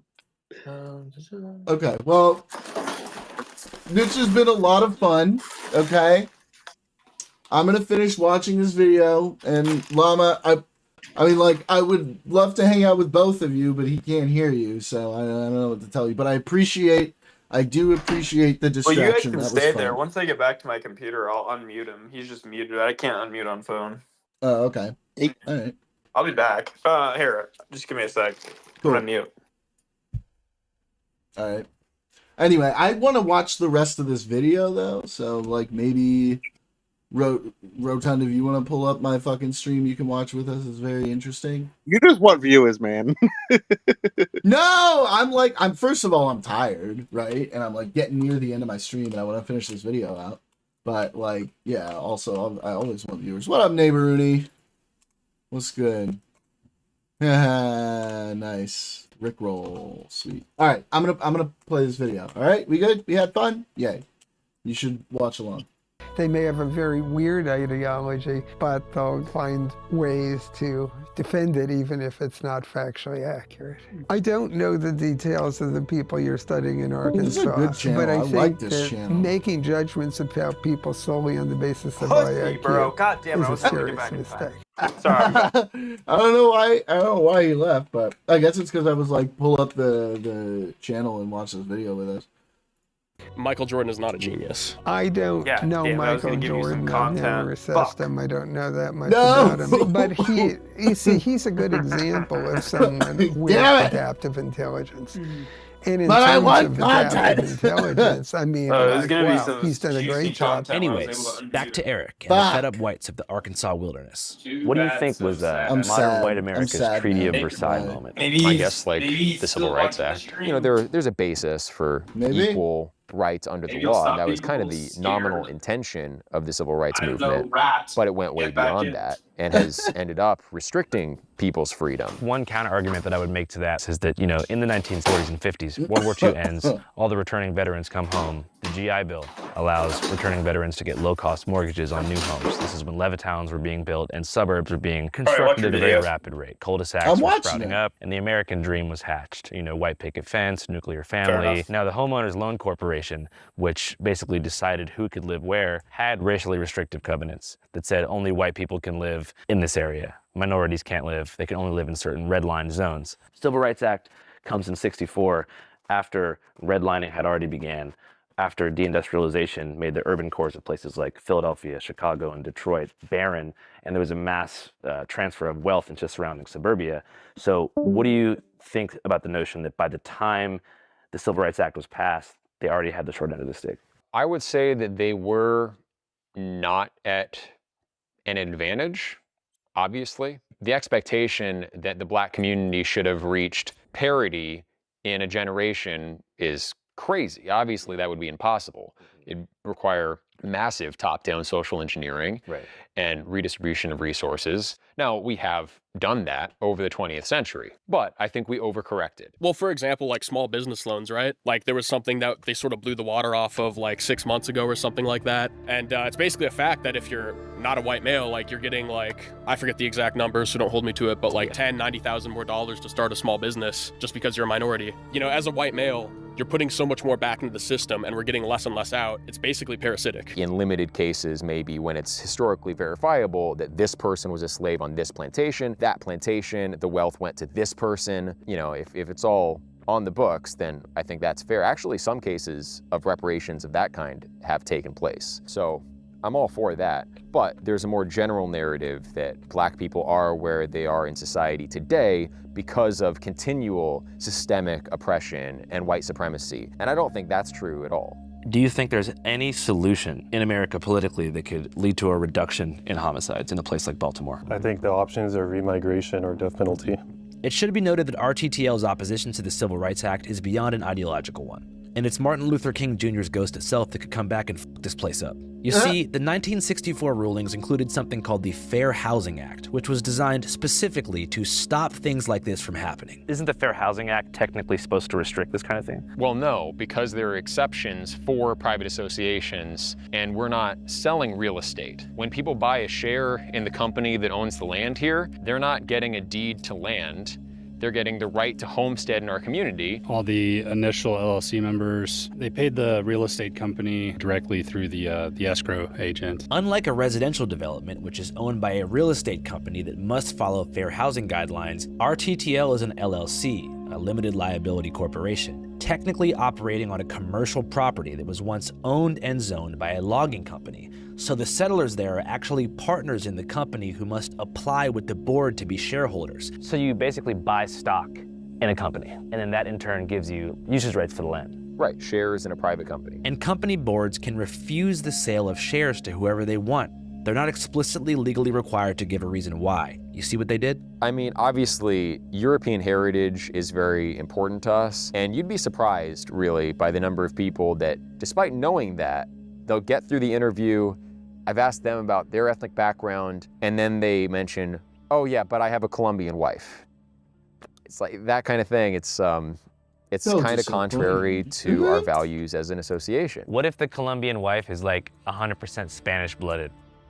Well, then it's probably fine. How much did that first share cost? About $6K. Pretty low. I think that was for about like 3% share in the LLC. How much do you think it cost you overall to get to this current point? Oh, not too much compared to like a normal house. And how close do you feel like you are to true self-sufficiency where you wouldn't technically have to leave? Pretty far away from that. It's a good goal. This is our first year really here, so let's just like adding one piece at a time. You could build a small cabin or have a building I mean, if they're not like for 5 to 10,000 hurting anybody and they're just like, we want to live in a community that's all white. You could really reasonably get racist, started but with about whatever. 50,000. Like, Is your goal ever to pave these roads, or do you kind of like the rugged Appalachian feel? No, I mean, one day if we could pave all these roads, it would be awesome. Yeah. But Orania in South Africa, they have 3,000 people. They bought an already existing town, you know, and then developed from there. And even they still have dirt roads. So it's going to be quite a while before we get these paved. It should come as no surprise at all that they chose Arkansas for this project. It's a red state with low government oversight and a bunch of its own problems. Plus, the settlement is ungodly far from any population centers. It's hard to explain just how in the sticks this place truly is. The closest town is called Hardy, over 20 minutes away by car, and home to less than 1,000 people, only one of whom is black. The locals didn't really have an issue with us. We've had good relations with most of our neighbors from the start. There's a lot of people out here that I guess live and let live, you could say, which I appreciate that. Still though, despite the lack of local pushback, there is some concern that with this national news media attention, legal trouble could be imminent. Potentially, the biggest hurdle is the legal hurdle. There's going to be a lot of legal challenges, I think, to go through with this sort of thing. We've not been sued or fined yet, but we do expect that. People have made complaints to government departments. We've had requests for information from government departments. So I think investigations are happening, and we'll have to wait months to really find out. Even with potential legal complications on the horizon, most people there feel like it's worth it. On the settlement, there's a tinge of nihilism in the air. Most people feel like the country at large is doomed. I don't think that there's like good political solutions for it now. I mean, that's why I'm here, right? I think actually like people being present and like putting in the labor, kind of like I'm doing, not to toot my own horn too much, but like every single day and living in a lifestyle that's more conductive to community is probably going to be the way forward. So do you see places like this, return to the land settlements, sprouting up across the country as a potential way to actually counter the demographic shift? I don't think it will counter the demographic shift as a whole. I think it will provide safe places for my kids and grandkids to grow up valuing their culture, and that's what I'm going for. You know, that's my goal. I think the solution looks something like what we're doing here. I think that's probably the best course of action. I think the best we can hope for with politics is just to be left alone. I don't think realistically with the electoral maps we're looking at right now, there's ever going to be Uber-based gets elected. Nick Fuentes actually could probably do a pivot which I think he's already kind of doing, where he focuses less on the race question, more on Israel, and gets a broader coalition for electoral politics, so it's possible. But I don't think it's going to be like the next Fuhrer or anything. And right now there are several communities being organized. One of the things I've been up to lately is getting ready to go to all those sites where there are groups of people who want to do this and help them get organized, help them, decide who their board of managers will be for their companies that'll own their land. So yeah.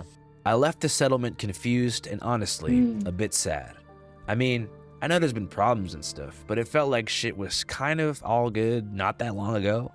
The fact that people nowadays will go to such lengths to feel seen and heard is a symptom of a far greater social ill than meets the naked eye through this video.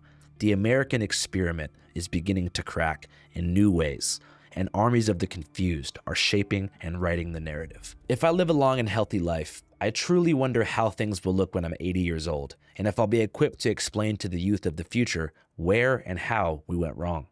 Or if we were ever right in the first place. I guess time will tell. Channel 5 live worldwide, Hollywood and Vine. Fuck the authority. Channel 5 News. Channel 55. My heroic ancestors, were they heroic at all? Were they racist? Were they... My name is Hector Mendoza, and we're at Cañón del Padre. This is the colonia where we live at. Where you from? Time guesser? California. Yeah, in Santa Ana, Orange County. I grew up there 30 years, and I was just recently deported. So now I live here. So it's quite the change from there to here. So how old were you when you immigrated to the U.S.? I was 6 months old. I didn't find out I was undocumented until I was 17. You didn't even realize that you had came over illegally your entire life? No, I never knew. It was. I don't believe it's something you would ask your parents or parents would bring up to you. How'd you find out? I applied for a driver's license. And what'd they say? They asked me for my social security and I didn't know what that was. And what'd your parents say? They said, oh, we have to move. What can you tell us about this place? It's new. It's referred to as Cartolandia, which is homes of carton. Wow, actually the neighborhood is called Nueva Esperanza, but everybody calls it Cartolandia. It's poor. I mean, we have no cement on the floor, and it's most of our houses are built with just basically it's a drywall. Yeah. How many people do you think live here? Close to 1,000. Yeah, there's a lot of people that are newly deported. President Donald Trump is directing ICE to expand deportations.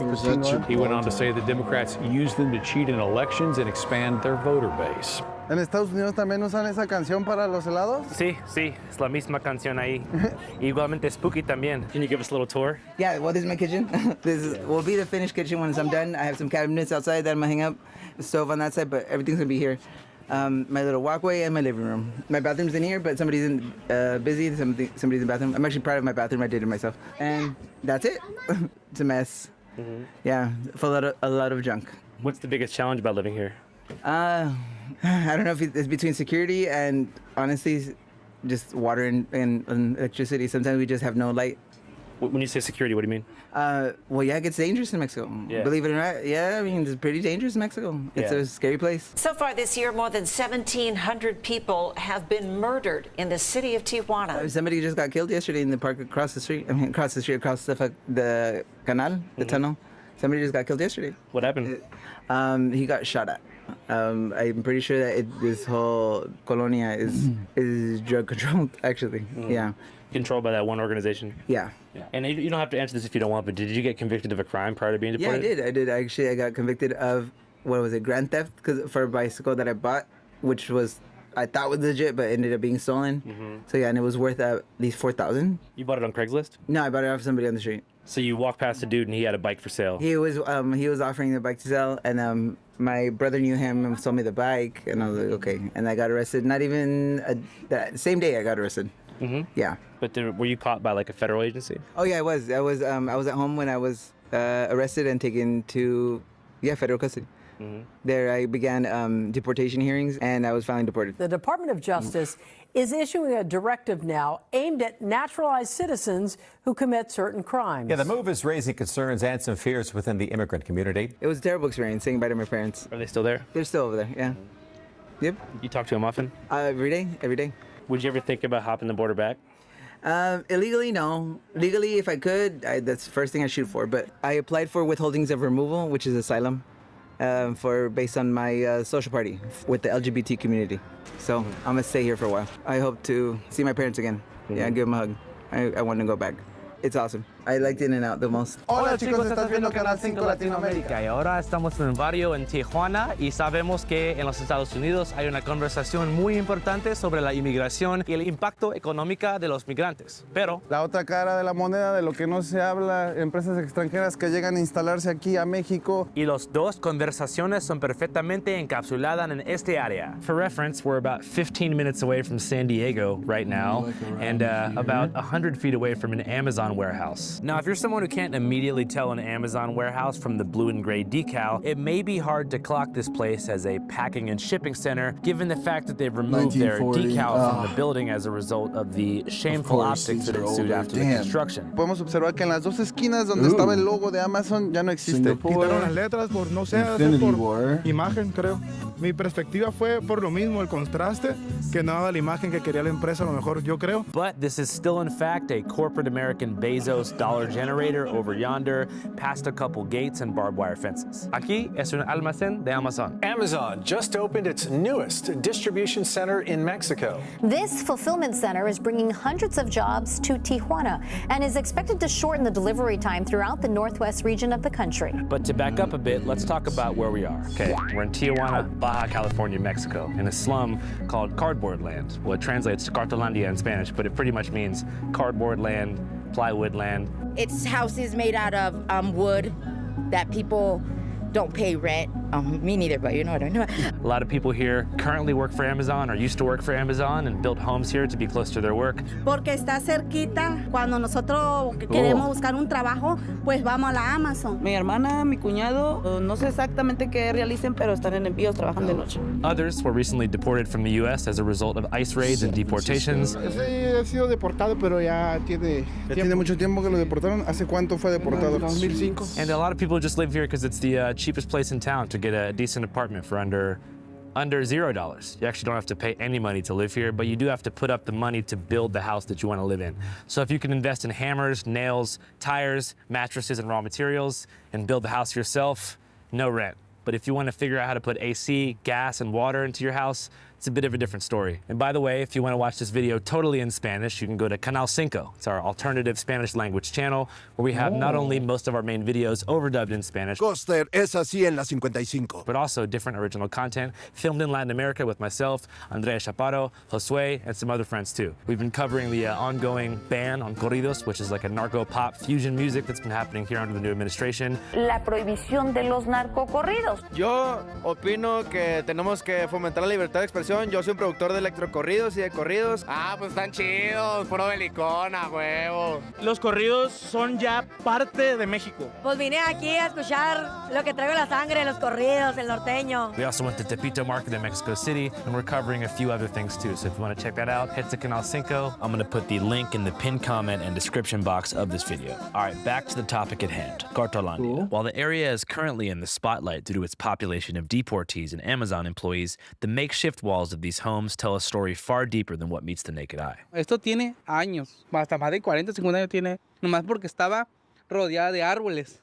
This man, named Luis, now in his late 30s, is from the first native-born generation of Cartolandians, descending from parents who left rural parts of Mexico to find work in the city during the 1950s. Descendiente del estado de Chiapas. Ah, ok. Sí, toda la mayoría aquí somos de familia, pues de papá y mamá, de otros lugares. And to understand why Cartolandia was built in the first place, you have to first understand post-war America. 6 years after the end of World War II, America is wealthier than ever. All right, bear with me. So in the US, the post-war 40s, or the baby boom of the 50s, is typically thought of as being the age of prosperity, especially for the veterans who came back from Japan and Europe and stuff, and were able to enjoy the benefits of the GI Bill, like dirt cheap subsidized mortgages on new homes in the burbs, free college, monthly checks in the mail, and more. But the post-war era in America was also the beginning of American manufacturing's death spiral, leading us slowly into today's reality, where 97% of our clothing and electronics are imported from factories and sweatshops in developing nations like China, India, and Vietnam. This spiral, of course, was made possible by corporate executives who are now dead that at one point sought to yield a higher profit margin at the expense of American jobs. And here's how they did it. You see, back in the day in 1944, right after the war ended, there was a secret meeting in New Hampshire called the Bretton Woods Conference, where delegates from 44 different allied nations all met up to create something called the IMF, the International Monetary Fund, aka the World Bank, which set the US dollar as the official global currency. #1, baby, printed right there in Philadelphia.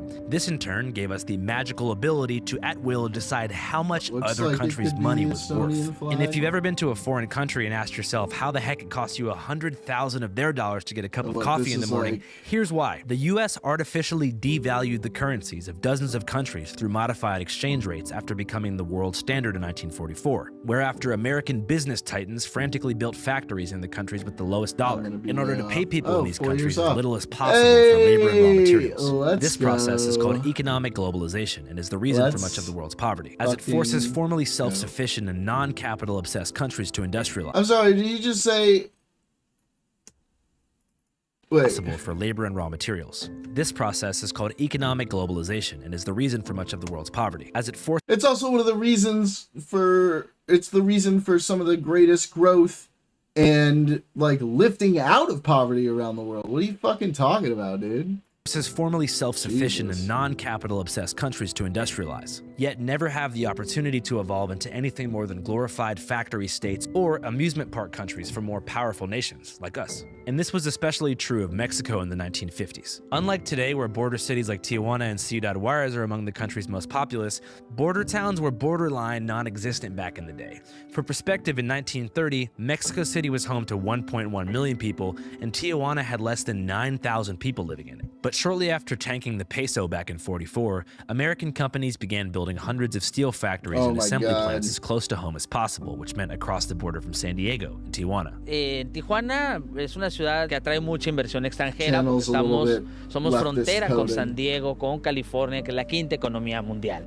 Y aquí alrededor también, cerca, está una garita, un cruce fronterizo, el cruce de Otay, y por lo tanto muchas empresas quieren estar cerca de la garita de Otay para que una vez que terminen sus productos poderlos cruzar de manera rápida, de manera inmediata. This, in turn, caused a mass rural exodus of Mexicans from the countryside who arrived by the tens of thousands into the city in search of work. Some of these people had literally pennies, or rather devalued pesos, to their name, and slept in cars or outside these factories on the streets. But others, particularly those who were nice with the hammer, built Cartolandia in 1955. The first iteration of this settlement was about 2 miles upriver from where it is today, in the Zona Rio district near the San Ysidro border crossing. Initially only home to a couple hundred workers, the area continued to explode in population as American factories continued to be built, and by 1968, 25,000 people. That's right, an entire Taylor Swift arena full of people, called Cartolandia home. But it was seen as something of an eyesore by the more affluent residents of the city who called for its destruction. Se tomó la decisión de desalojar esta zona. Alright, now before we get into how the first Cartolandia was destroyed by the state government, I want to tell you guys about a service that I just used when I was down in Mexico filming. It allowed me to use high-speed 5 gigabyte data and WhatsApp my little American heart out without having to buy a Sail. The single, typically when Sail to rent 3G. The single of the trip, Toyota Camry. 1 week, so simple, boom. You guys full and even before phone that doesn't phones that'll do just fine with Sail. Have it check out, you'll get an instant 15 waiting for checkouts. One morning in 1972, Baja California cops came in guns blazing and forced the entire community of Cartolandia to disperse that same day, bulldozing the entire area overnight. While the Baja state government saw this forced eviction as an end-all be-all, they were dead wrong. Like in the case of most homeless sweeps in the States, where they just kind of kick people around and expect them to figure out life somewhere else, Cartolandians simply migrated to a new hub just blocks away from where the fuzz was giving them guff, specifically at a strip of land that was classified as undesignated federal territory. Miren, recordemos que estos terrenos no son propiedad privada, son federales. Entonces, ¿quién es el dueño del terreno federal? Es Conagua, la Comisión Nacional del Agua, pero la Comisión Nacional del Agua no tiene la estructura, ni el aparato, ni los recursos, ni el personal humano, ni la intención de venir a sacar a la gente, ¿no? Tampoco lo va a hacer. So that same year, Cartolandia 2.0 was born, but renamed Nueva Esperanza, Spanish for New Hope. While visually, the second settlement looked almost identical to the first, the demographic was quite different. Think less migrant factory workers from other parts of Mexico and more fresh deportees recently expelled from the US with nowhere to go. And also, no money. As I mentioned, Cartolandia is free if you can build your own house. And many deported people did, the first of whom were deported in and around 1986 after Reagan passed the Immigration Reform and Control Act, bringing forth a new era of border militarization and expanding the use of expedited removal. This led to multiple decades of unprecedented mass deportations under the Clinton, Bush, and especially Obama administration. Many older Cartolandia residents today are products of those eras. Cuando crucé tenía como edad de 17 años, 16, 17 años. Me deportaron en el 2005, ya llevo ya casi 20 años aquí. 2005, ¿y cuánto tiempo ya lleva viviendo allá? ¿De qué lado? Casi 14 años. En Los Ángeles, California. Sí. ¿Qué parte? En el este de Los Ángeles. Ok. Tengo mis hijos allá, mi familia, y me cuentan que ya está un poco más difícil. Masked federal agents are often seen raiding homes, businesses, even daycares. The fears sparked by mass deportations, targeted workplace ICE raids, and random stops is driving people into hiding and keeping them away from everyday life. ¿Qué piensas sobre tu vida aquí? Tranquilo, pues tengo trabajo, y pues ya tengo otra familia acá, pues ya voy al día nada más, o sea, pues ya no anhelo cruzar otra vez, no. Despite its rugged look, there's actually a decent amount of infrastructure in the area, which is something that residents repeatedly emphasized to me during interviews. Ya todo está bien, ya tenemos los servicios, ya se paga agua, luz, predial. And to be honest, their setup isn't half bad. There's a small electrical grid setup with wires connected to light poles. There's a water filtration system that draws and purifies water from the nearby irrigation canal. And there's also a church, 2 stores, and a free elementary school for special needs children. Still, it goes without saying that conditions there are quite rough, particularly in regards to the lack of plumbing, AC, and some say the abysmal police response time. So what would happen in theory if somebody tried to break into your house and steal one of your pots and pans? They would definitely just get away with it. I wouldn't put up much of a fight. Go ahead and take the pots and pans. But if you tried to call the police? They would probably come out tomorrow. They'll probably come out tomorrow and tell me the same thing, like, well, we'll look for your guy with the pots. However, many residents thought this would all change back in 2021 when Amazon opened up its brand new fulfillment center right next door, promising to bring positive change to the neighborhood. It was said by the community that Amazon said they were going to help build better houses with material, cement, and that never happened. But what did happen is that a ton of people got hired. La mayoría estamos aquí en la empresa. Entonces, ¿sí usted sí está a favor de que Amazon haya llegado aquí? Sí, la verdad sí, a nosotros sí nos convino muchísimo. Sí, la gente que está trabajando en Amazon, pues gracias a Dios que existe esta fábrica, porque con ese dinero que paga la Amazon, pues salen adelante la gente aquí trabajando. Yo trabajé con Amazon y sí, cuando nosotros trabajaba había mucho calor, nos regalaba agua fresca, pues. Es una nueva oportunidad de vida, un nuevo comienzo. Mejia earns 2,000 pesos a week as a janitor, working for a factory in the same business park as the Amazon Fulfillment Center. In addition to health insurance, Amazon employees in Cartolandia were also getting paid 52 pesos an hour, which while only $1.85 in the US, is still significantly above Mexican minimum wage. A la vez estoy en favor porque nos da trabajo y todo eso. Ahí la estamos viendo, como mexicana ahí estamos buscándole trabajo en lo que encontremos, en lo que haya. Esperemos que hubiera un metro también aquí, o sea, algo aquí. Para moverse más rápido, ¿no? Sí, porque ahorita con los transportes, ahorita que aumentaron. However, despite the positive sentiment about Amazon amongst residents, the controversy caused by really a single photograph changed the game forever. That photo of the warehouse looming behind the slums, which I'm sure a lot of you guys have seen, drew ire from the international press, baking its way into the collective conscience of American progressives. The result of this new distribution center will save costs and deliver time. I'll never forget this as long as I live. This news is funded by viewers like you. Do you know those large cardboard boxes that refrigerators come into and stoves those big? That's where people were living. They were living literally in cardboard boxes. So workers in America were thrown out on the street, and people in Mexico exploited in a horrible way, and these big, shiny new factories at the time. This bad PR, some feel, caused Amazon to first remove their logo and then close up shop shortly after. Pues yo que sepa, no sé si está funcionando ahorita. ¿Ahorita no está funcionando? But isn't that also like... No se ve nada. Doesn't that mean people in the area who are fucking poor as shit, who wouldn't have jobs, otherwise can get jobs? Sí, porque se estaba haciendo muy viral. Sí, se estaba haciendo muy viral que Amazon se puso en un lugar, pero siempre salen las fotos donde están las casitas en la calle, o sea, es como si yo fuera de la zona centro y tomo una foto donde están las casitas de, no sé, los que están donde están los inmigrantes, y digo, esto es zona centro, o sea, no sé si sea por ahorita el caso que está pasando con Estados Unidos sobre los aranceles y todo eso, pero ahorita no hay tanto movimiento. No hay tanto movimiento, exacto. Yet, despite the new apparent absence of Amazon, residents have their own ways of making money. Mira, azúcar, el fentanilo de este país. Some manufacture clothes, one cuts hair, and others work remotely for American companies. Yes. What do you do for work mainly here? Here, I work as an agent for a call center. Really? Call center, yeah. I work from home, so it's awesome. What kind of things do you say when you call people? I mainly just set up appointments for a psychologist in Orange County. Psychiatrist or psychologist? Psychiatrist, sorry. Like people who need counseling, not people who want to understand the mechanisms of thought.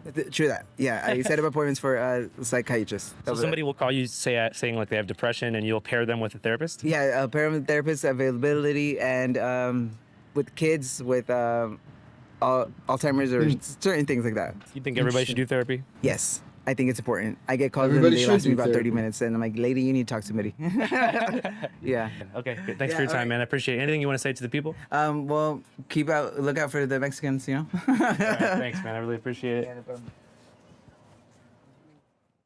Canal Canal 5 en vivo en todo el mundo, Hollywood Maldita autoridad, Canal 5. All right. It's been fun, you guys. Good time, as always, hanging out. We enjoyed some good content. Always chill hanging out with you guys. I will see. I might stream some tomorrow. I am trying to get on a more like almost every day, if not every day, stream schedule. And but if not, of course, I will see you guys on Wednesday in regularly scheduled hours. Thanks for hanging out. I love all you guys. You're all amazing. Everybody have a beautiful time. Bye.